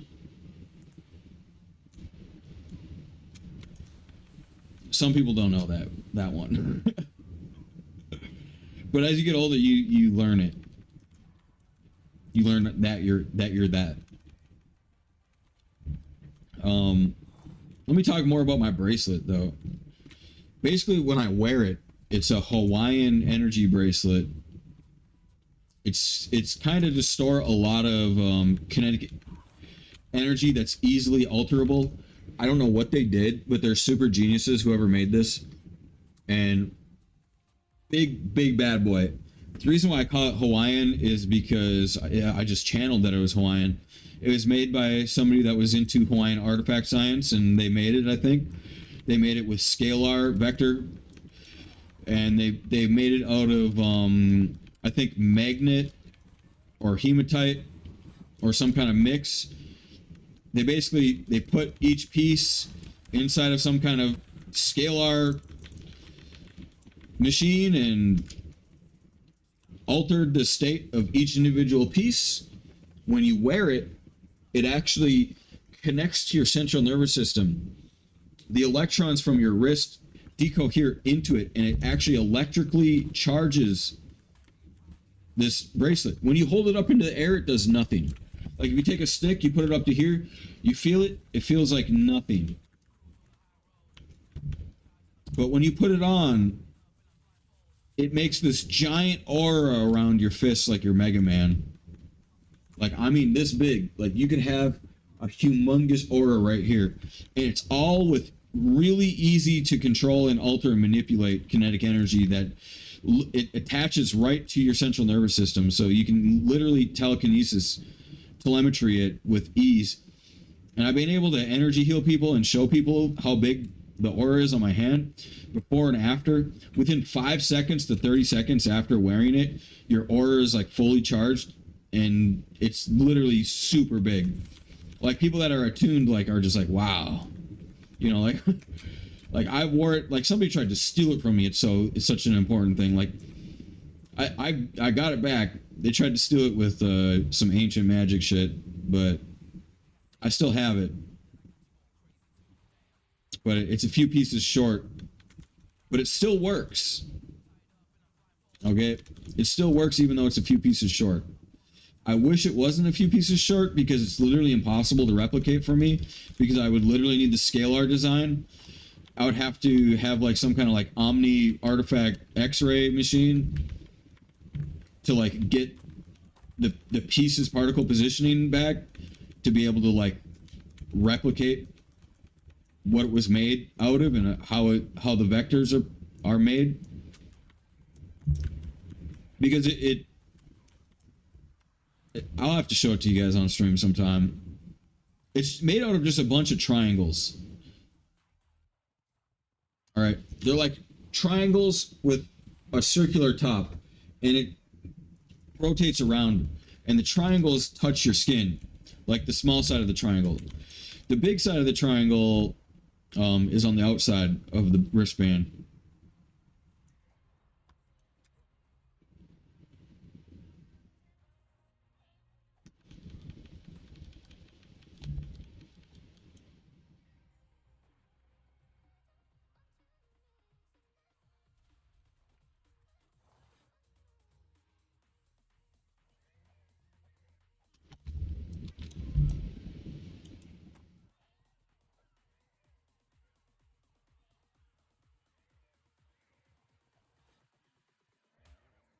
Oh, you're such a punk, dude. Look at him hitting me. This guy's... No, we're going places, baby.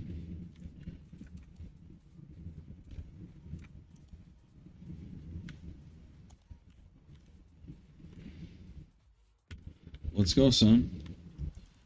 Let's go. We got beef. We got beef to settle. want that Paragon Soul, baby.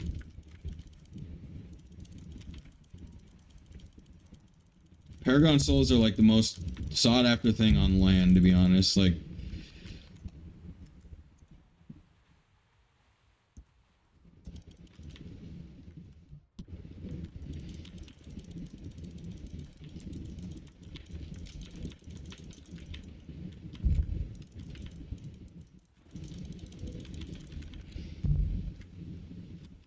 and even though that's not really a sought after monster, it might be though. Like, if I got a lethal one of those, I might build it. Especially if it's like, 449. If I get a 449 lethal, hell yeah, I'll build that. Thing's a gangster at that level.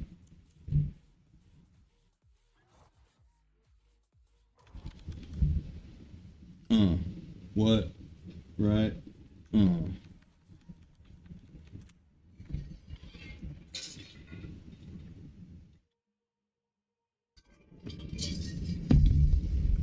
Let me tell you about crystal magic.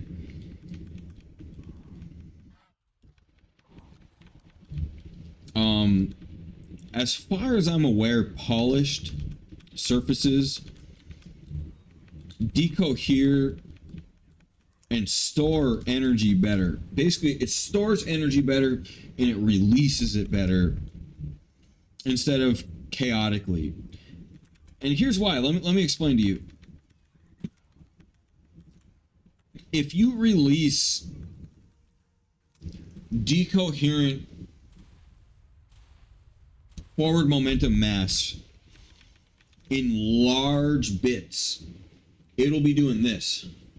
And you can't really get much out of it when it's like doing this, because it's just going to keep on going. Okay? When you polish crystal or stone, it actually goes like this instead. And now you have smooth, light operating systems that are going to just like give you a lot of momentum that you can capture. It's actually a way of releasing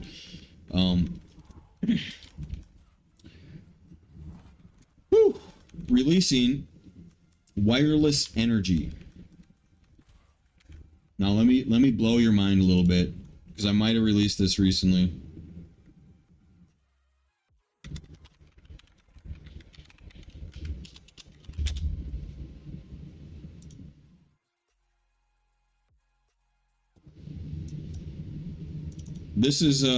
This was found recently. The Pyramid of Giza was actually with polished limestone and a tip of gold. And this is how big a person is.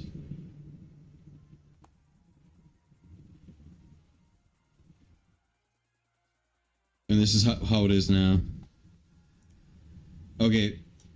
The reason I believe that they used polished limestone was to release forward momentum kinetic energy from the storage device of the pyramid.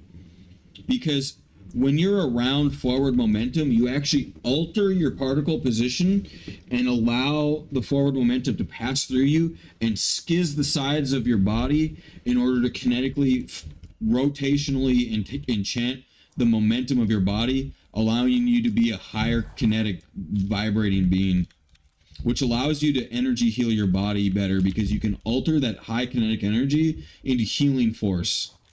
Not just for you, but for others. So people could come to the pyramids of Giza, charge up, and then go out into the wild away from that and heal others with their kinetic force.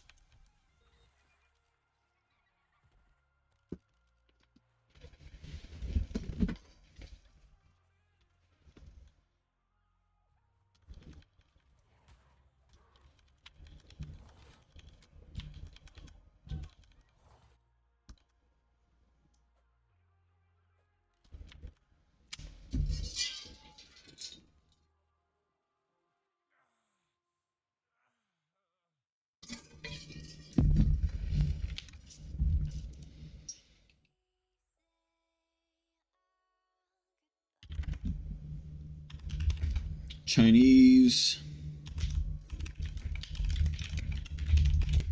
energy healing cancer.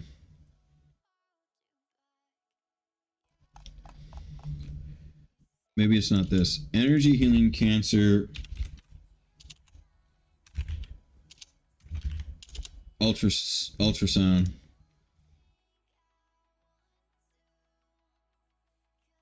I think it's this. Reiki therapy for cancer patients. It might be this too, because Reiki is actually one of the terms for it. Reiki, though, means something super insane. Reiki is they're aware already in source code from a god of your particle blueprint. They don't even know it. They don't have to know it. They store it non-locally in a source non-locally. They access those files and bring them to you. All right. And they can automatically do scalar vector alterations with kinetic energy AB formulas to create a C outcome. That's what Reiki is. So Reiki cancer. There's apparently an ultrasound video on here. I've seen it before. Somebody showed it to me like 2 times now. I really wanted to show you guys it, but I don't think I'm gonna find it. It might have got taken down. It's like super hipster. It's like it goes against everything you'll ever believe in. It might have even been like like dark freaking force, dark army takedown. It's probably dark army takedown. That's my best guess. It's probably dark army takedown. It's probably somewhere on the internet. It's super hard to find. It's basically this dude in China on the street, literally on the street. He comes over and he's literally like, the supreme sorcerer dude, like the Asian fat dude. He's just like that guy. He comes over, he talks to the lady a little bit, I think, and then catalyzes her with the magic, says, this is what we're going to do. I need your consent. You need to feel it and be aware and know what's going on. And I need you to help me change this particle to this blah, blah, blah, whatever, right? He's like, I'm going to be doing some Reiki on you. I'm going to be doing some energy healing on you. And I just need you to know that it's a science magic that you need to be aware of, and you got to have yeses all around it. And if you fight me at all, then you're going to be left with cancer and I'm not going to be able to heal you, kind of thing. That's really how it goes, because if their mind isn't like trying to push that cancer away, then they're not going to help it. They're actually going to push that cancer back into formation, right? So when you do come into somebody at this level where like scalar Reiki, energy healing,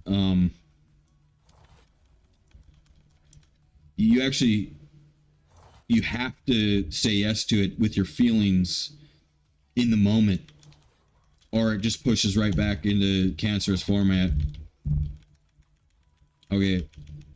Now, this guy comes over and they have an ultrasound right there next to the cancer. You can see the cancer. It's like a big ball, like this big. The guy comes over and starts doing his energy healing on the hand. And there's 2 cameras. You can see them both going on at the same time. And the ball of cancer literally just shreds in size, goes 5 times smaller within the video. And eventually at the end of the video, I think it's completely gone. Like you can't even see it. Like he completely evaporated cancer with just his hand. And I've had that happen to me. I've had a doctor come up to me. I'll show you right now. I got this ball on my chest. Right here. All right, you see this? That ain't playing games, baby. That thing is a big ball of nasty. All right. It was even bigger once. I had a doctor come up to me and just go, beep. And they suppressed it. I saw what they did. They touched it and went operating system suppress. And it worked. For years, it went away. That's all she did. Beep.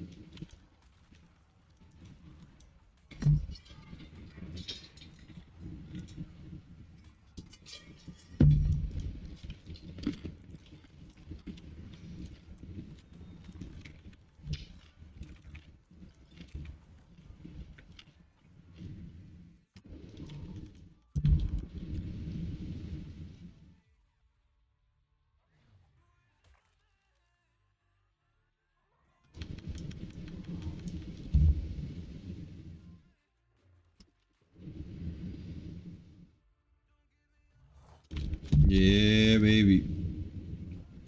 I don't think people know who I am. All right, I'm the real Archangel Matthew. All right, I've been alive for over a Googleplex. I mean, can't you tell? Not bragging. Not Not a Googleplex. I lied. Okay. A Google.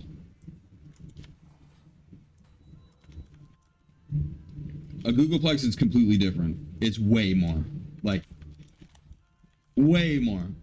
I've been alive for over a Google.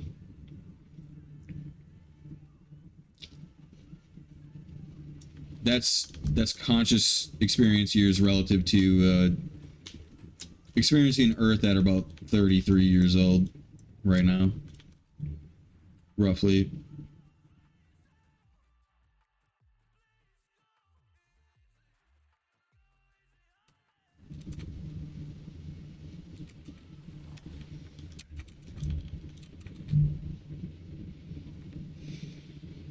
Now, one thing that people don't understand is, get this. I gotta paint this.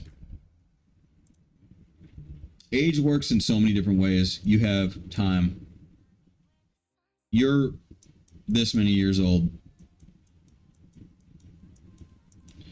But then you have this thing called clarity years. And as you get older,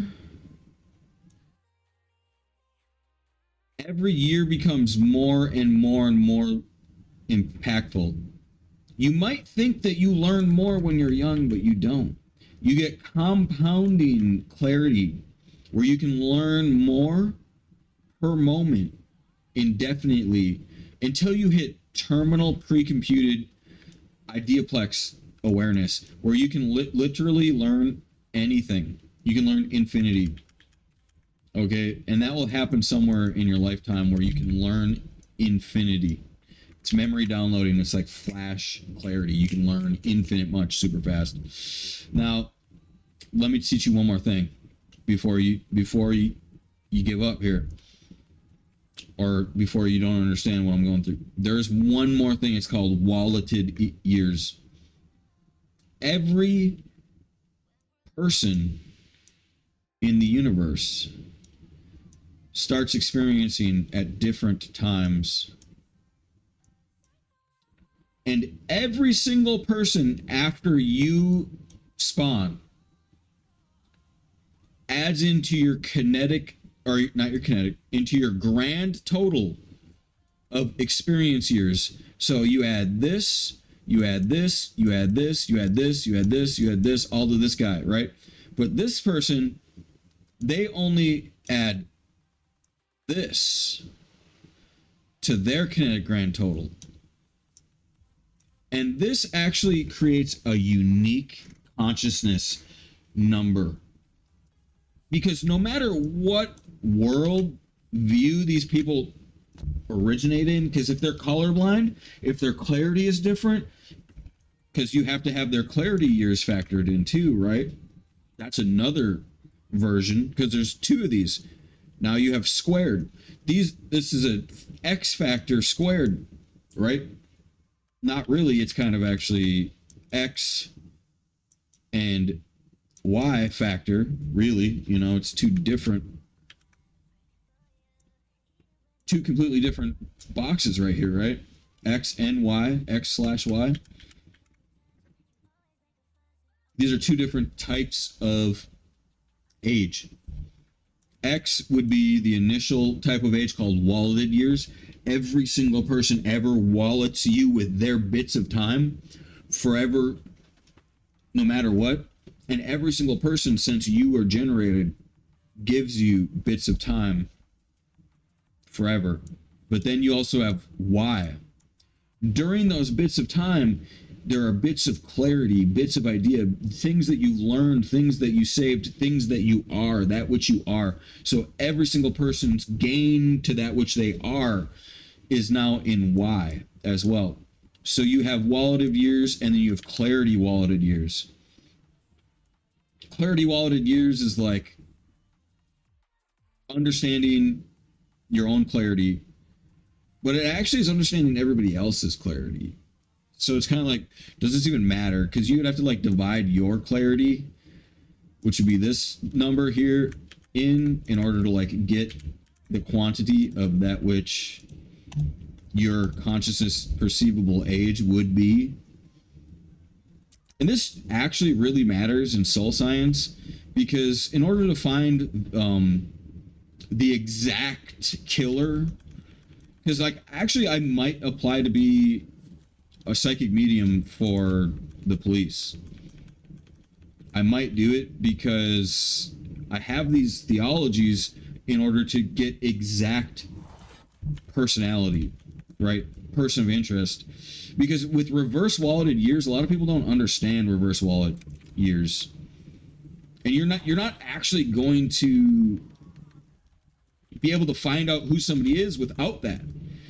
Because there's going to be trillions of people that are pretty much exactly the same moment of birth. And I'm not saying people, I mean like conscious beings. So like if you try and like Akashic this action and then you're like, who was born this time? It's like a billion friggin' names pop up. You're like, how the fuck do I even find this person? Right? You find this person by a completely different fundamental.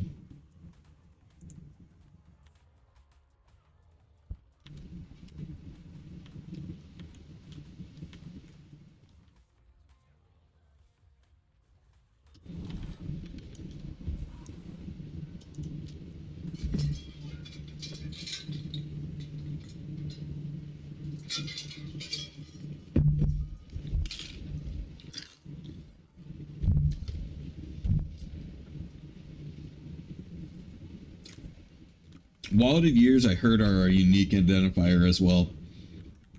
Let me show you one more thing real quick. It's called time bit. Okay.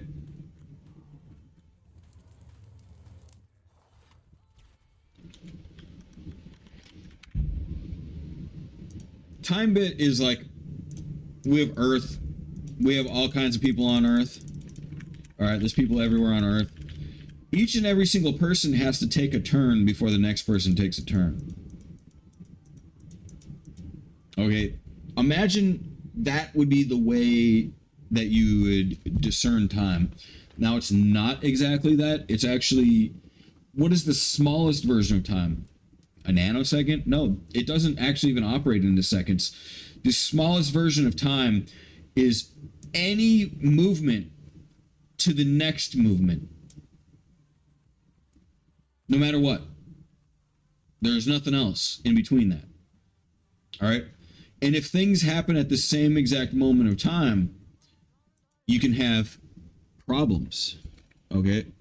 Now, I put two really small dots here to kind of show you. These are the two smallest bits of time. If somebody's born right here and somebody's born right here, you have to have virtual bits of time in order to signify that there's two different versions of time, right? People do not get born at the same moment of time. Helps you discern the difference between people. And if you don't discern the difference between people, then you're going to have a problem logistically in law and order. So you need to be able to virtually separate underneath turns of momentum, right? So you can't have the lowest fundamental bit of time, one piece of bit of matter moving any bit at all to the next bit. It has to have infinite in between as well. So much so that nobody can ever be generated on the same turn.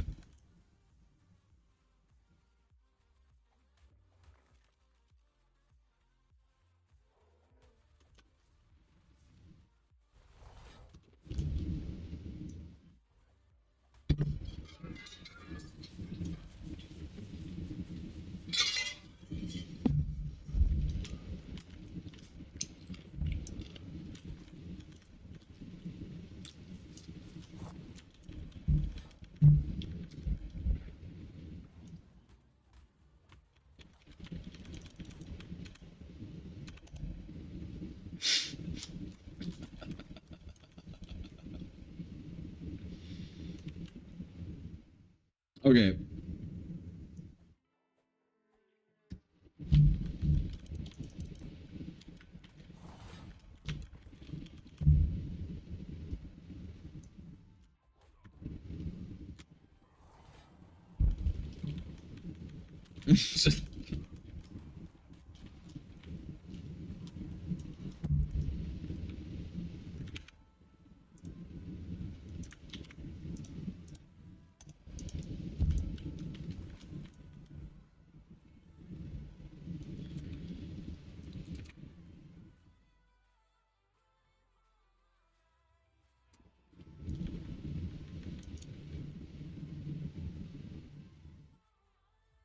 So what's kind of funny too is like turn-based world, right? I had this idea for a turn-based world where you have infinite turns per moment and nobody even knows that it's a turn-based world, right? Because you have so many infinite turns per moment. You don't have virtual turns. You have literal real turns that are so insignificantly small that it feels like reality again, even though it's a turn-based game. You're literally taking trillions of turns per moment. And it just goes right back to feeling like reality all over again. And I love that. I love that idea because it brings order back to reality. So expect that in your versions of reality, because why not? Right? Why would you not want that? That's a way of data keeping. You want everything to be random and chaotic. Like, I wouldn't even want to get caught with that. You know what I mean? Like, have you ever seen the blue crystal aliens? All right, only the people that know are gonna know this one. If you know what I'm talking about, it's the aliens. They got the blue crystals, man. It's super illegal, dude. The aliens have the blue crystal. They got the blue crystal.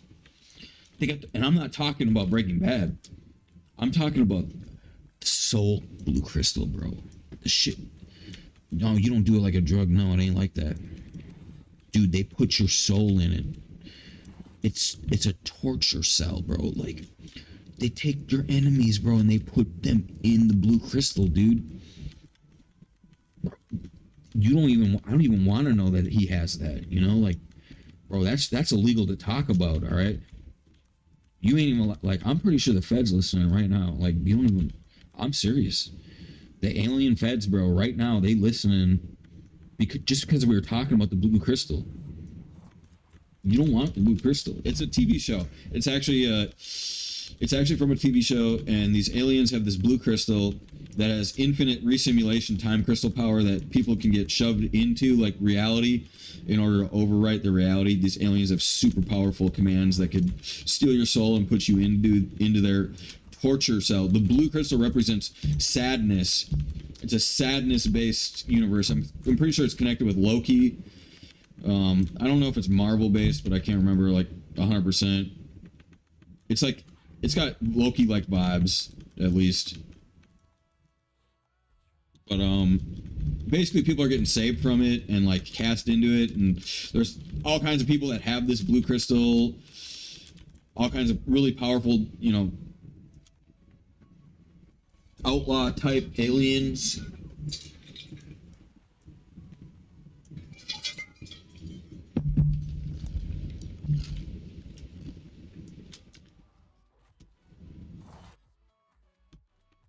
All right, and basically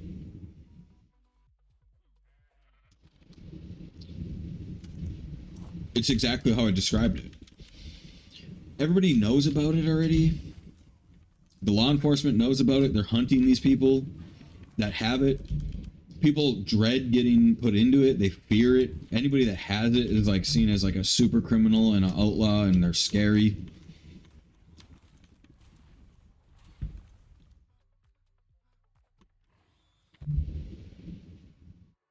But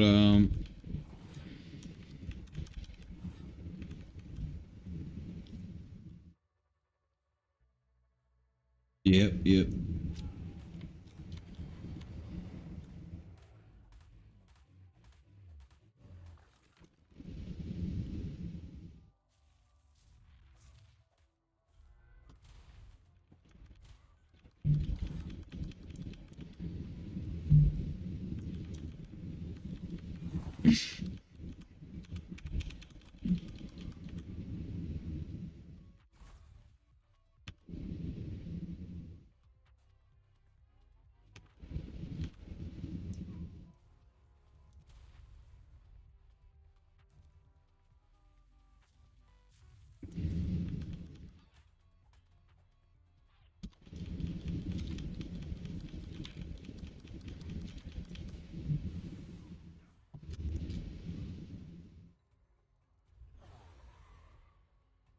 Yeah, I can't remember exactly what it's from, but it does remind me of Loki for some reason. Like it's like God of Chaos level stuff.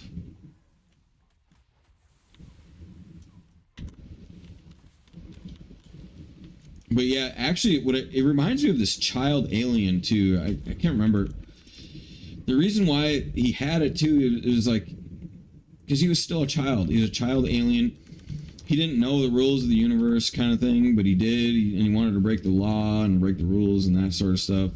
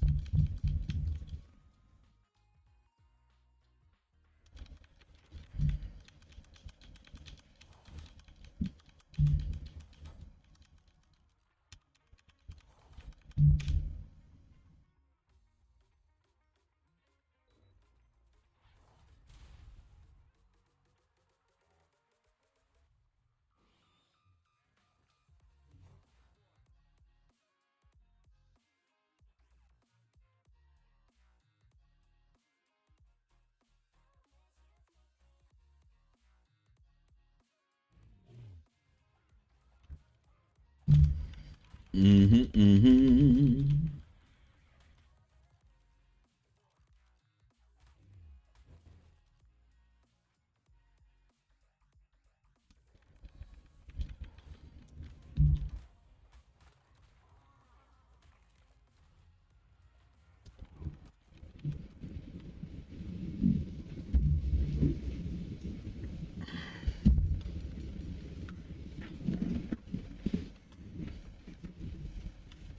Woo.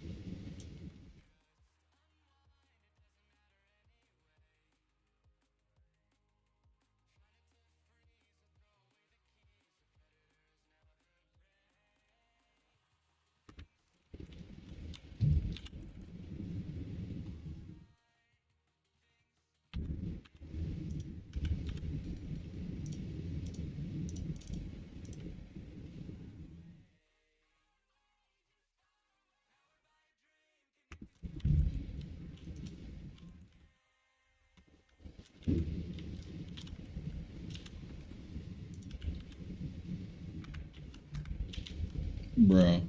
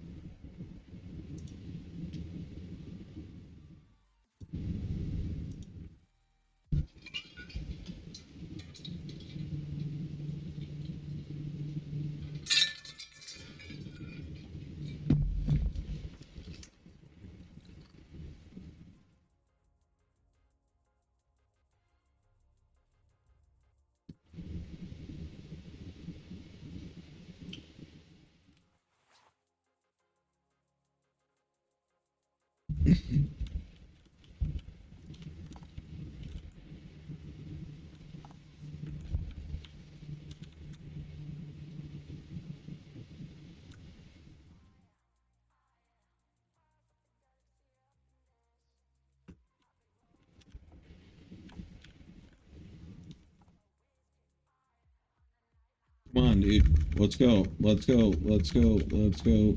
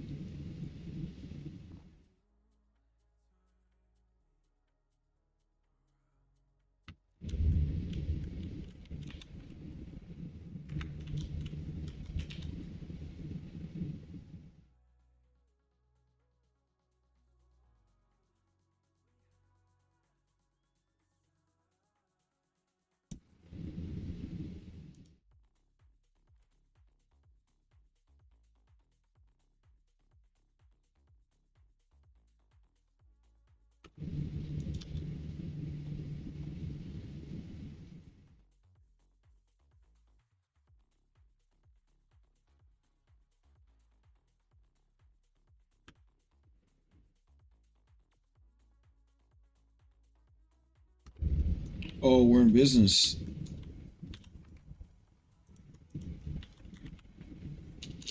Why did it not show up?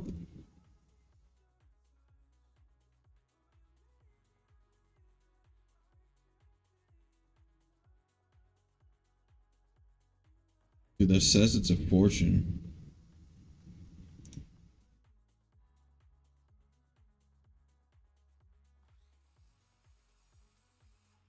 Oof. This one says fortune too. They changed the name. Senate mercenary.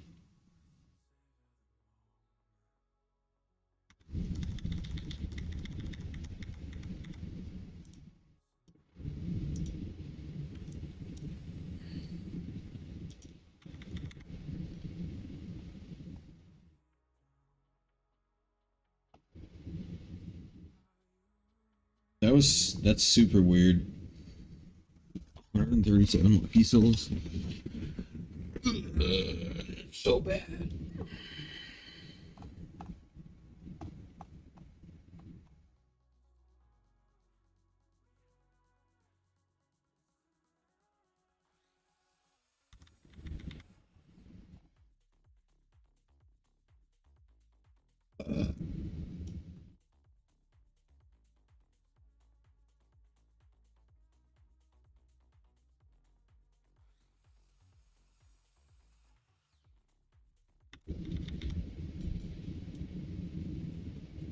Souls are pretty good, but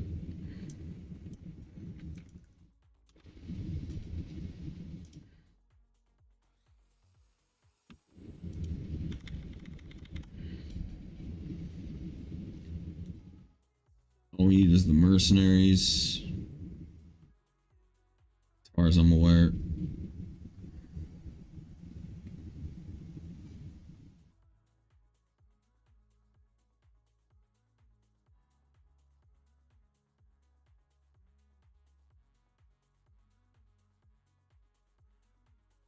Okay, we need that.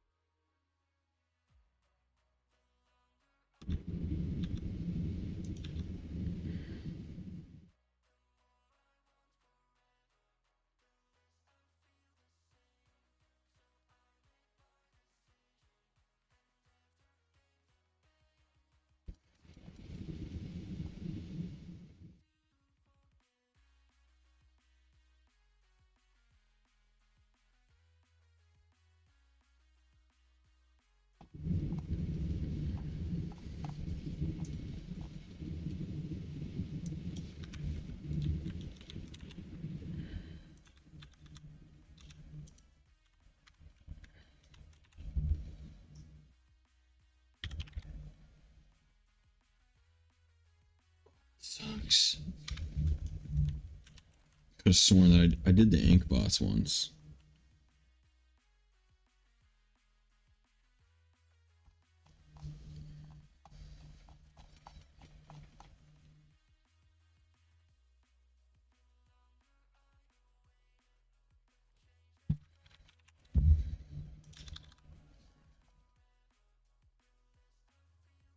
Okay, that's fine.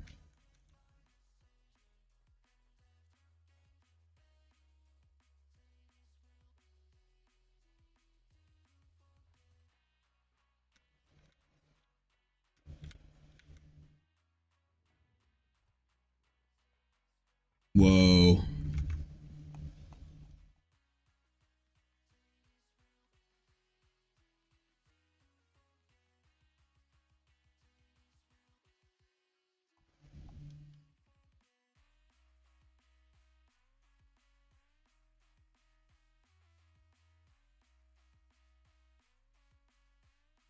Yo, what font size do I need to see that at? Oh, the waifu. Ooh. Oh, I see that. I see that, Kilgren. That's how many equal signs.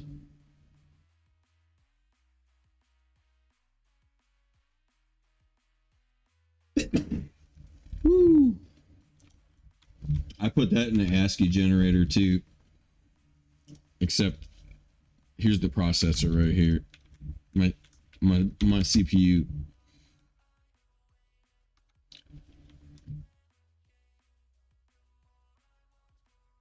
Woo. I've used AI art all over the place. I've actually done ASCII generators before. Yep. I was interested in that for a little bit. It's pretty cool. Right now I'm into like AI art. Yo, check out my TikTok.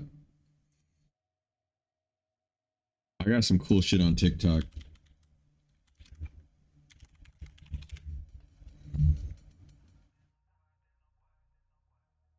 How is that TikTok of Omgbomber?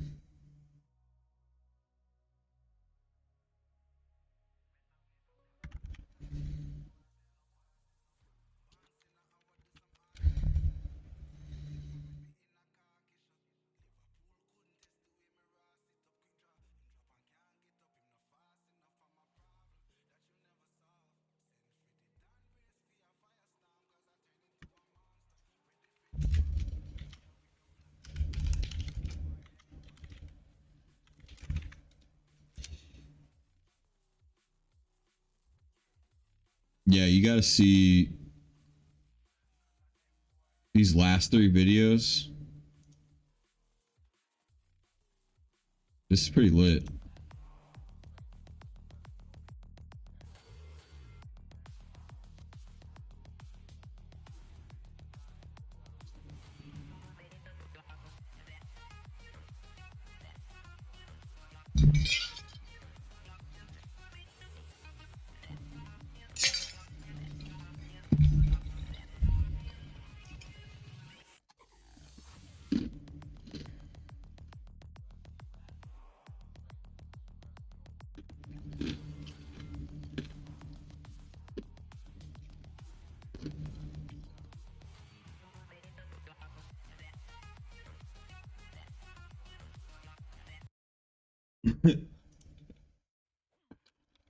Yeah, that was a good video.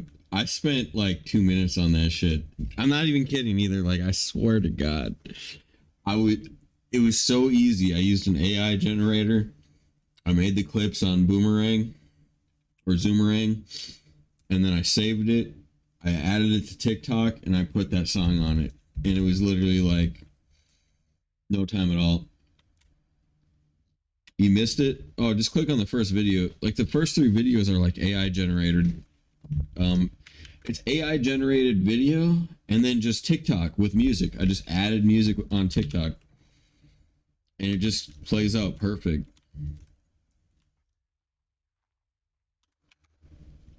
Pretty cool. The last one turned out so good. I was just like, all right, I'm not gonna make one for a while. I'm just gonna let that one like rep me for a little bit because it's just that good.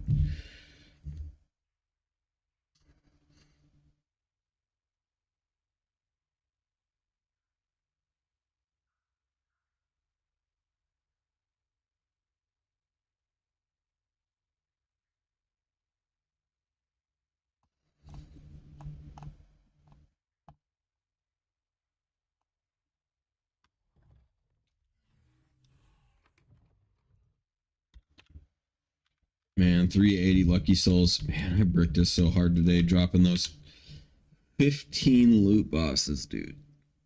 15 loot bosses. I dropped them when I picked up my thing. I picked up the beacon and I bricked this.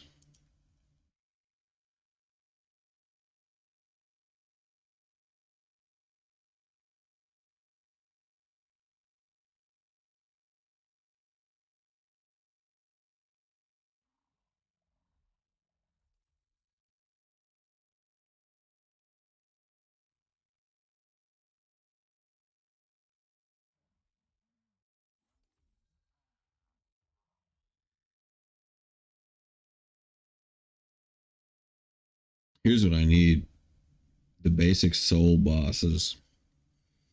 Just every single one of these. Soul, soul, soul, soul, soul. Whoops.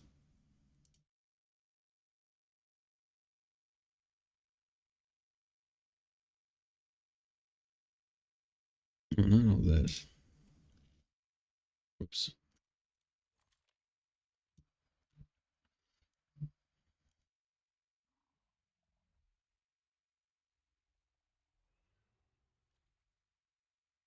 All of these.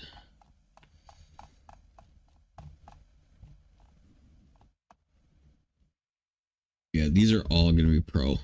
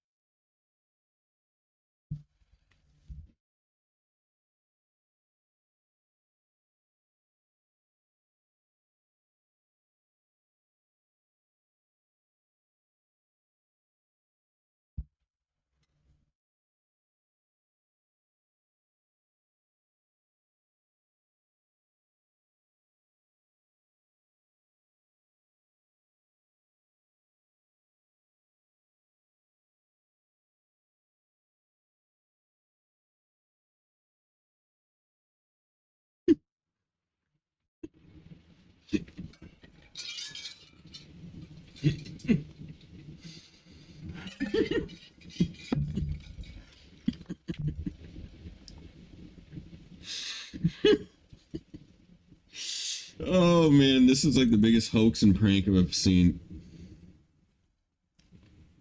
Where is it? Oh, right here. This no, it's this one. Dude, electron is so round that it's ruling out potential new particles.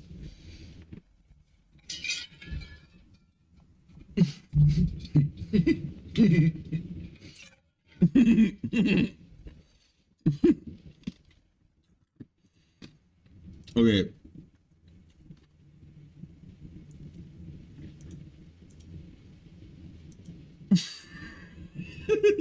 You guys have no idea what. Uh,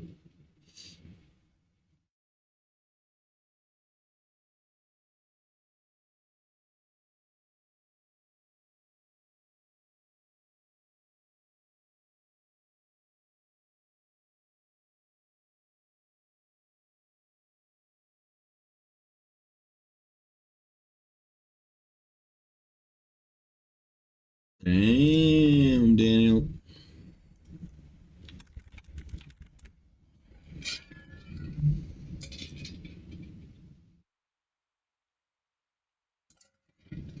This is what I'll be doing tomorrow, I think. All these boss souls to try and get my loot souls back up. We have 63 breakers too. We can make something good. Wow, I'm so not used to this.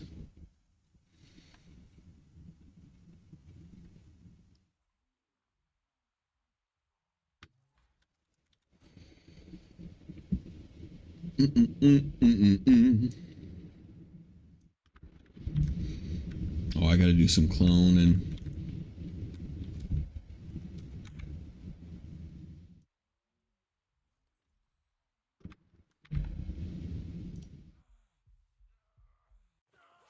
I gotta click the suicide button 4 times. 4 times. The server says kill yourself once a day to remove bugs.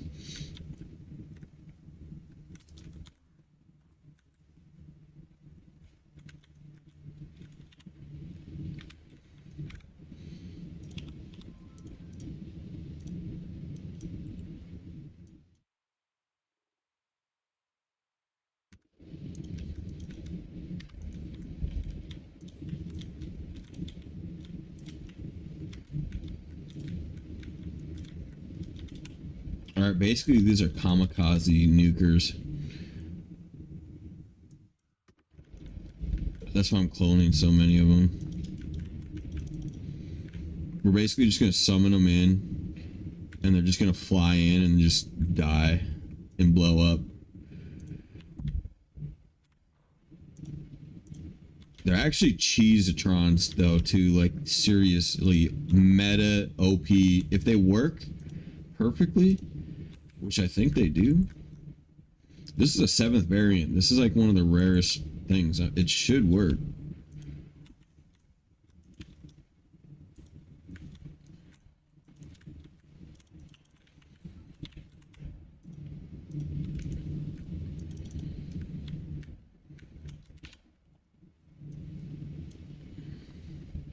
Dude, I'm so ready for like some end game stuff right now. I could literally fly these in, like 10 of these into some super end game stuff, and then just like jump in, spamming with my Theron, and just hope I don't die. Probably get like a breed in there too. Maybe that I won't die more because I'm like at 30 billion. But here's the thing: is some of these bosses, they do 120 billion, and I only have like 30 billion, maybe like 60 billion. Best case scenario, 60 billion times like 30% times 1.3, which is literally like 80 billion. My best thing is a Theron with 80 billion. Actually, though, we have Mantis. We have God Mantis, which is like billion times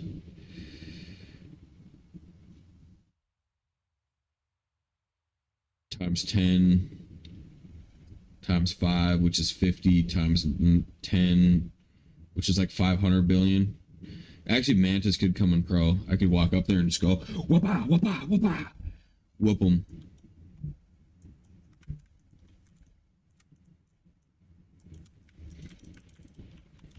Okay. So what does he got here? He has... Oh, he doesn't have armor. So he's not 500 billion.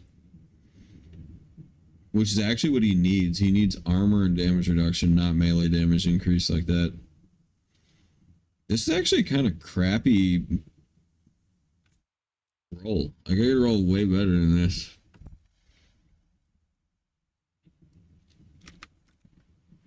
But it's fine. He's metal and Paragon, so he's still like 75 billion or more. Okay, where do I get this billions from? Paragon is 10 times HP. Metal is 5 times HP. They both multiply each other, so that's a 50 times HP. So it's already at 50 billion plus.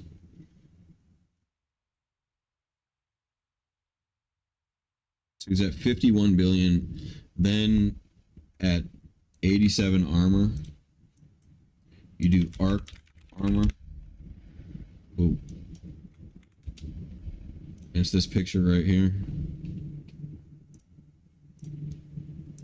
And 87's like right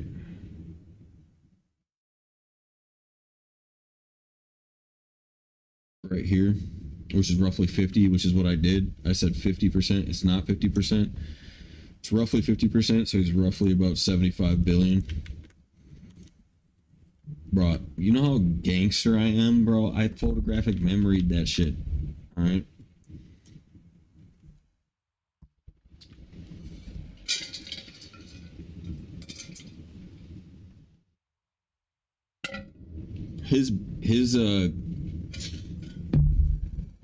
His mount, his saddle could have double HP, so he could already be at 100 million. And then he could have 90% damage reduction, even better than 90% damage reduction from armor. He could have like 1 trillion plus HP. And then, honest to God, I'm doing the Zodiac Endless on Perfect Zodiac. Because this guy only does 120 billion. And if I have 1 trillion plus, like, I'm so comfortable because I could just sit there right clicking all day. But the problem is, I would literally need to just chuck potions all day. And honestly, it's not even that big of a deal. I wouldn't need chuck potions all day. I would literally just need Sky to come in, bird swarm, just, and then I just chop them down, baby. Done. Zodiac, endless, Jeej. See you later. Beat the game. Well, I'm on endgame strats if it works. I've never used an antimatter yet. If antimatter works, we're building Tank Mantis and we're beating the game on the hardest difficulty. If not,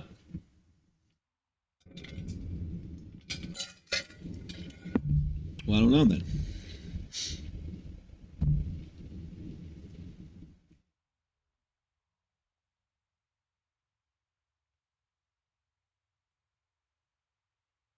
You want to see the hardest thing I did so far too? Uh, we did Indestructus, which is like right here on basic Indestructus, and I'm already theorizing endless, perfect Zodiac.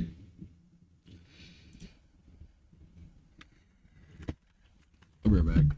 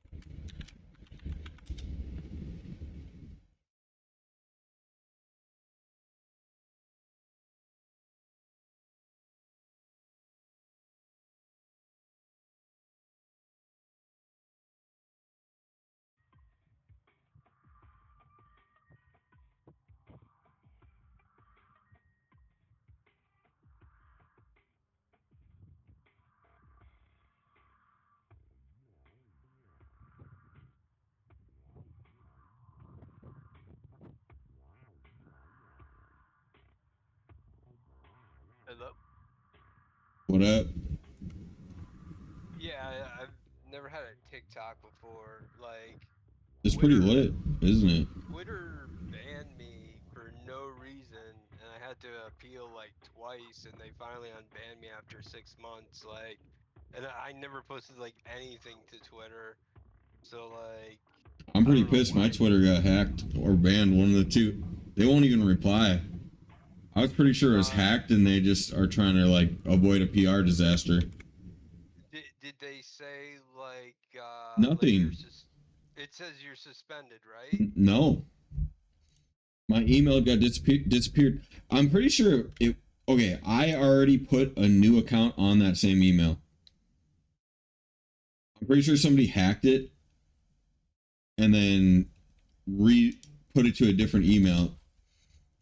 Yeah, I don't know what was going on with Twitter. All I know is like I had posted like 3 Before Elon things. Musk got it, it was like fucking bullshit, which was about like a year ago. Yeah, because I posted one thing to get my RuneScape account like unbanned.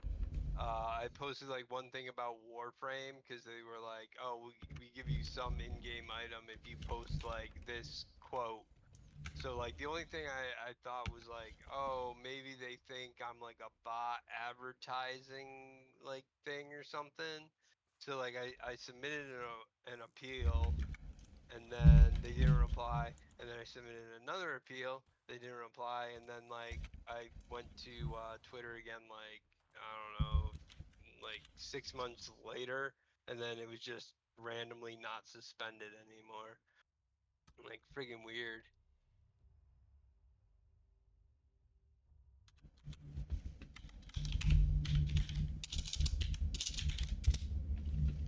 But you're saying your Twitter just randomly got suspended too? Yeah, my Twitter's also on the black white password Oh, database too. oh, because of your name. I see. I see. What do you mean? You're a risk. You're clearly working for the reptilian alien overlords who are trying to bomb things so people go, "Oh my God, he bombed No, the it's the other way around. I'm working against them, so they tried to hack me. thing." Yeah, I mean, That's how obviously, that goes. like anyone who like watches you or knows you, like I mean, they know, but like just because your name, like a lot of people are gonna say stupid crap, like. Yeah, yeah. I'm not too worried about it. But yeah, dude, the friggin' the AI art gen, dude, it is insane. Like I'm talking, you set it up, you get like a seed you like, and you could create batches of like, I don't know, 10, 20, 30 images. Like, and bam, they're all different. They're all similar. Like, oh, I want a cat girl with demon wings. Like, create 20 of those. Oh, I like these ones good, but the wings are pink. I want them more purple. And let's give her some horns. Like you add that in, like, oh, give me 20 more. Like, dude, it's insane.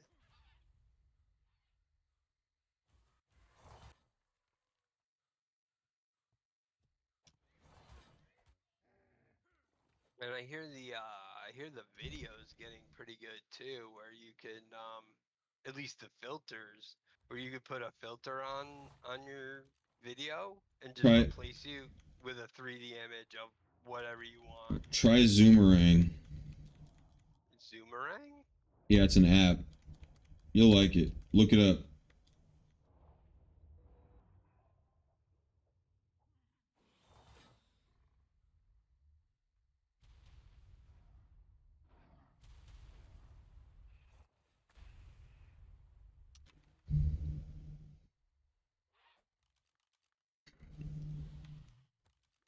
Start with templates.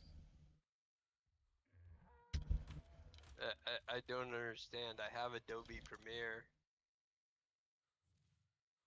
Oh no, I meant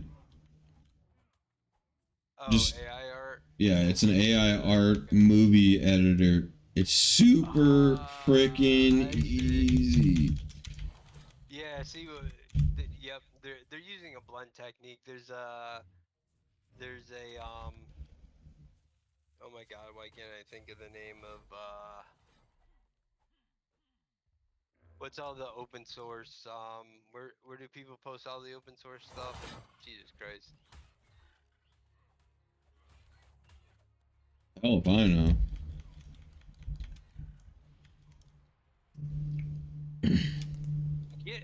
GitHub, God, and my Oh mind is just yeah. drawn up. Yep. Yeah, so on GitHub they have like 2 or 3 ways that you could do it, and it basically comes down to you open up your stable diffusion, and so it's like you upload like your photos, and then it like saves it and creates that blend for you, but it's kind of highly inconsistent.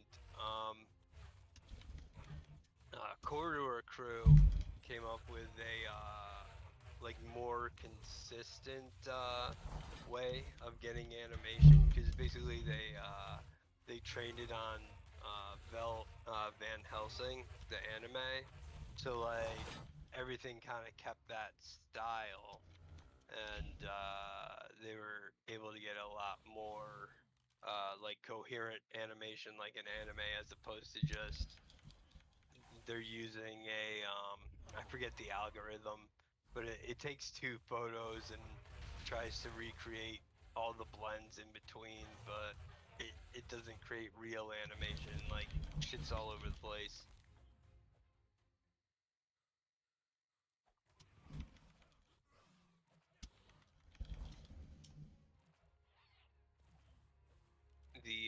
The legit animations though are like really getting there. It's just a matter of A, I haven't messed around with it, and B, you really gotta tweak it properly to keep the same character. Um, you gotta train an entire model for that character, as opposed to like the anime ones I'm using. Um, they have like all anime characters. So, for example, if I give it a prompt like, oh, blue hair girl, like whatever, it gives me Rem from ReZero, like all the time when I do blue hair. Maid suit, like blue hair, it's Rem. So it's clearly trained on like all the popular animes. And then another model I downloaded was Just Power from Chainsaw Man. I don't know how much you know about anime. Do you know any of these shows or? No, Okay, my bad. not really. Okay, so basically I downloaded a model that's only one character from one anime, and then when I give it prompts, like it's always her, you know? Whereas most models are very general. You could tell it, I want a lion wearing a top hat. It gives you that. I want I want an elephant jumping into a pool wearing a birthday cake, you know, it'll give you that.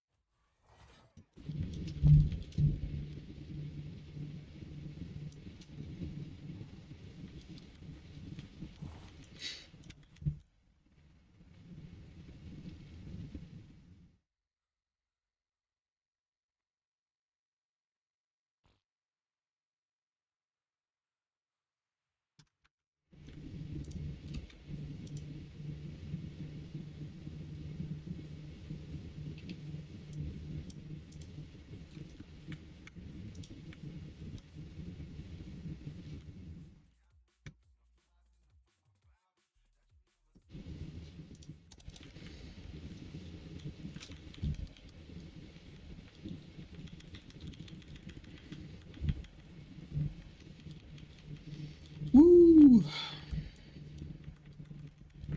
Yo, how's Diablo 4? It's pretty freaking fun. Is there PvP? There's a little bit of PvP. Most people kind of there's two PvP zones. But a lot of people don't really go there. It's definitely not PvP like Immortal, like pay to win. The PvE, on the other hand, you could keep leveling up as much as you want. They don't level cap the servers. That was the dumbest thing ever.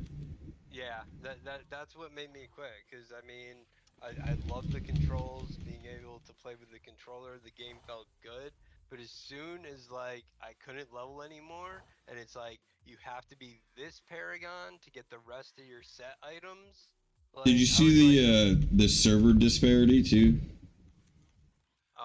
what everyone was playing on the earliest servers. Yeah, everyone's playing on the earliest servers so they could get like 40 or 50 or 60 levels ahead of the other servers. Yeah, but you had to, because when I Yep. stopped, I was like max level. I was like negative 80% XP or whatever, and I did the math. I'm like, I have to wait like 400 days until I could get to the Paragon level where I could get to the dungeon to get a full 8 set or 6 set or whatever it was. And I was like, this is just bullshit. Like I enjoy the PvE, but they're literally not letting me play it. So yeah,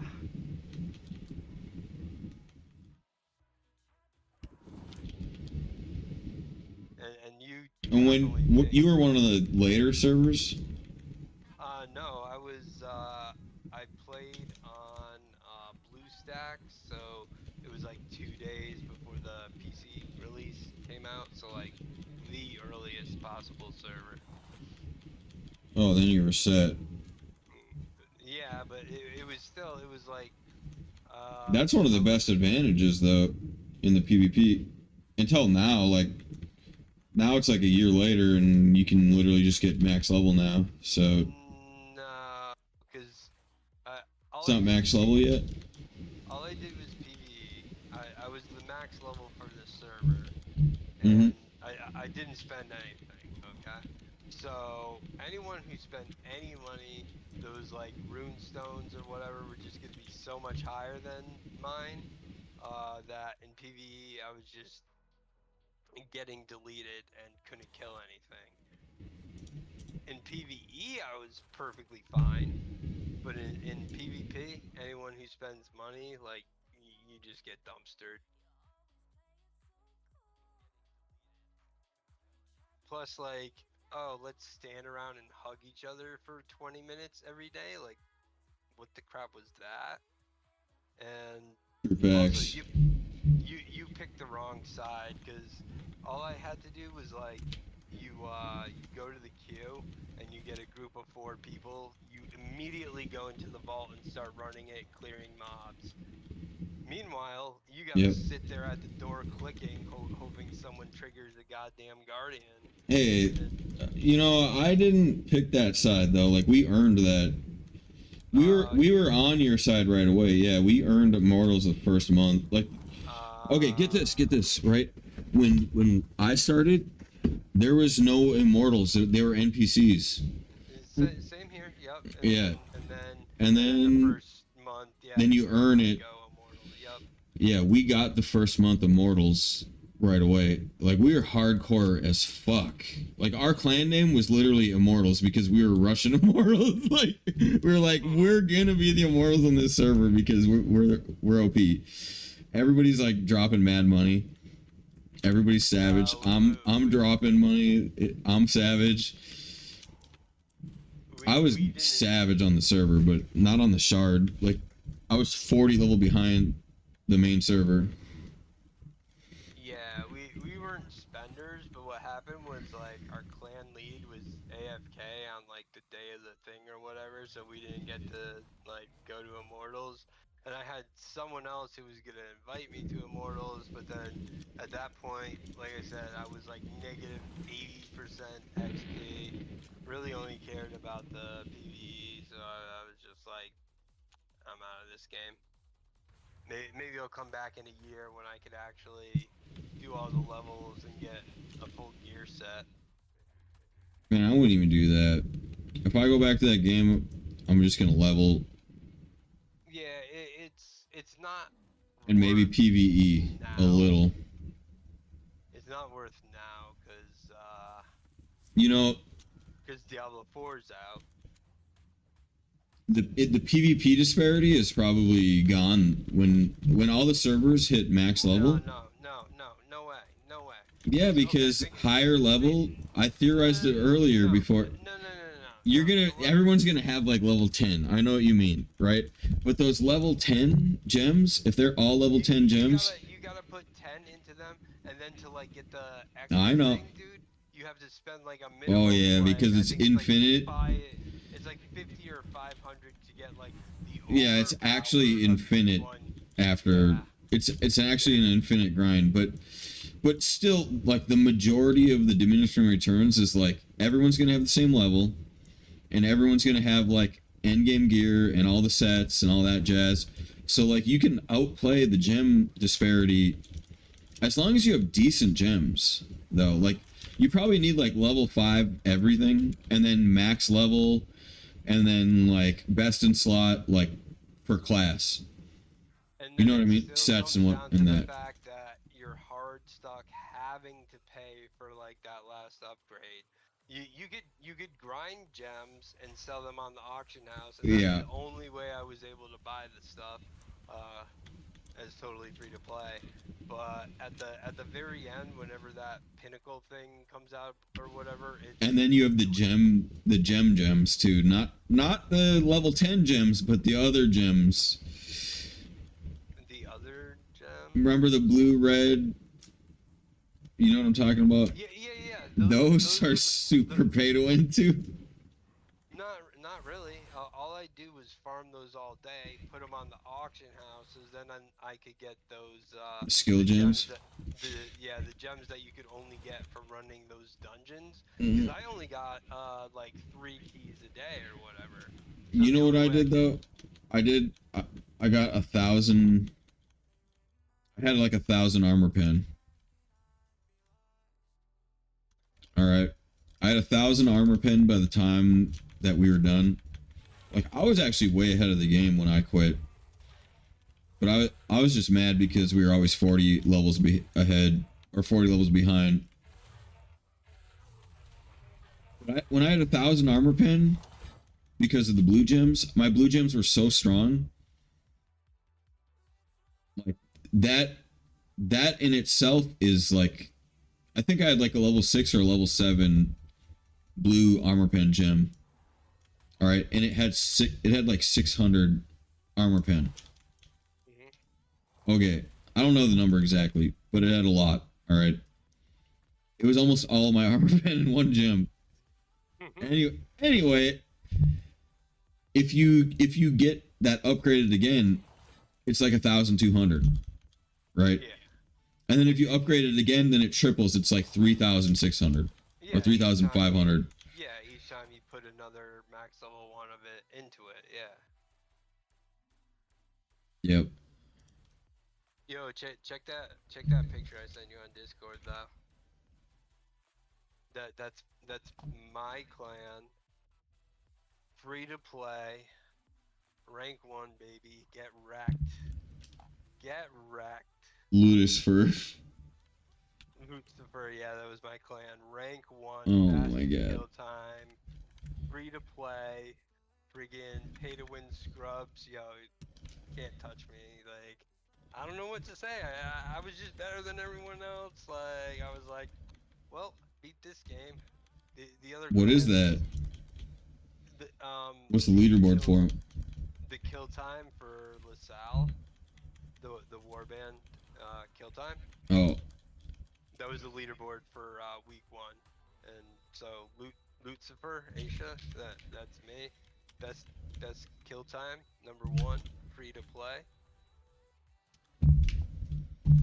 Yeah, so I just took that screenshot just to prove a point. You know, skill means more than dropping money when it comes to killing that like weekly world boss.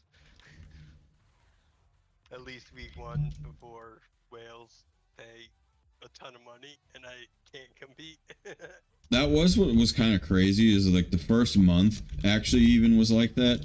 The first month it was like the whales were like, should I put a lot of money in this game? I don't And they know. had no clue what they were doing. They were buying all the wrong gems. Like, oh, this looks good. Yeah, they have like Nice. resistance, and you're like, resistance isn't even a real stat. Like, Yeah, I've seen yeah. somebody like that too. They're like, I'm going full resistance, bruh. And they're like, nah, bro, I got the plan. I'm like, what?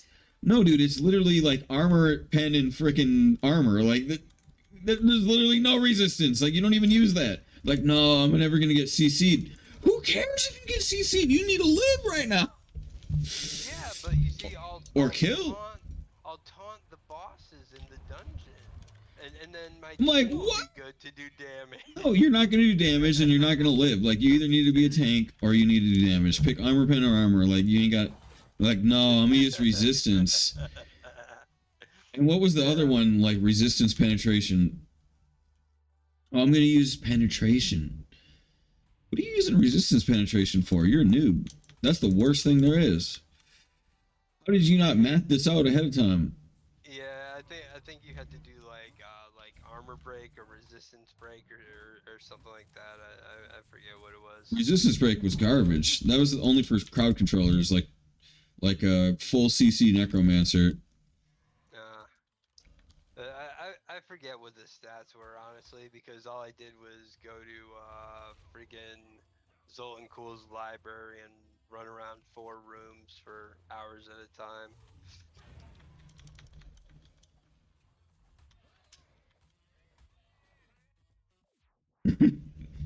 Then I would go hug people and shake hands for 20 minutes, and then I'd run through the archives as no one ever attacked me, or if someone did, it was because my team was completely stupid. It like announces when another team's coming in, and I'm like, guys, group up, stop fighting the next mobs. Like, we need to ambush them and kill them. But no, my team's too dumb, doesn't understand, just keeps running forward. They're like dying to mobs in the archives, while I'm like, we need to gank the people who are trying to gank us. Like, what are you guys doing? Like, it was rough, man. Like, super casuals. I don't know. Maybe they're on phones and can't even read the text. It's too small. I don't know.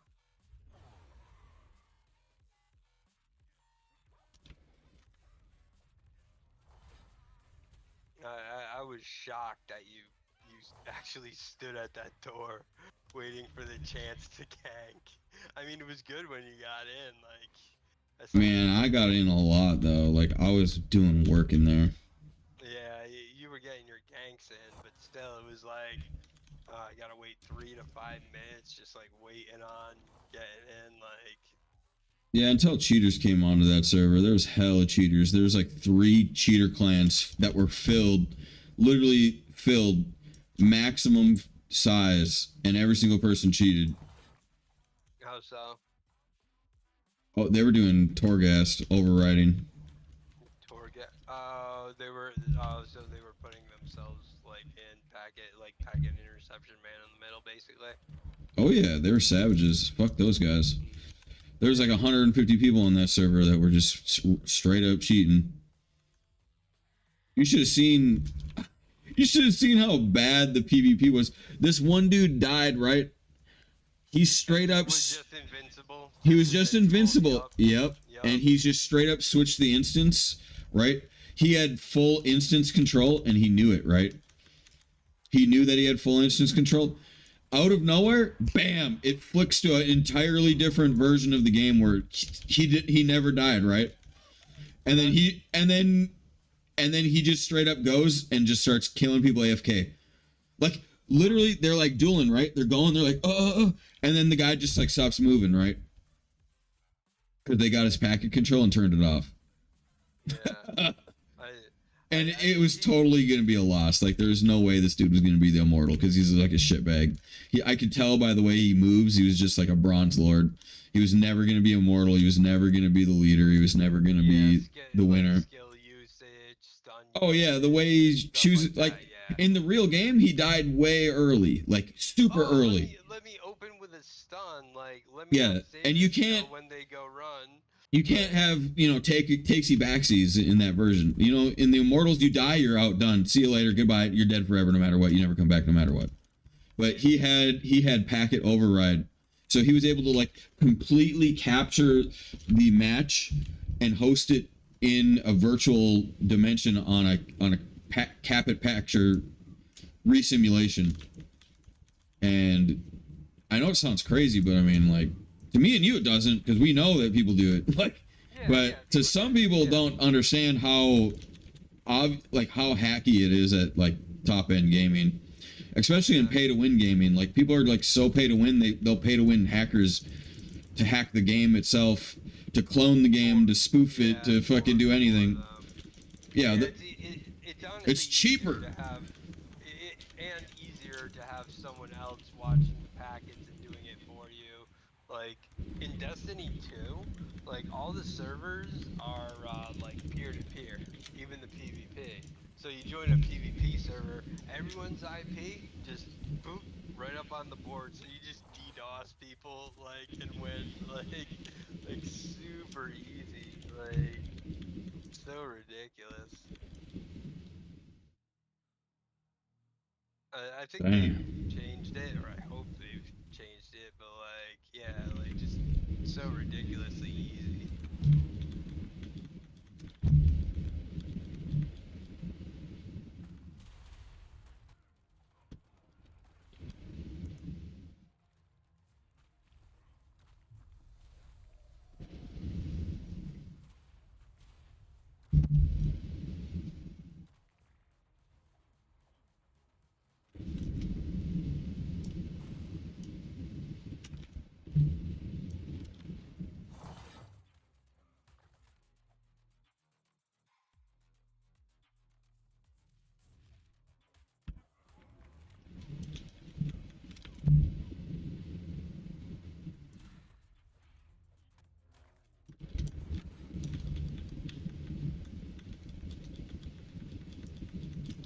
Man, that was honestly one of the funniest things I've seen in that game is just how blatant they are to hack.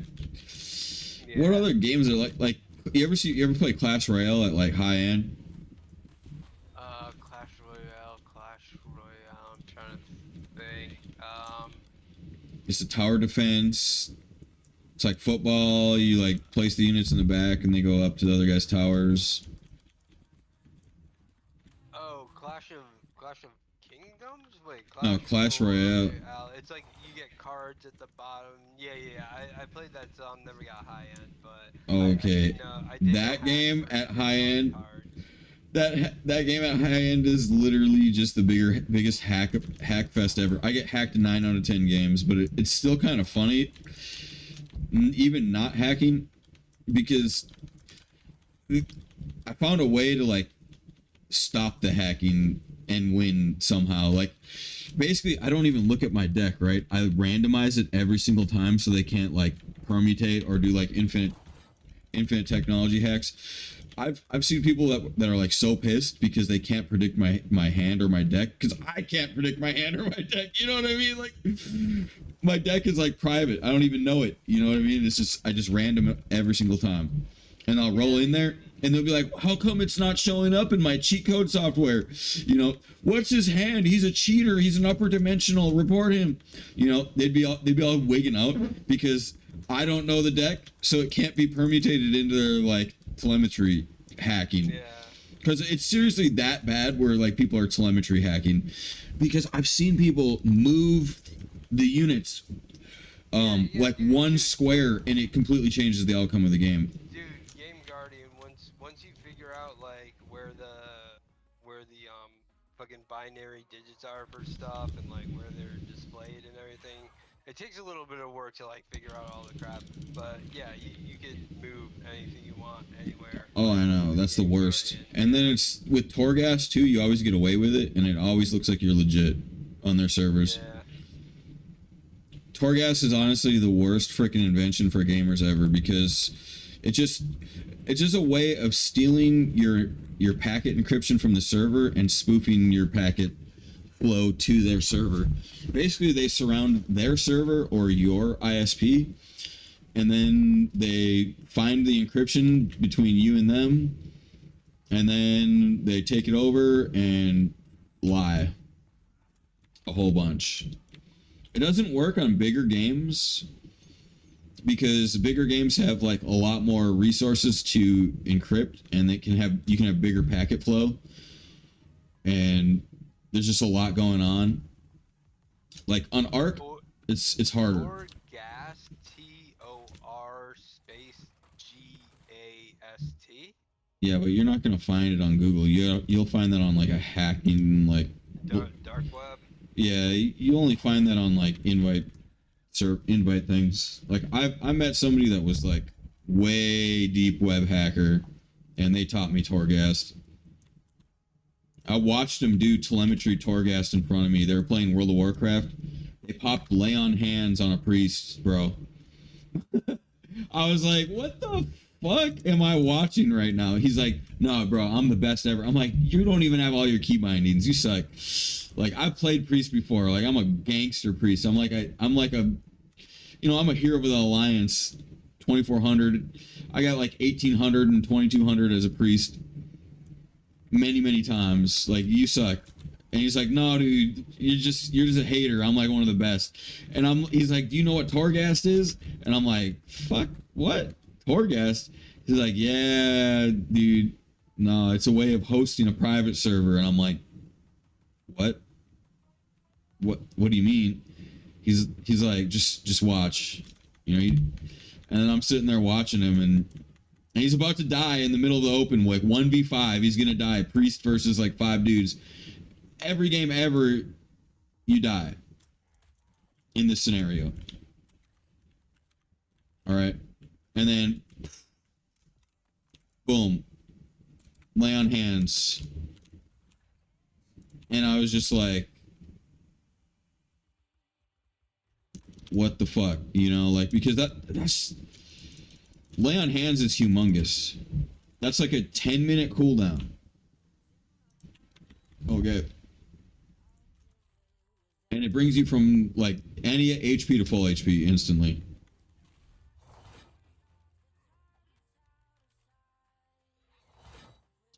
It might be a 5 or a 2-minute cooldown, but I don't know.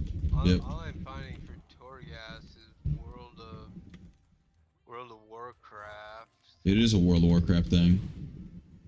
Oh. It's wave functioned though. It's actually like it's way deep web. You're not gonna find it. Yeah, I don't have Look up VM proxy hacking. Okay. That would be like the technical term. It'd be like VM virtual machine proxy hacking. Yeah, that's not VPN proxy hacking. No, it wouldn't be VPN. It might be like decentralized botnet, like botnet proxy hacking.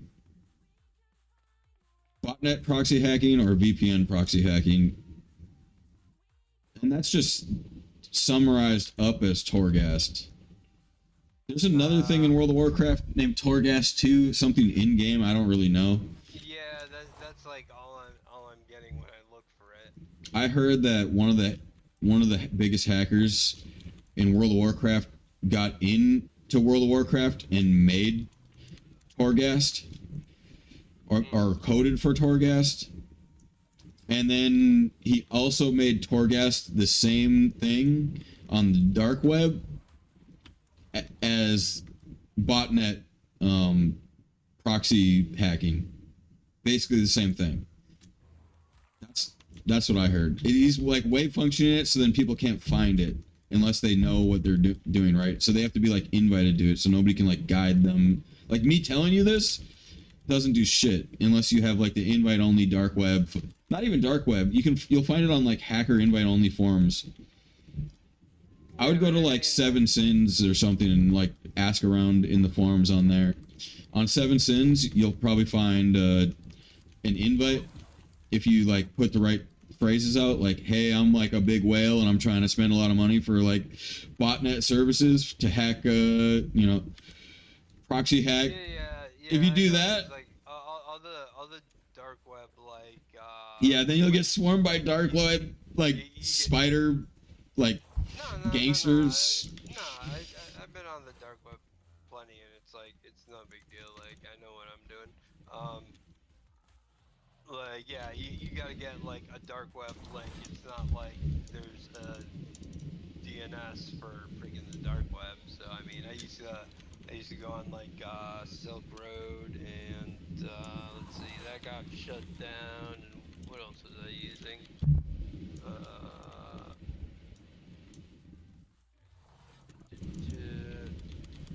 There were a few of them.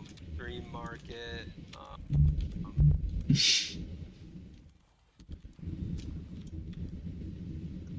Valhalla.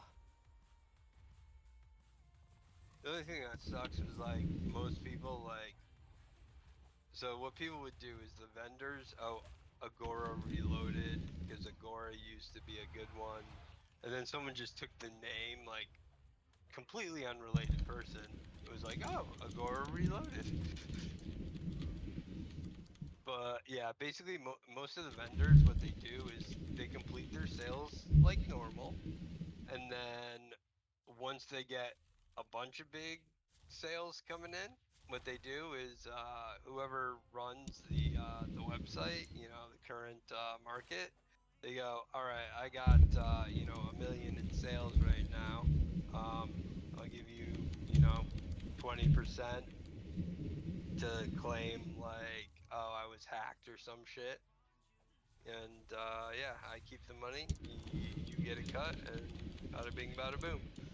And like obviously someone running a drug market on the dark web, like what, they're not gonna take like 500K to just be like, oh, they must have gotten hacked, sorry. And like they usually post like, oh, don't purchase from this user, like they've been compromised, blah blah blah.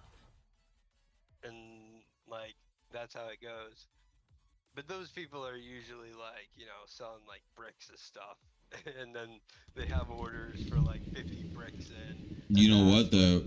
Have you heard of people selling hacks? I haven't looked like hacking subscriptions. Yeah, you could get that. Have you watched people that are like infamous for hacking that haven't been caught yet, right? Like live streamers, where they're always going pro, right? But then every update for like the first 12 hours or like 24 hours, they don't stream after an update. Guys, I've been going so hard. Oh yeah, I got a sick. Yeah, and then the update, and then Oh, the new update came out. Like, all right, my girlfriend needed some attention. We went to Disneyland. All right, we're back, boys. Log in, we gaming. Yeah, all the excuses ever from big time streamers too. Like I used to play H1Z1, and some of the big time streamers, like on update day, boom, no cheats. It felt so good for like 24 hours. Every time an update comes out, they can't play with cheats because otherwise they risk being banned because they'll get reverse artifact extrapolated, and then they're banned permanently forever. And then no more stream money, no more life. You're dead. You're dead to the community. Everyone hates you forever. Yep, they get canceled. Yeah. And that's a huge thing, is that those update AFKers start adding up. Every time that update comes, they're just nowhere to be seen. What are you doing? What are you doing missing from the streaming community every update for the last 10 updates, huh? been streaming so much. I need a little. I Have need you a heard little of Rick break. Grimes?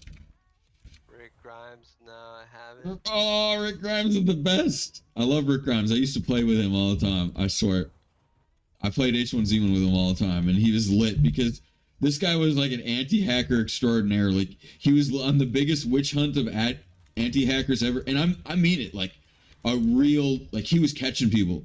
He was catching people like as they were Starman and hacking, all kinds of people. hacking 'em, Yep. Yeah, and he wasn't counter hacking them per se, but he was just like, showing the dots. And then he was investigating too. He would be going into Skype like, yo, if I buy these hacks, I want to know like who your clients are.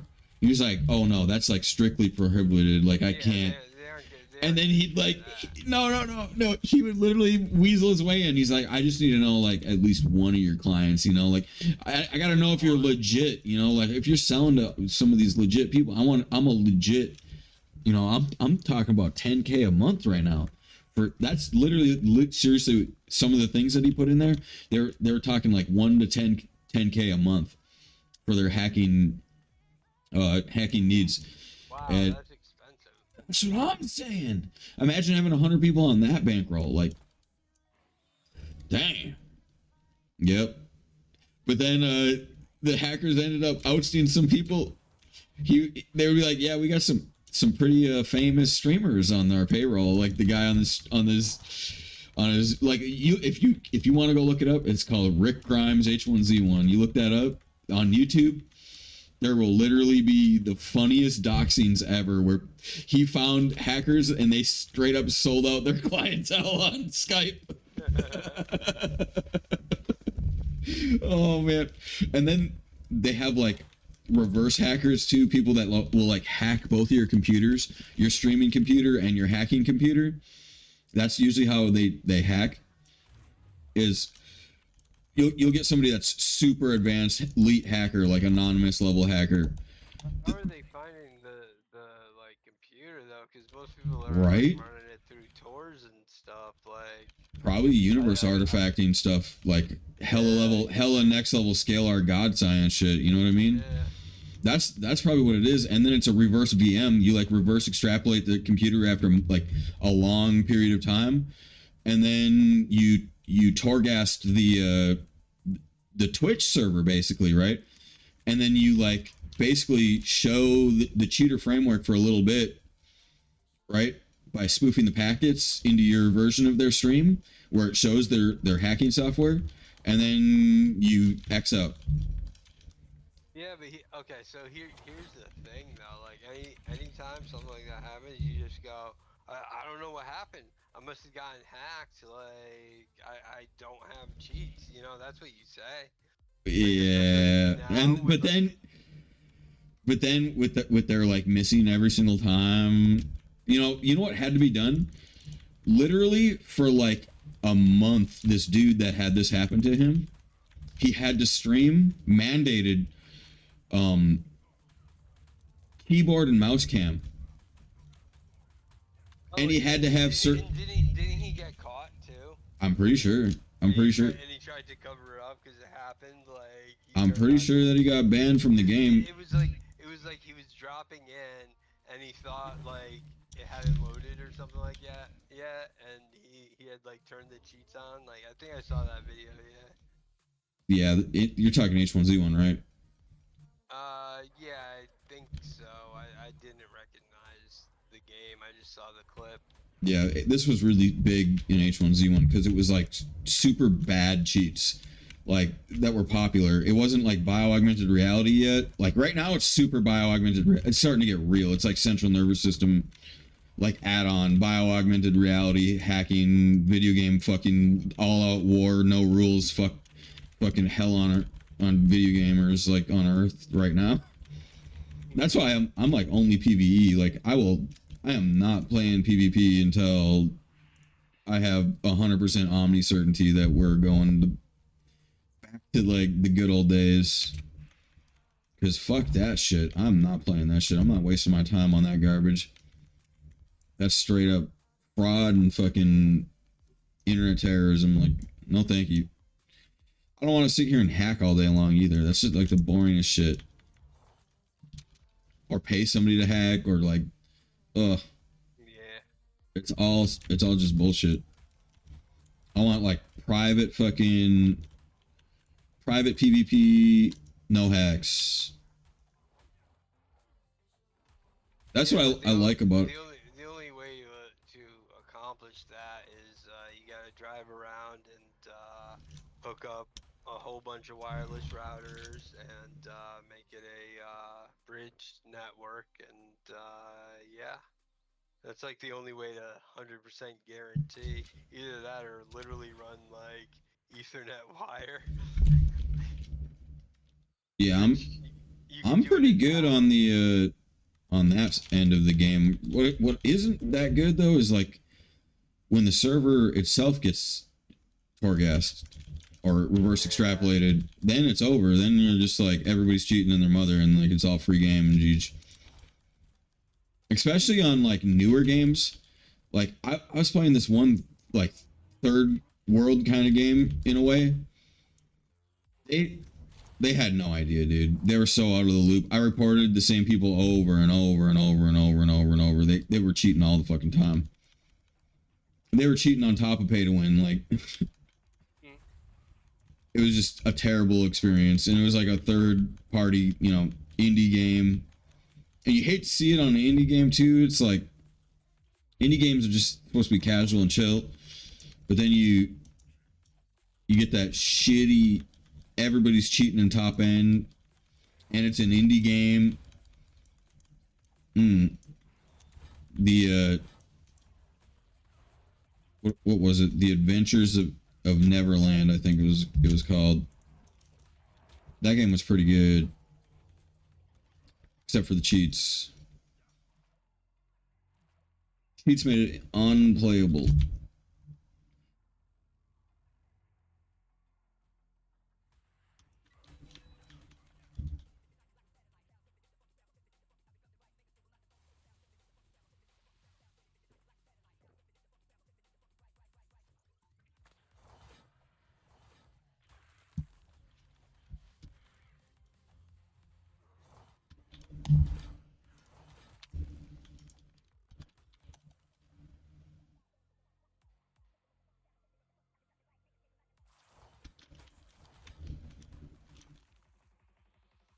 Oh damn.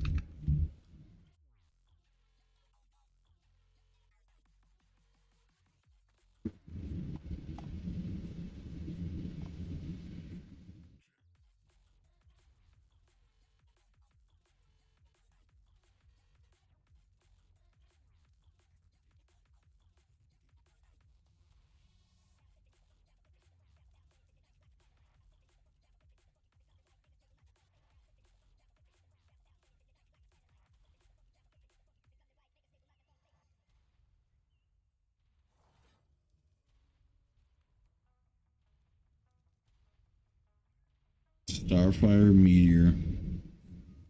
36 times. Too low level anyway. He's only 96.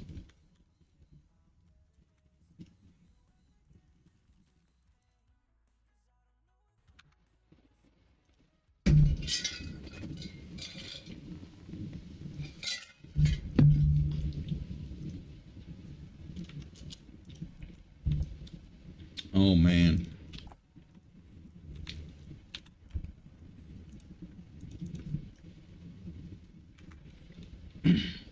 Let me tell y'all, if you are sick of games that get hacked, the number one thing to do is look for size of installation. The bigger the size of the installation and the bigger the release or the newer the release date will reduce the odds that it's going to get extrapolated or be hacked. Those two things are very big, especially if you're on like a console. Console adds more layers of defense as well because it's written in like non-parallel logics usually. When it's on PC, it's a little bit more open, but not always. PC has a lot of different opportunities to avoid hacks, like modded servers and pro anti-hack communities. Like I'm on a very hardcore pro anti-hack community. server.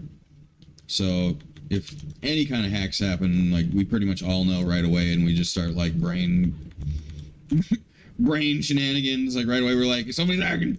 Who's hacking? Get him off. Fuck him up.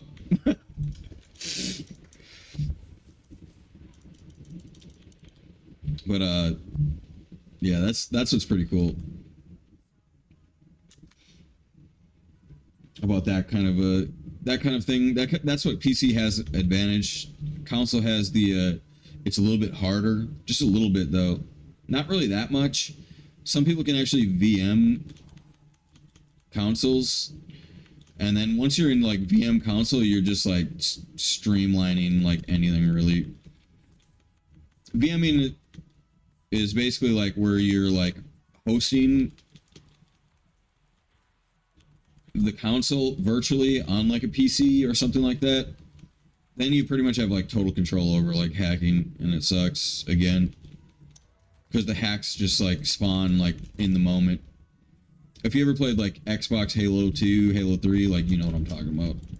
It's just such a bad experience. It's like hacking all day, every day.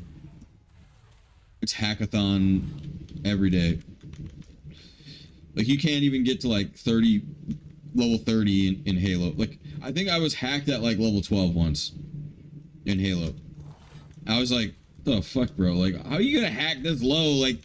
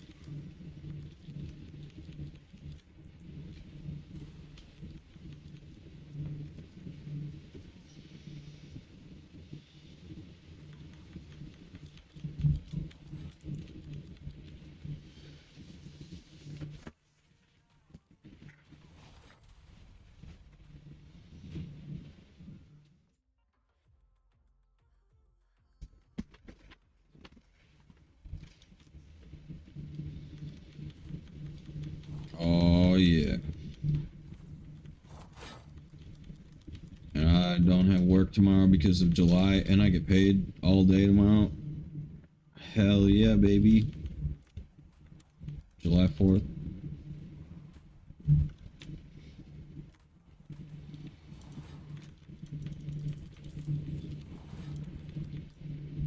Mm-hmm.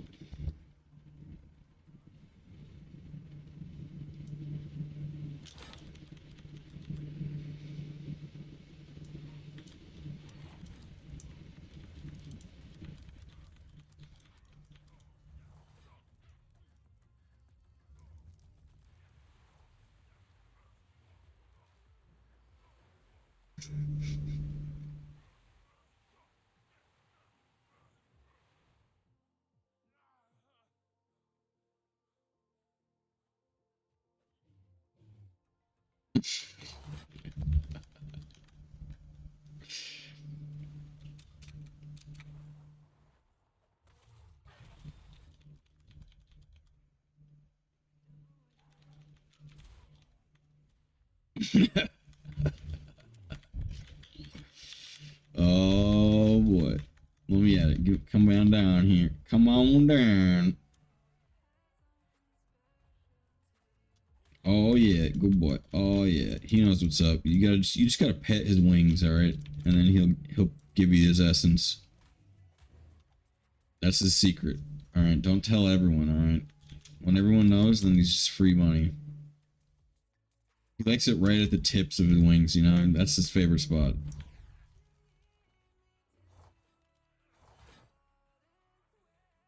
Oh yeah. Ooh, a gamma ray tech 170. What miracles are on?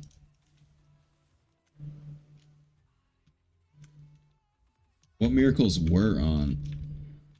What is this guy doing?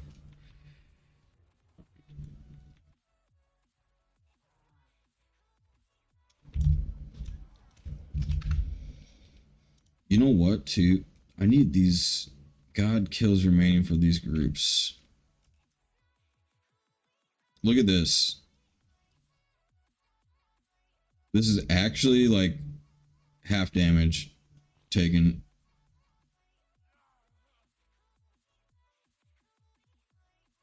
Honestly, I should go for these.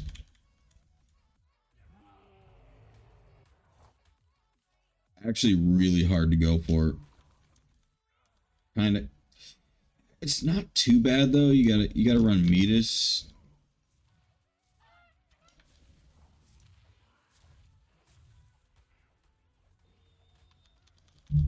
We could have done Enforcer.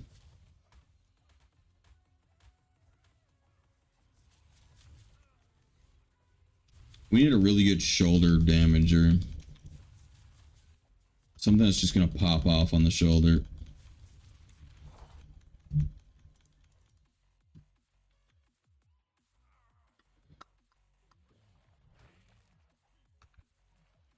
Let me see one. I think the compy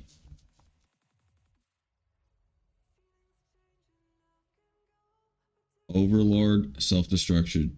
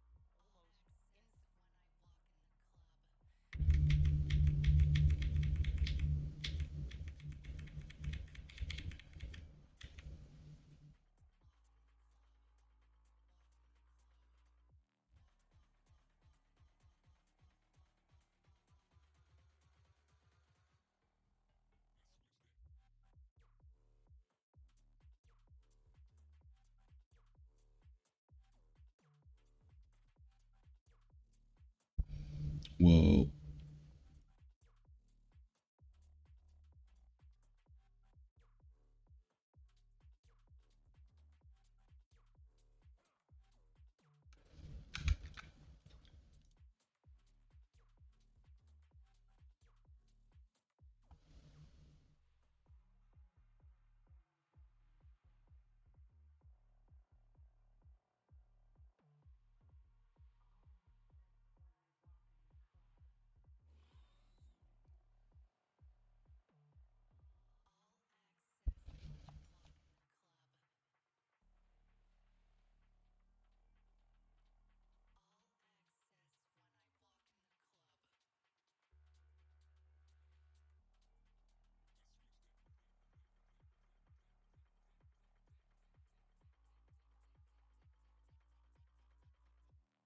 That's actually seriously one way to get it is the fire wyvern. I could exclusively be farming wyvern.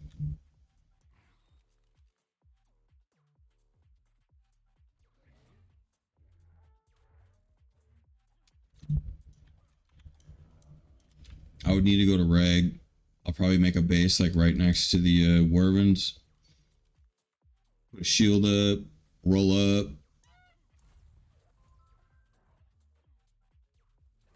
Pop out. Mess them up.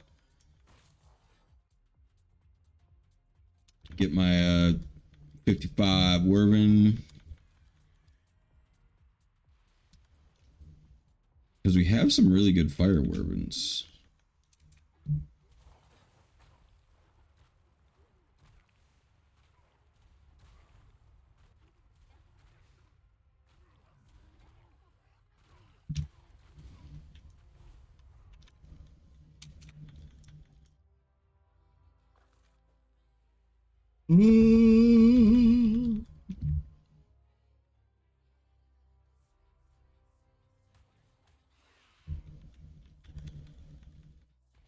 Okay, a pego.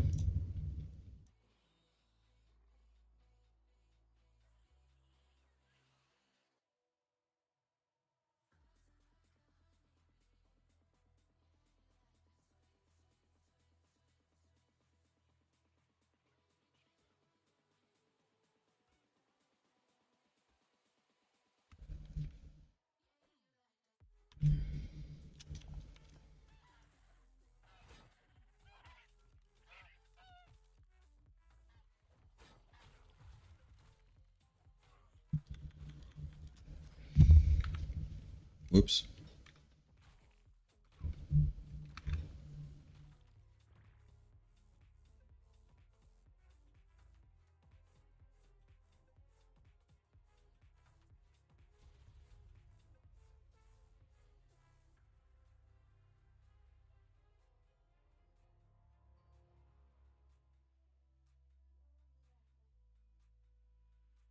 Okay, I'm gonna read every shoulder mount. I know right now. I've never done this yet, so.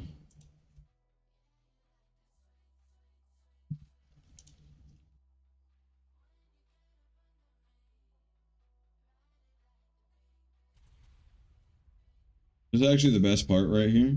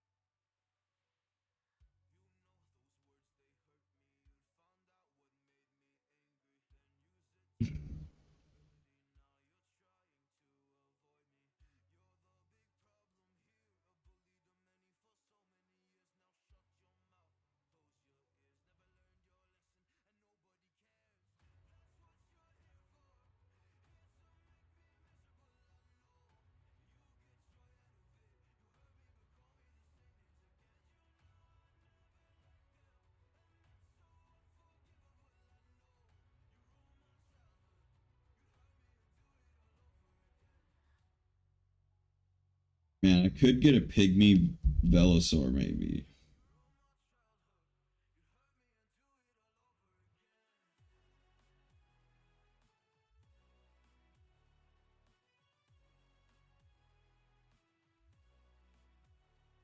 Basically, everything in the game can go on your shoulder. In this mod.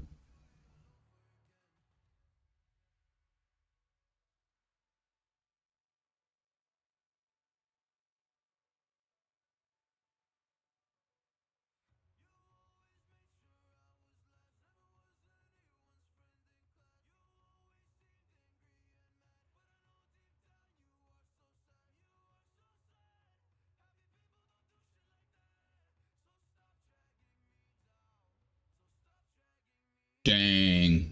This seems lit. I kind of want this.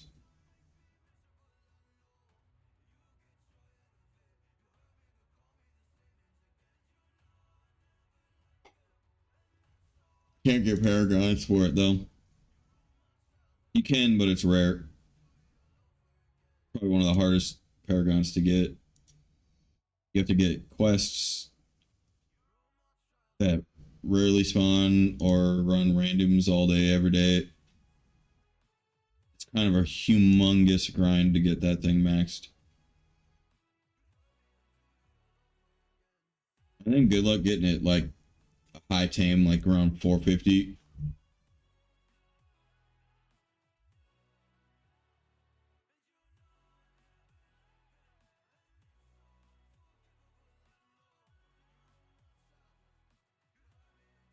I tried this compy with the mount with ice. He was Omega, and I'm like, okay, he's gonna be a beast, right? But apparently the damage decrease must be bugged because he does zero damage. So I think that damage decrease means zero damage. It's probably like 50 times less damage or some weird thing where it's like 50 equals greater than 1, right? That's what I think that he has typed in there because it literally does zero damage every single time. And it should do a ball in damage. I mean, an Omega Compy should go around and just do literally just buttloads of damage during Blizzard.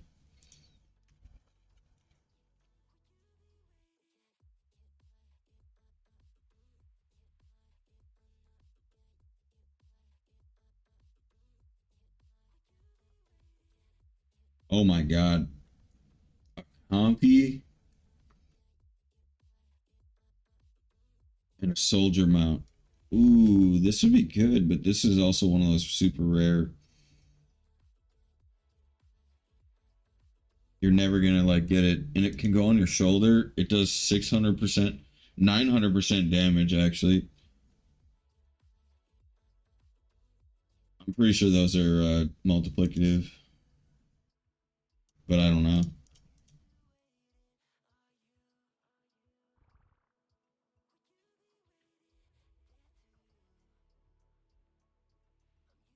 Corrupted would be nice if it could go on your shoulder.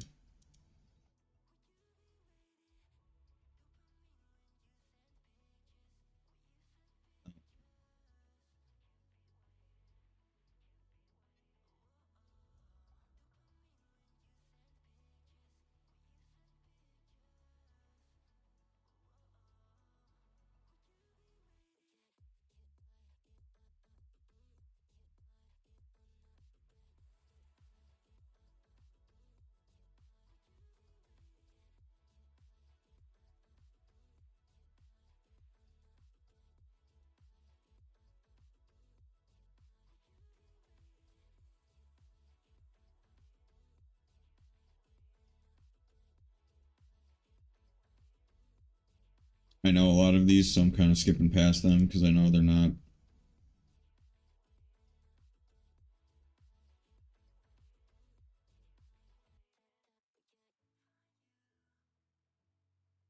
Melee bypasses resource damage reduction. Ooh, boy.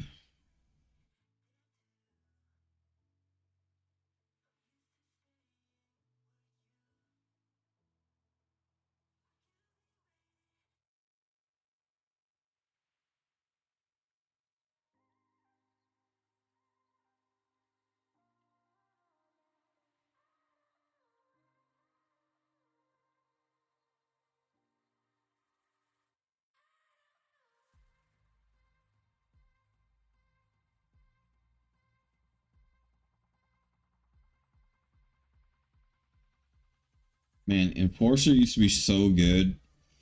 I wouldn't even need to be reading this right now if Enforcer didn't get nerfed. The Enforcer nerf.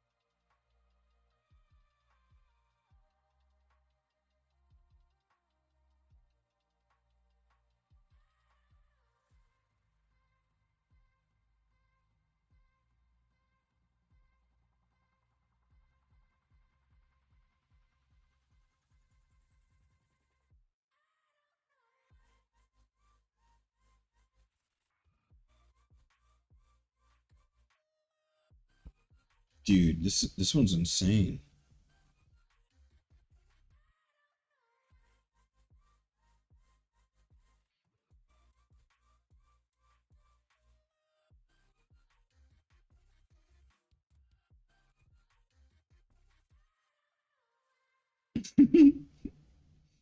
Reduced cooldown. Gains Paragon variant. Oh, Paragon variant's 10 times HP too. That one's insane. Infinite stamina for 5 seconds on kill. Oh my god, what is this thing? How do you make this? How do you get this? I don't know what this is. The Caposaurus.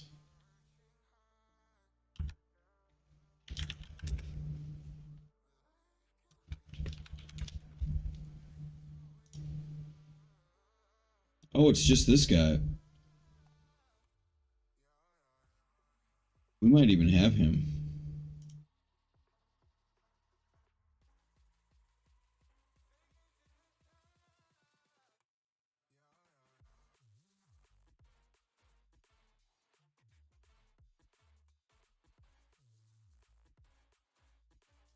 Gaines Pygmy variant right here.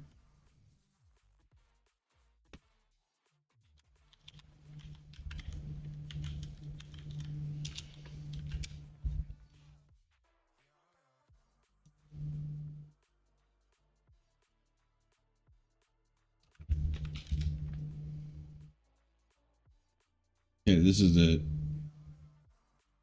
Good luck finding that.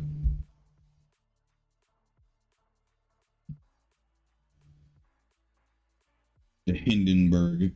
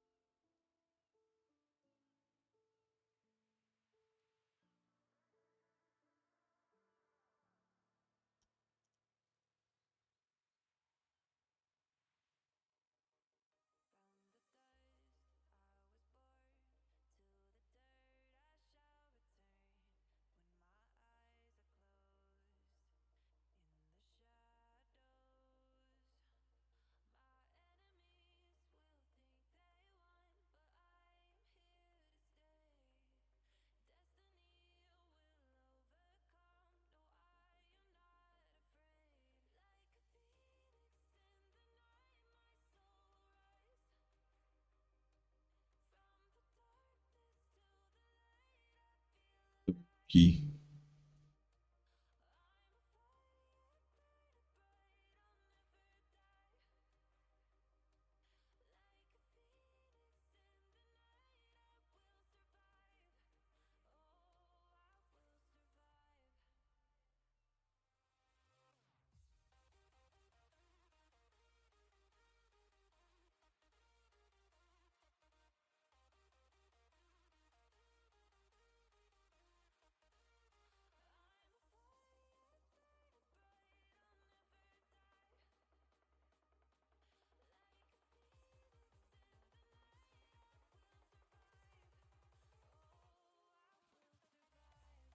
You know, not a lot of things are actually that good in Pygmy because They can't actually use their abilities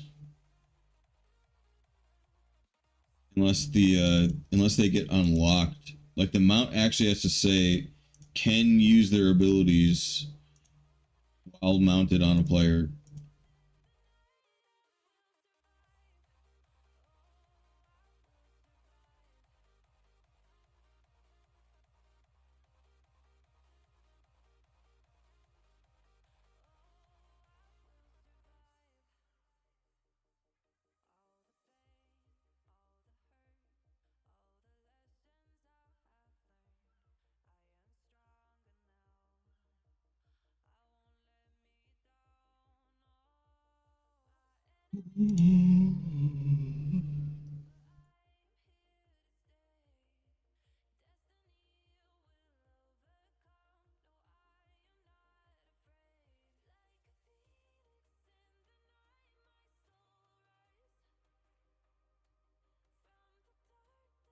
Oh my goodness, this thing's OP. Double movement speed gains barrage variant. Spectral, Siren, Barrage, Earthstorm, Firestorm, Light, Ice Storm, Lightning Storm, Water Storm, Windstorm, and then double movement speed gets nerfed to 15 times multiplier. Spectral Siren, this gets buffed to like 16 times multiplier. This gains barrage variant though. Look at the ability damage too.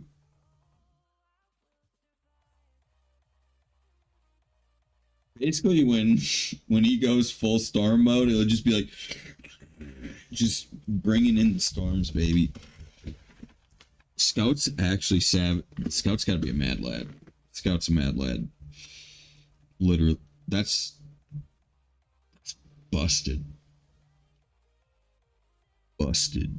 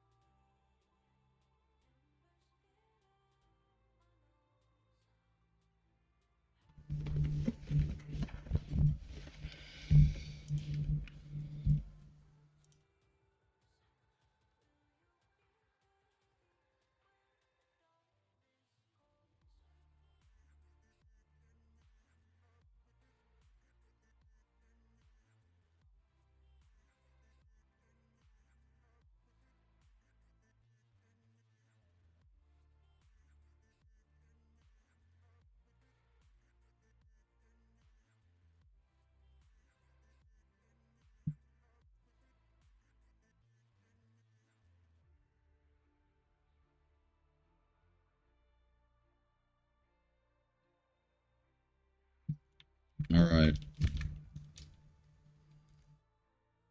Didn't find anything that I didn't know. I've never read all of that, so that was a good read for me.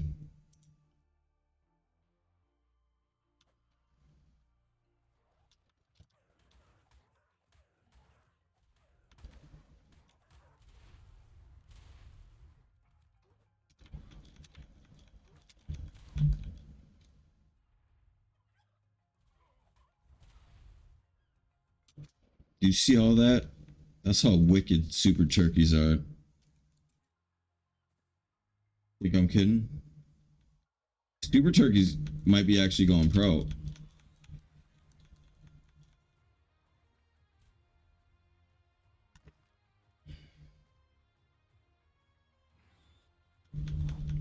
Yo, Sky almost has a defense unit set up for us too.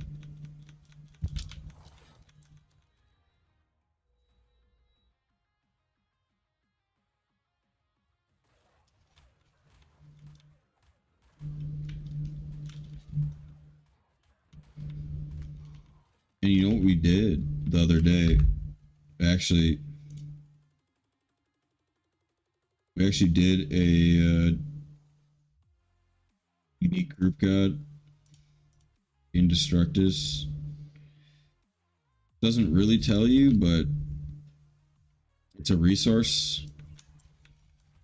We can actually ancient our element defense unit when we get it right away. We can just run resource boss a whole bunch super quick. I'll just pop like 50 of them. We'll get an element boss soul pretty easy.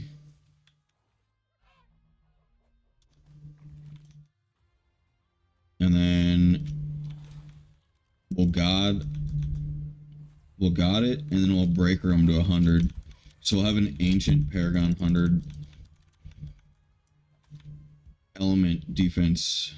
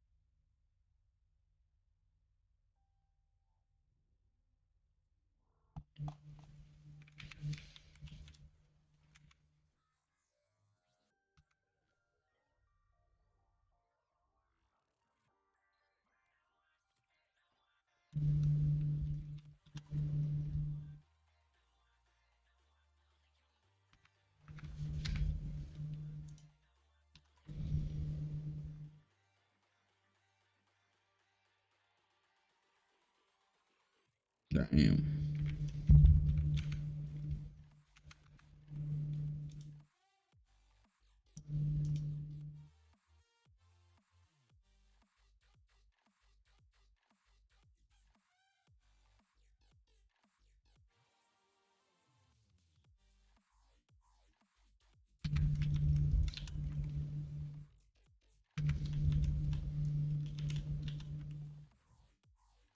I go check the clones.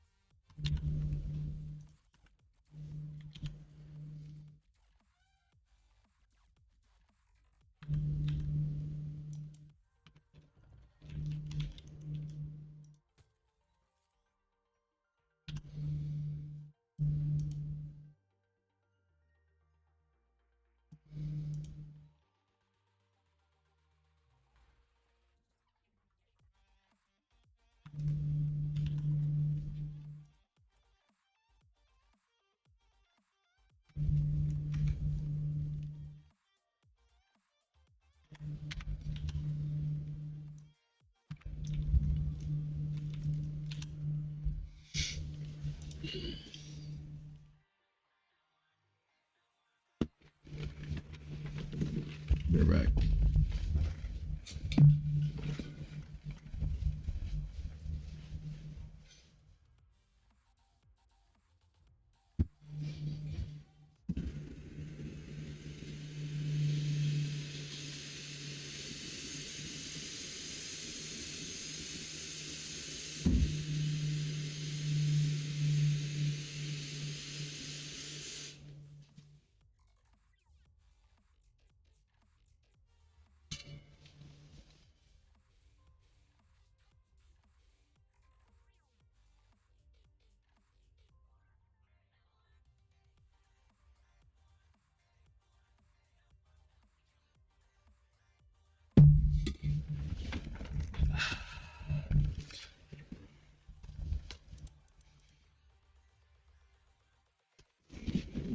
Woo!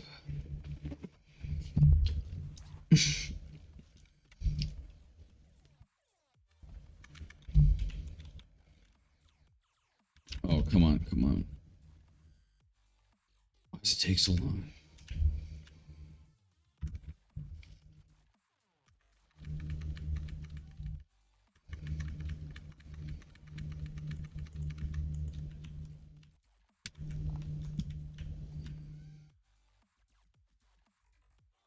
Can I go in yet? Dude, it's getting longer. Every time I'm here, like,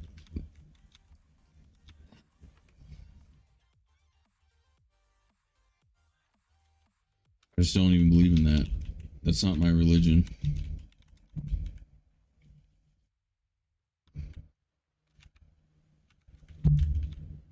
Okay, quests. Shit.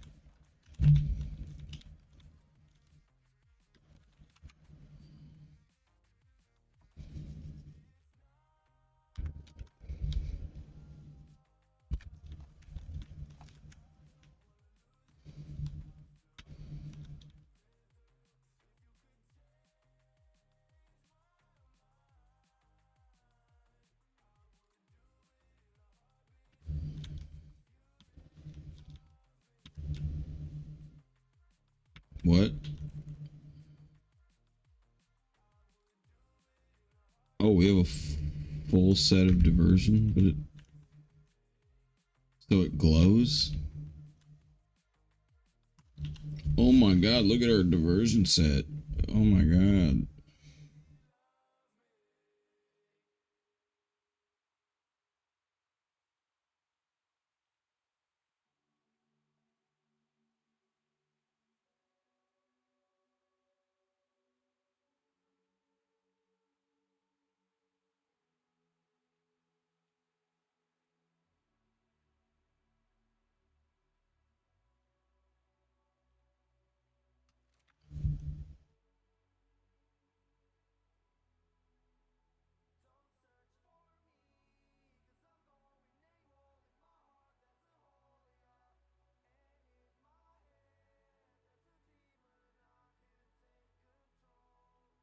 $75% reduced damage below 25%.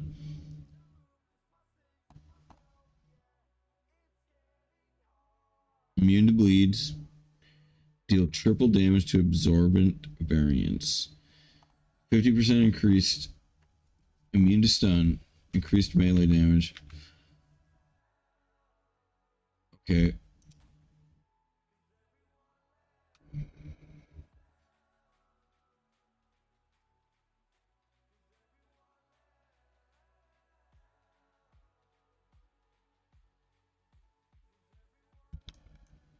Alright, that's whatever.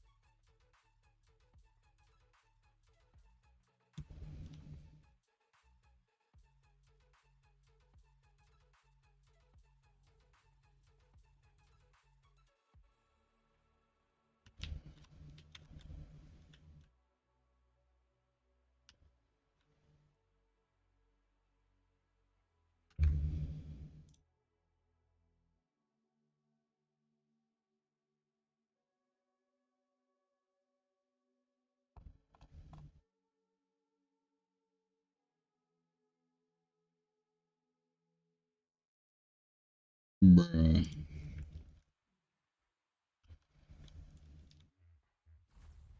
We just need a sidekick and the breeding is just gonna be all day.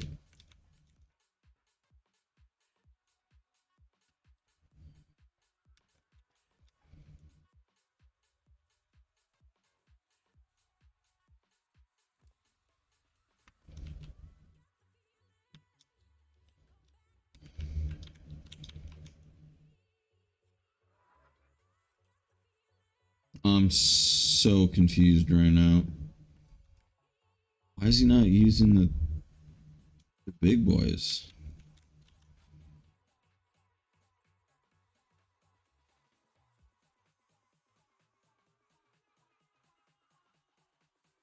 This one's perfect.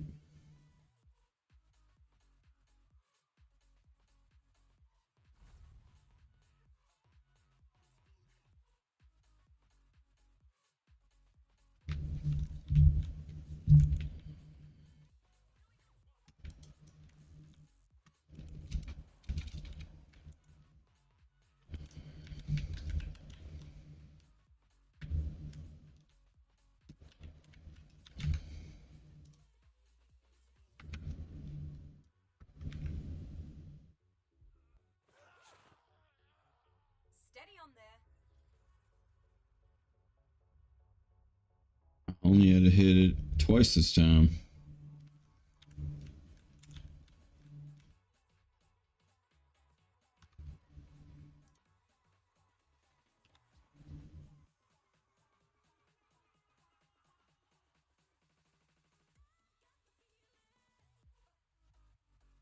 Oh, you're getting fresh babies.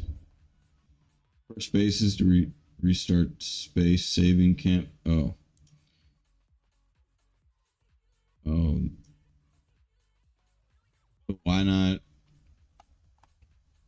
Why not do that with the 37 male instead?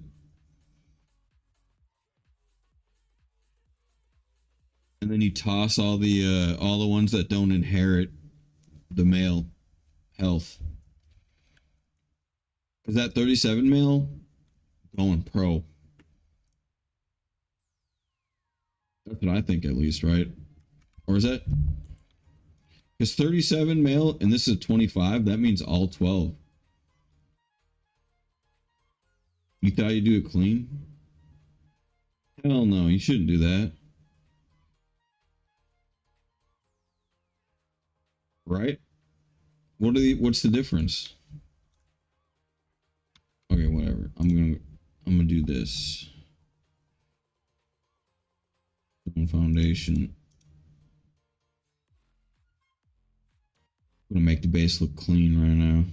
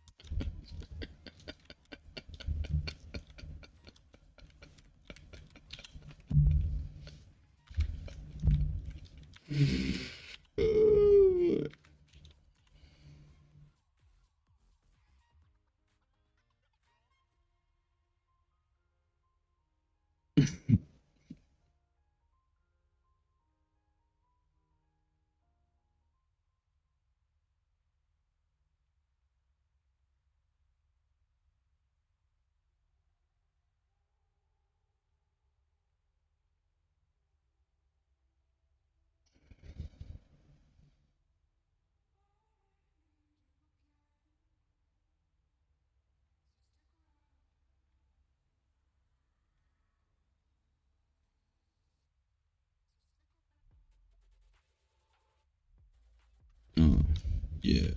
What? Oh.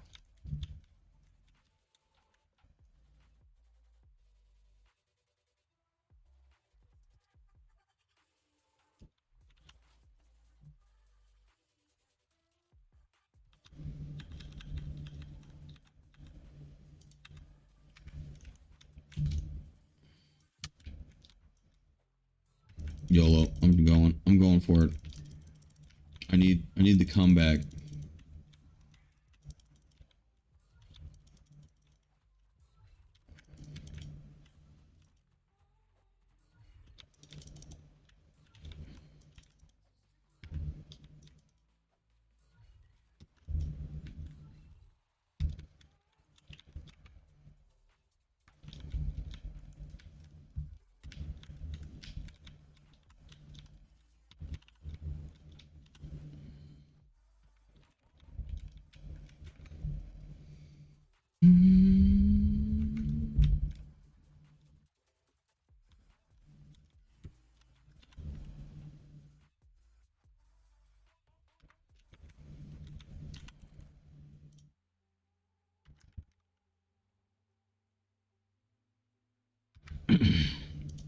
Oh, that's too expensive.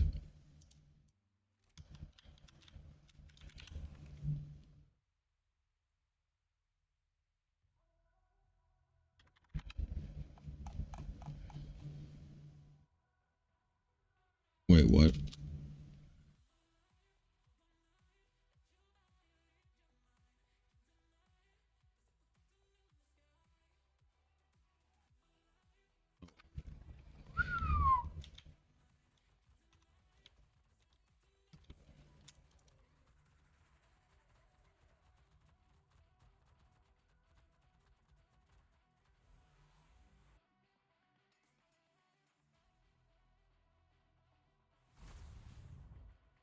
A and I totally forgot that.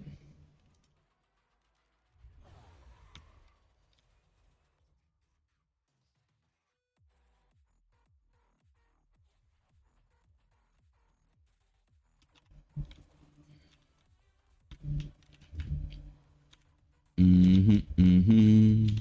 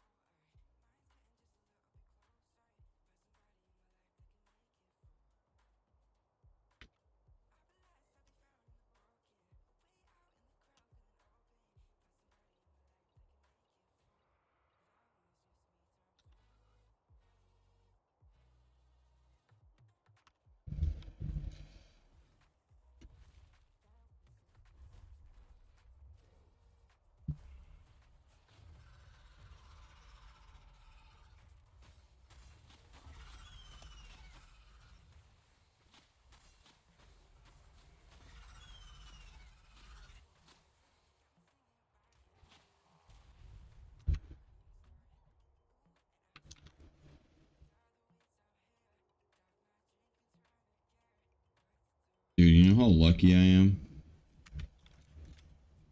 Freaking insanely lucky right now.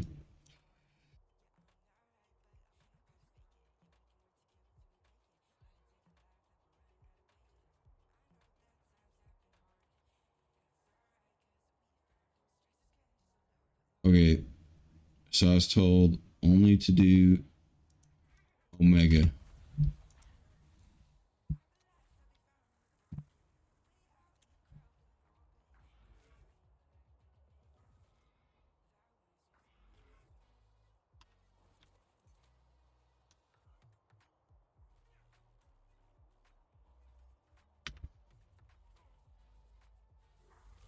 Yo, get out of here. What are you doing?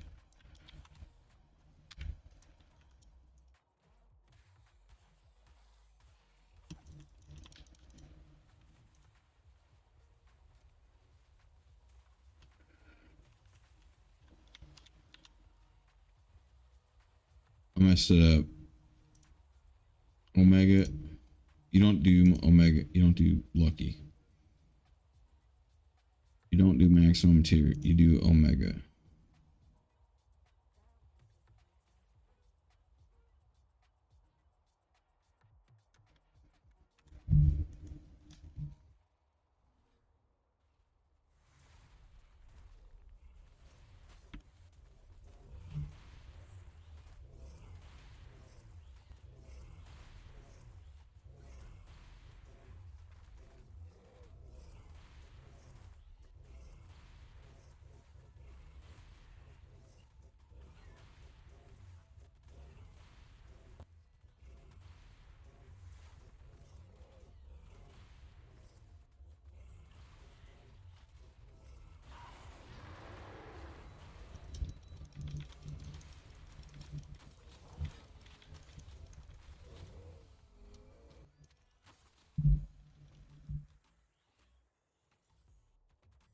Who killed it? Who did it?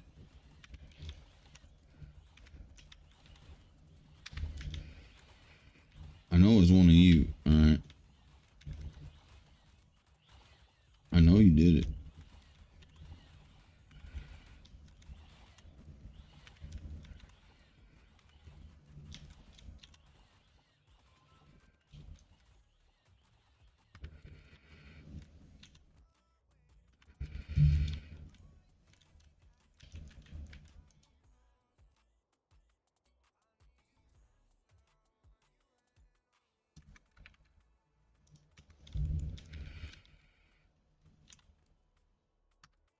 No way.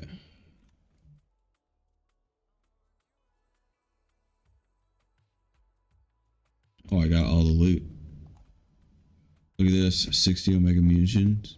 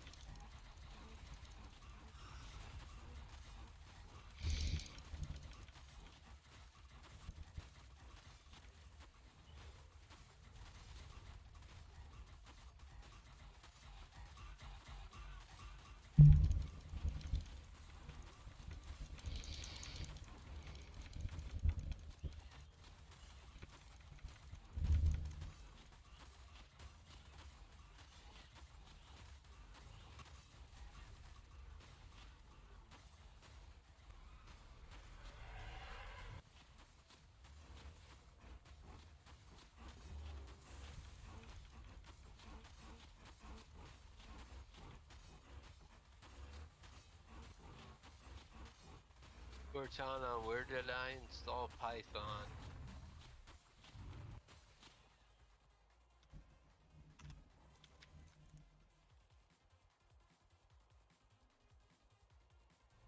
Useless piece of crap. A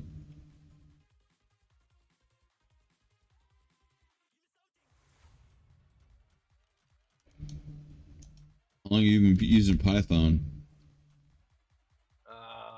I don't know, a few months for a few different things, and I've been using Unity, and I've been using Blender, and I've been using a whole bunch of different stuff that I don't really know how to use. I mean, I know I have it installed somewhere, because I've installed like Android SDKs and stuff, and I have it somewhere, and I need to update a package for Python, and it's not in the default directory, and I can't find where the hell it is, and it's like,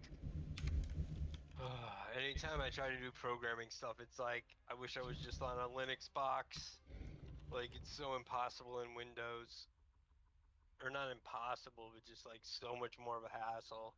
So I could either add the friggin' path that I just like randomly installed this package to, or I could find where I installed Python, which, sorry, it's just like one of those things where I'm getting frustrated, deep breath.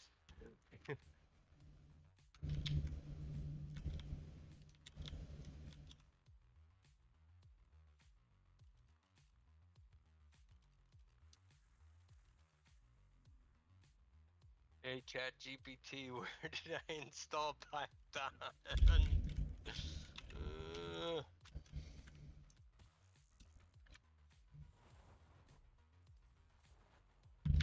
Oh yeah, I was gonna try these.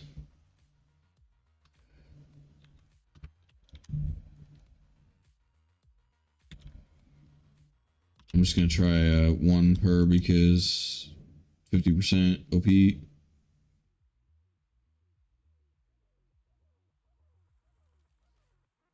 Maybe not. Maybe I'll use two per.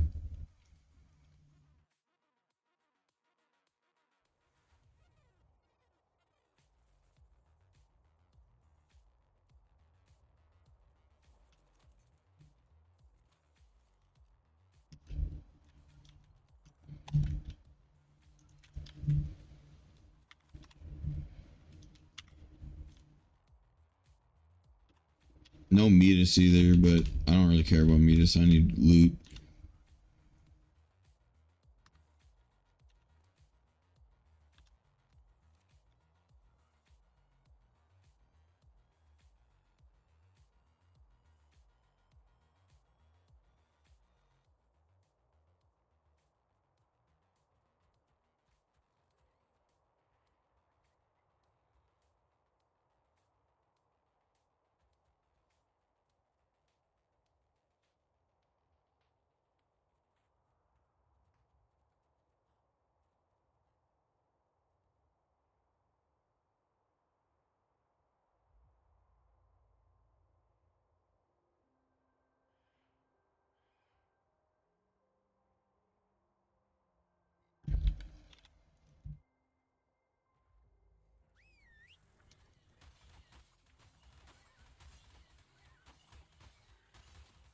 Okay, it does not work. The antimatter strat does not work. I think it has to be an ancient god. That's the way it works. Otherwise, antimatter doesn't work.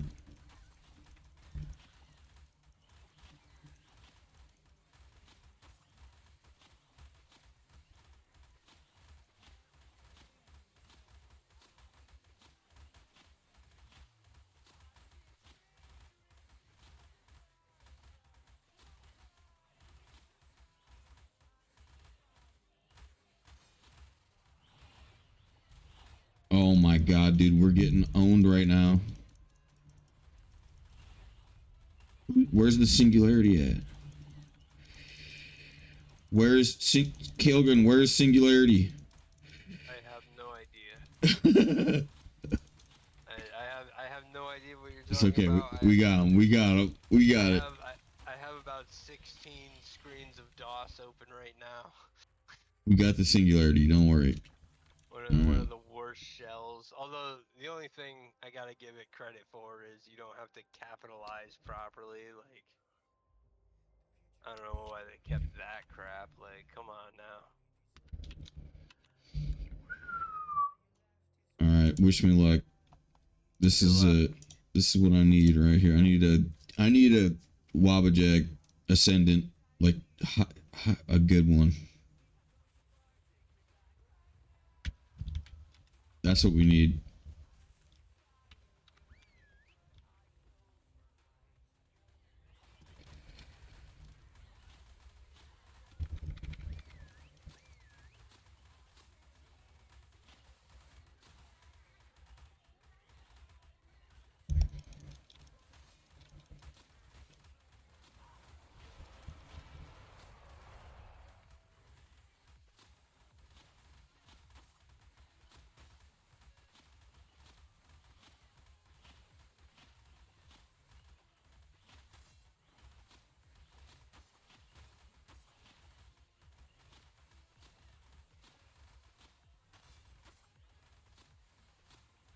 Did I mess up? I think I messed up.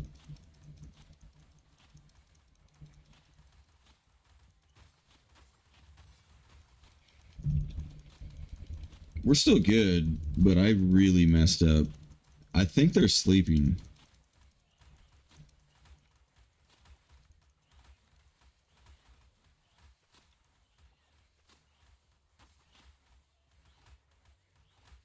No, they're good. They're good.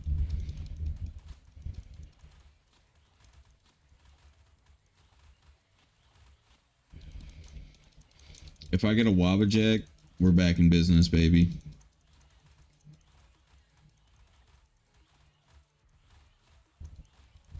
It's all that matters right now. Wabajak City.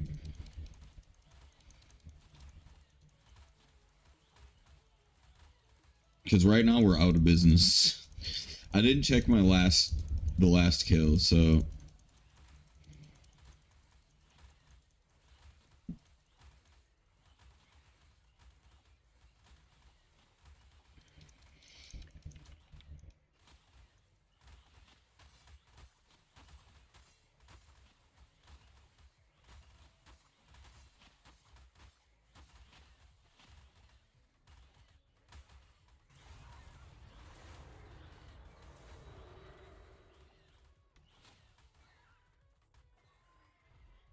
look at it. They are sleeping, dude. Y'all sleeping on the job, you lazy sons of bitches.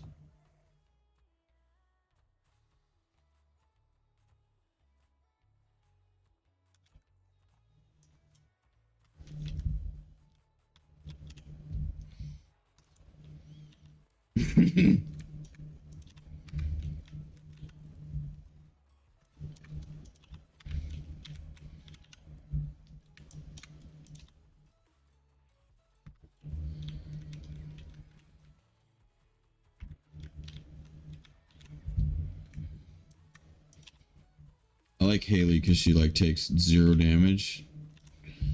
And when you take 0 damage, you take 0 to pour.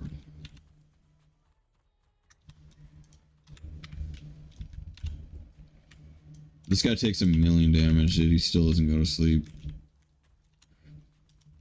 But these deaths, though, they're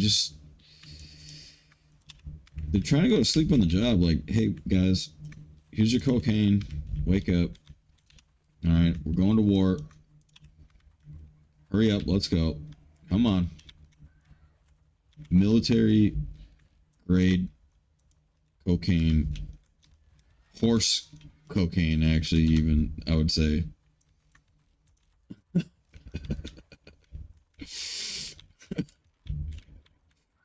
Oh, man.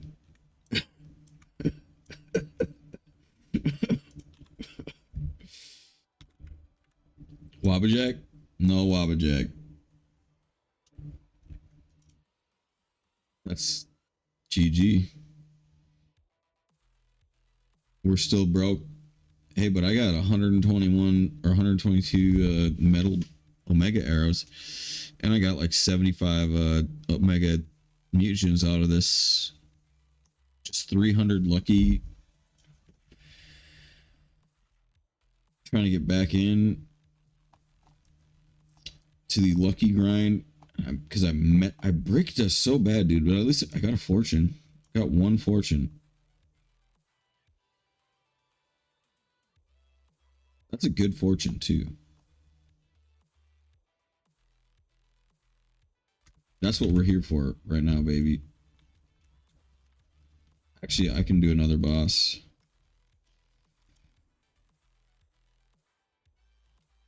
And I could do a loot force too. Actually, I could force it to be loot with Omega Paragon. And maybe that will give us a Wobblejack, which could get me back into the game because I'll get like literally like 3,000 plus.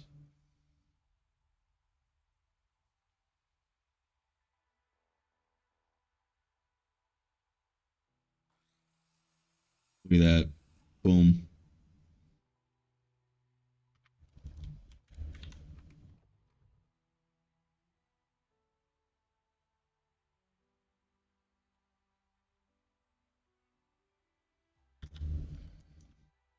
Boom.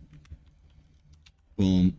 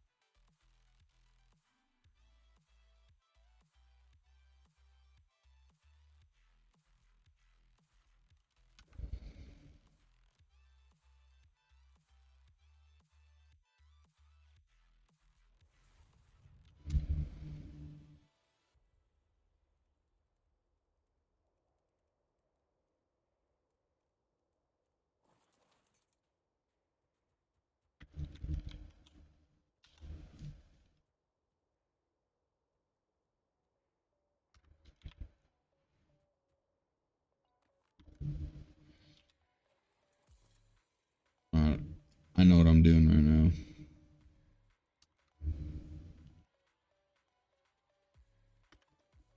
Do you know what I'm doing?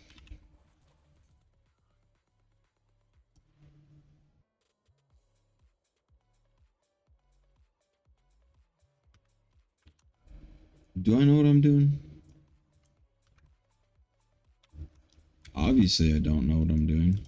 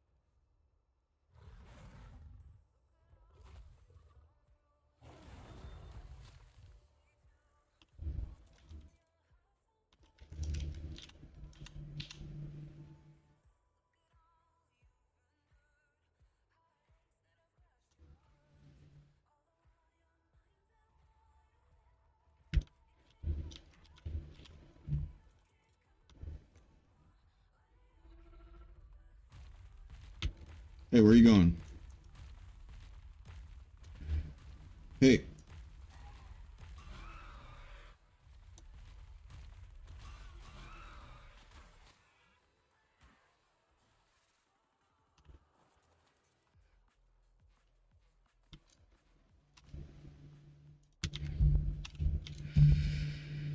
Hmm.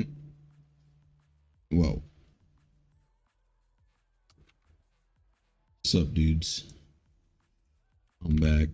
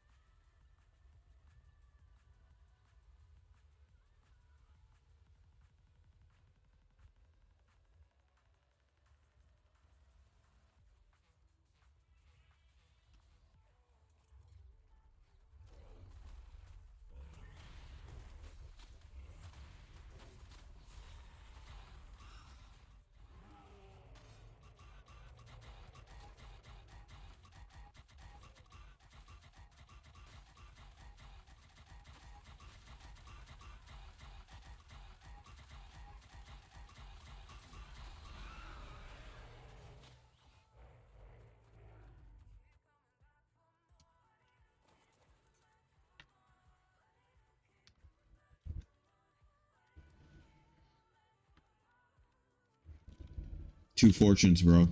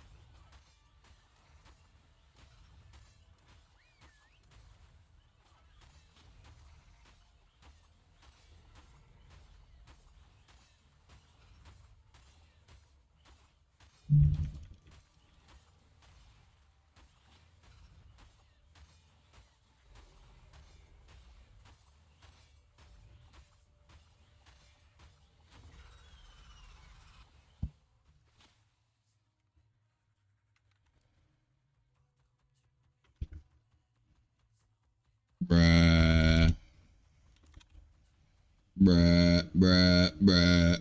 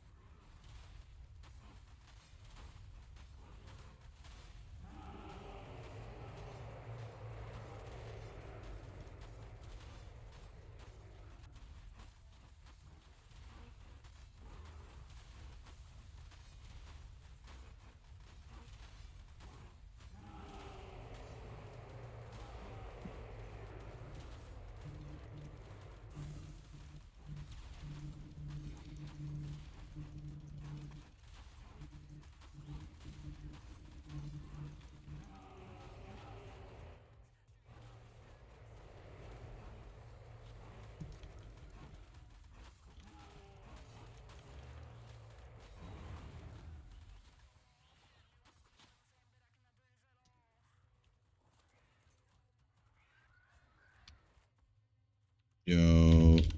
I got gypped. Wah.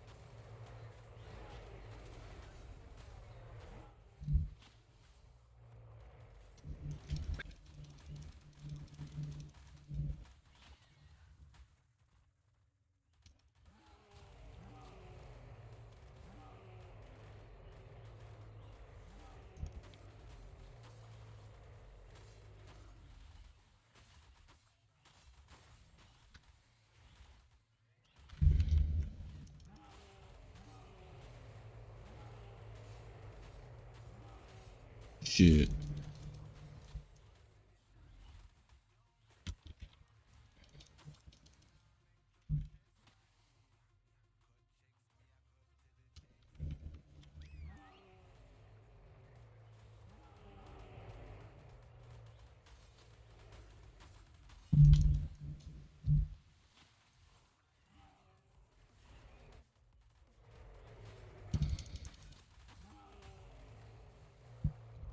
Man, this dude's just running all day. When you gonna fight back?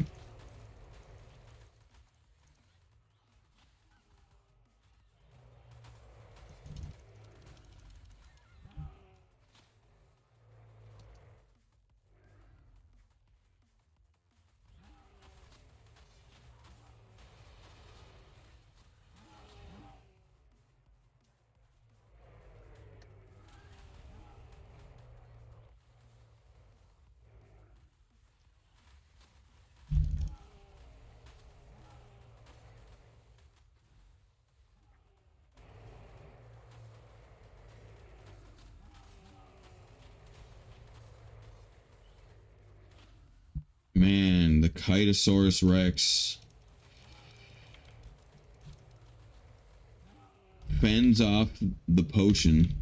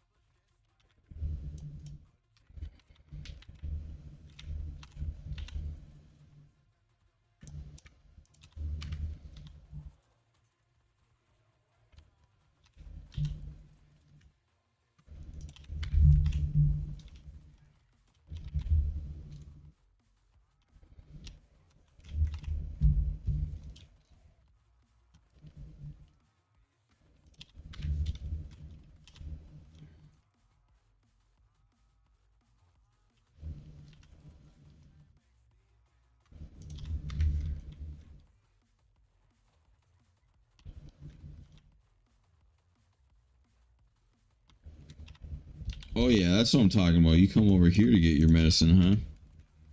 Like, yeah, baby.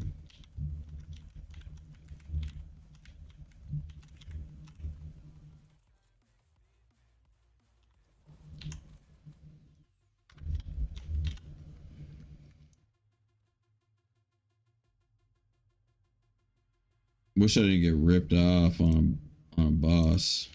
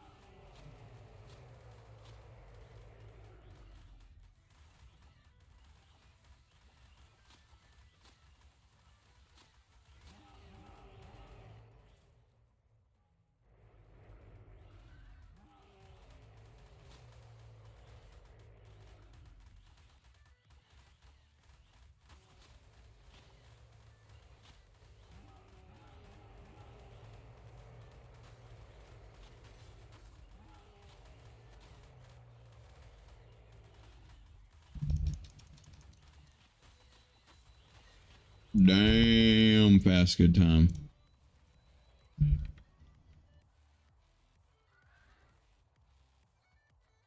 All right, all right. Here's the moment of truth.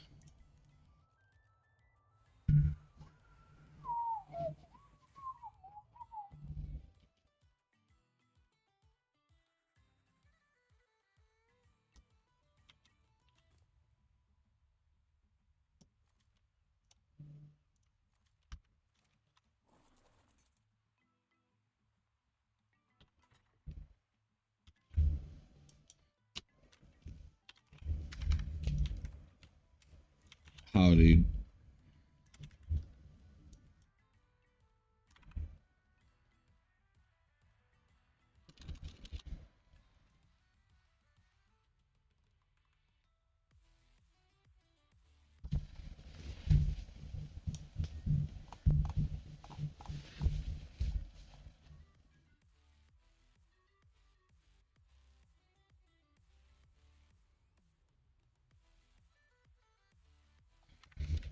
I think this other one goes straight to the grind town.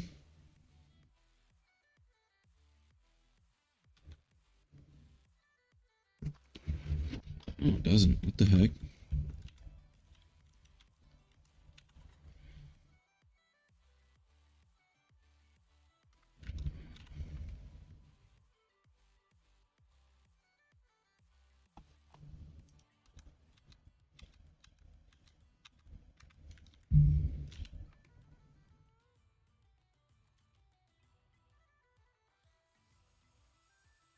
Boom.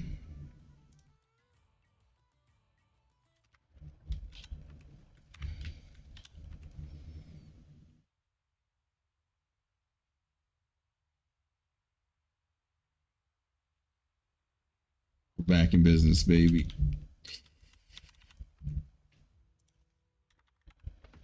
All right, we only have 4 more loot souls.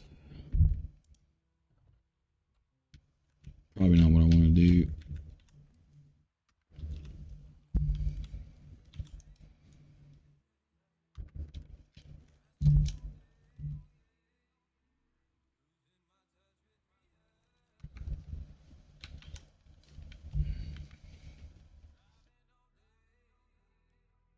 Oh yeah.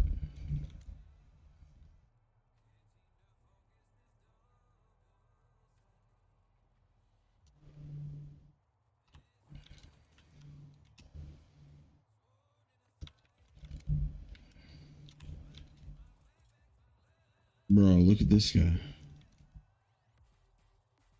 Prime Mercury.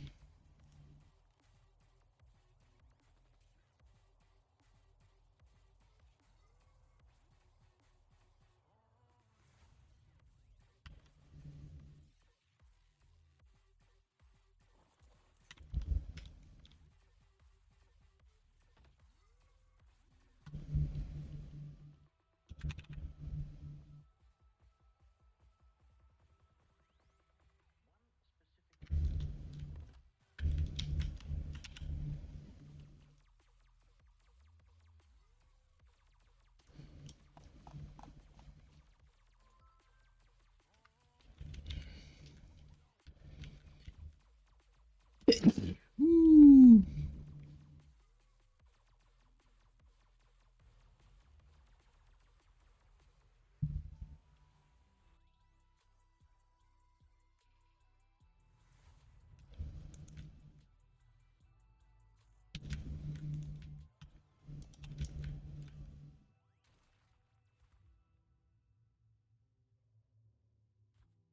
Fall to your death.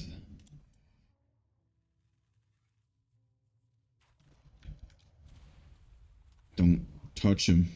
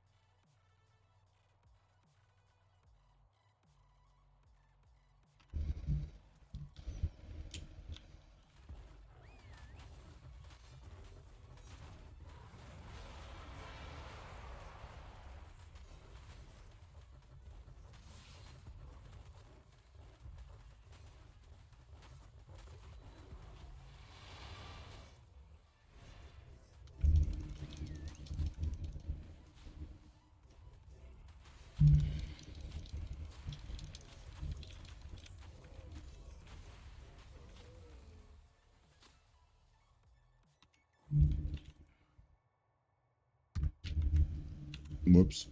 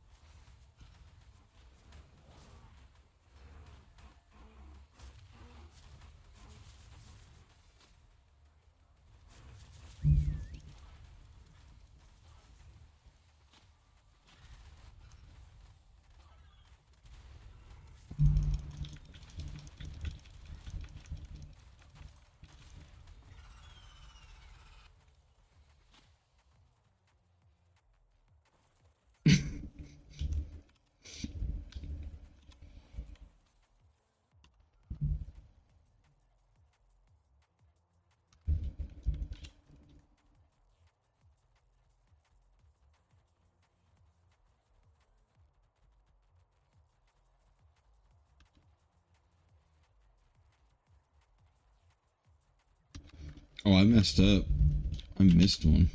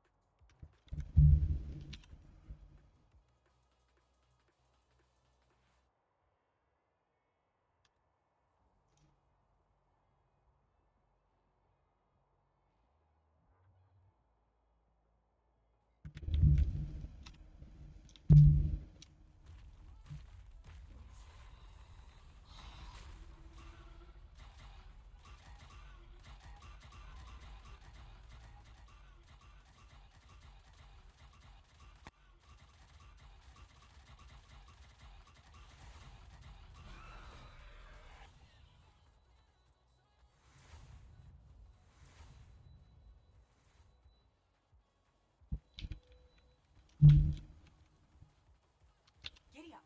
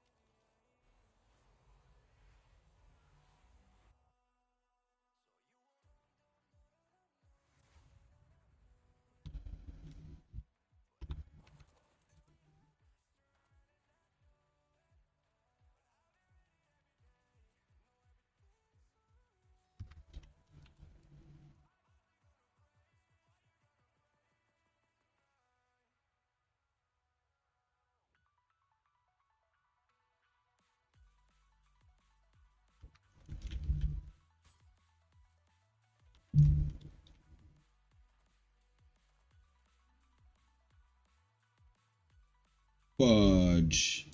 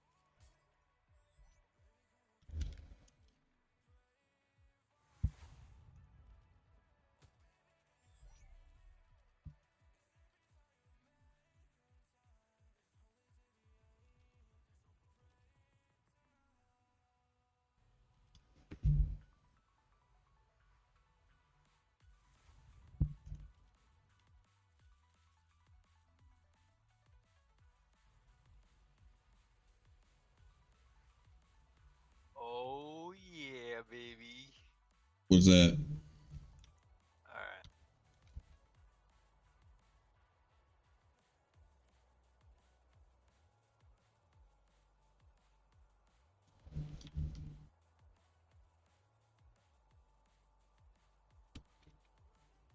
I'll send you this on Discord.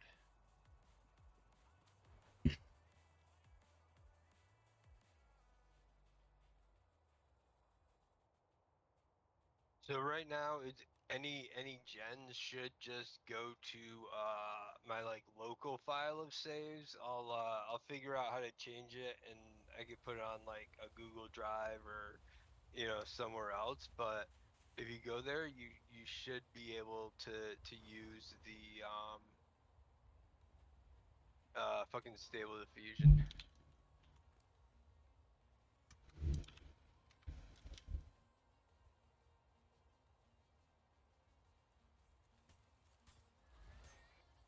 Like it's gonna use like my GPU and everything. You get a preview of the image.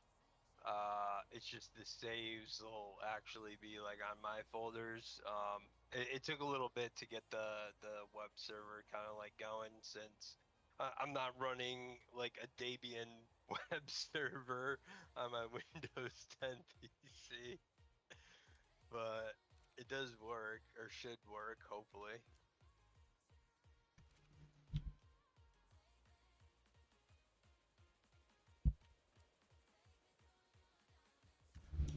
Bruh. Come on. This dinosaur is asleep killing people. What the fuck? All right. And I got a couple of different like models. One's like a like extreme hentai type one. There's one that's just like the base general one for if you want to do a tiger wearing a hat, like safe for work stuff. Um, I think it's called, what is it called? Corneo Seventh Heaven mix. That's the one I like the most. That has like the like skinny, clean anime looking chicks.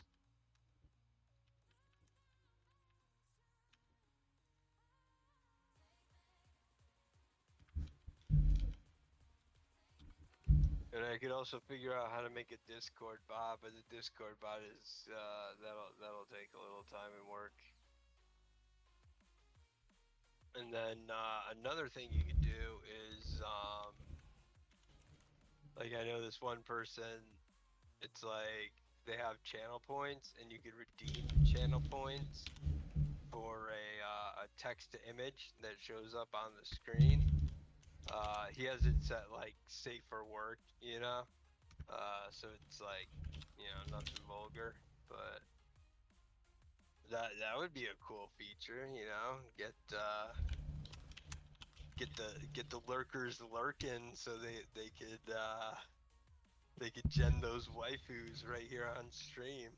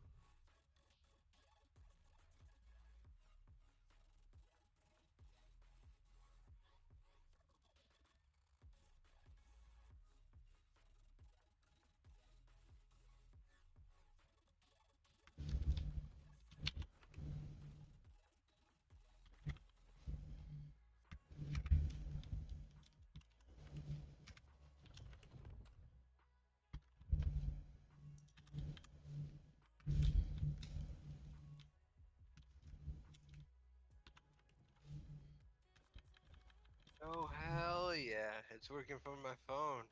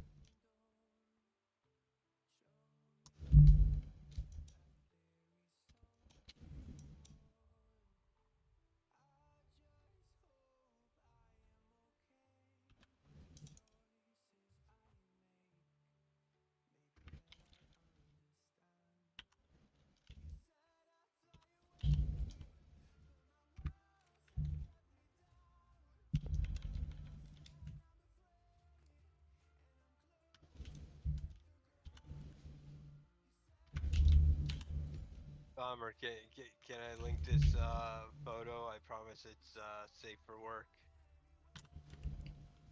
Yeah. How safe for work? Like 110% safe for work. I would say it's safer for work than you sitting there in that chair.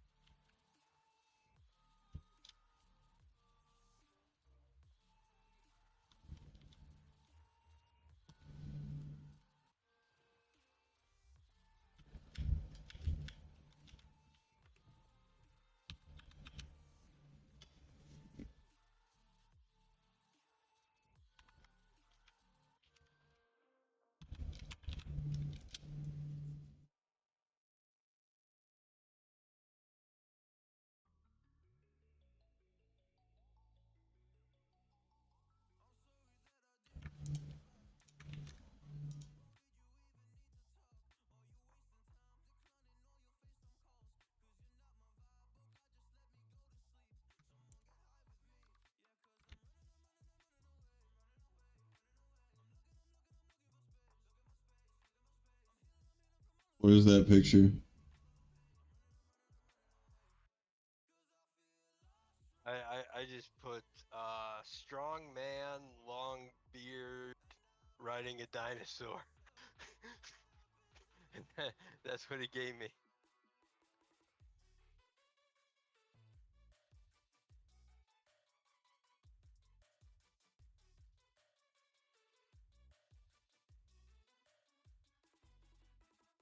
I mean, all I need is the 6-pack, and that's me.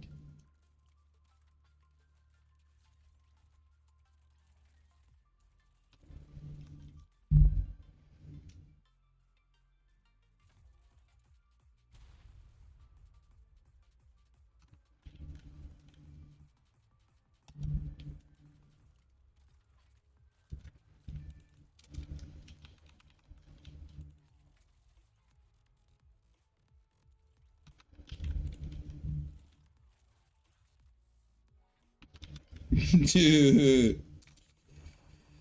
I don't know how to switch. Oh, there we go.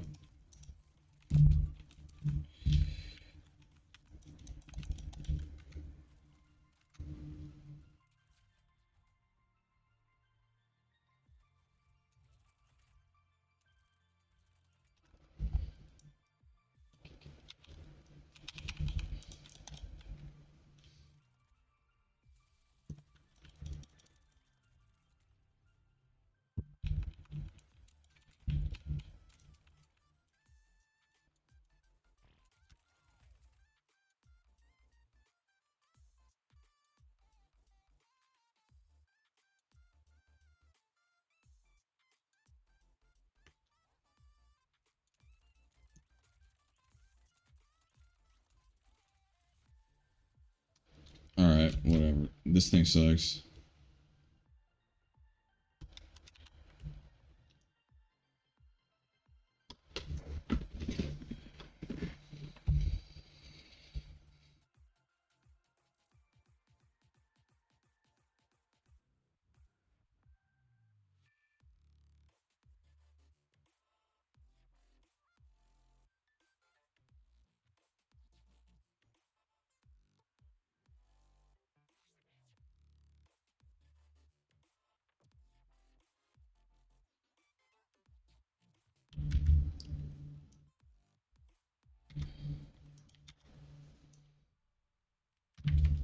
Y'all want to see this? I haven't seen this yet. Oh, I didn't even know it worked like that. Woo!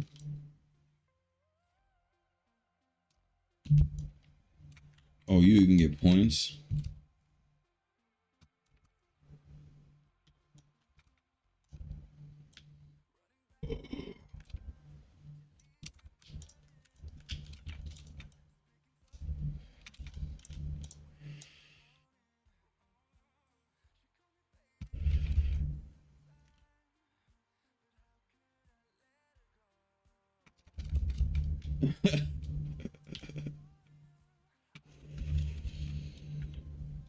All right. This thing's almost cool.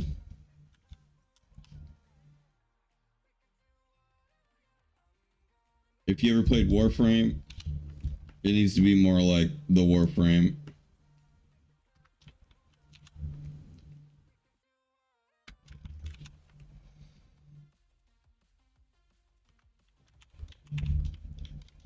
Hoverboard. That's pretty lit. All right, I think I'm gonna take off. I did a lot of shit.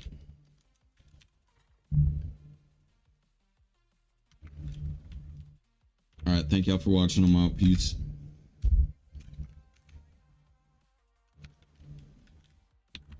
Did I forget anything? Nobody's found. Everybody's in here. Everything's good. All right. Peace.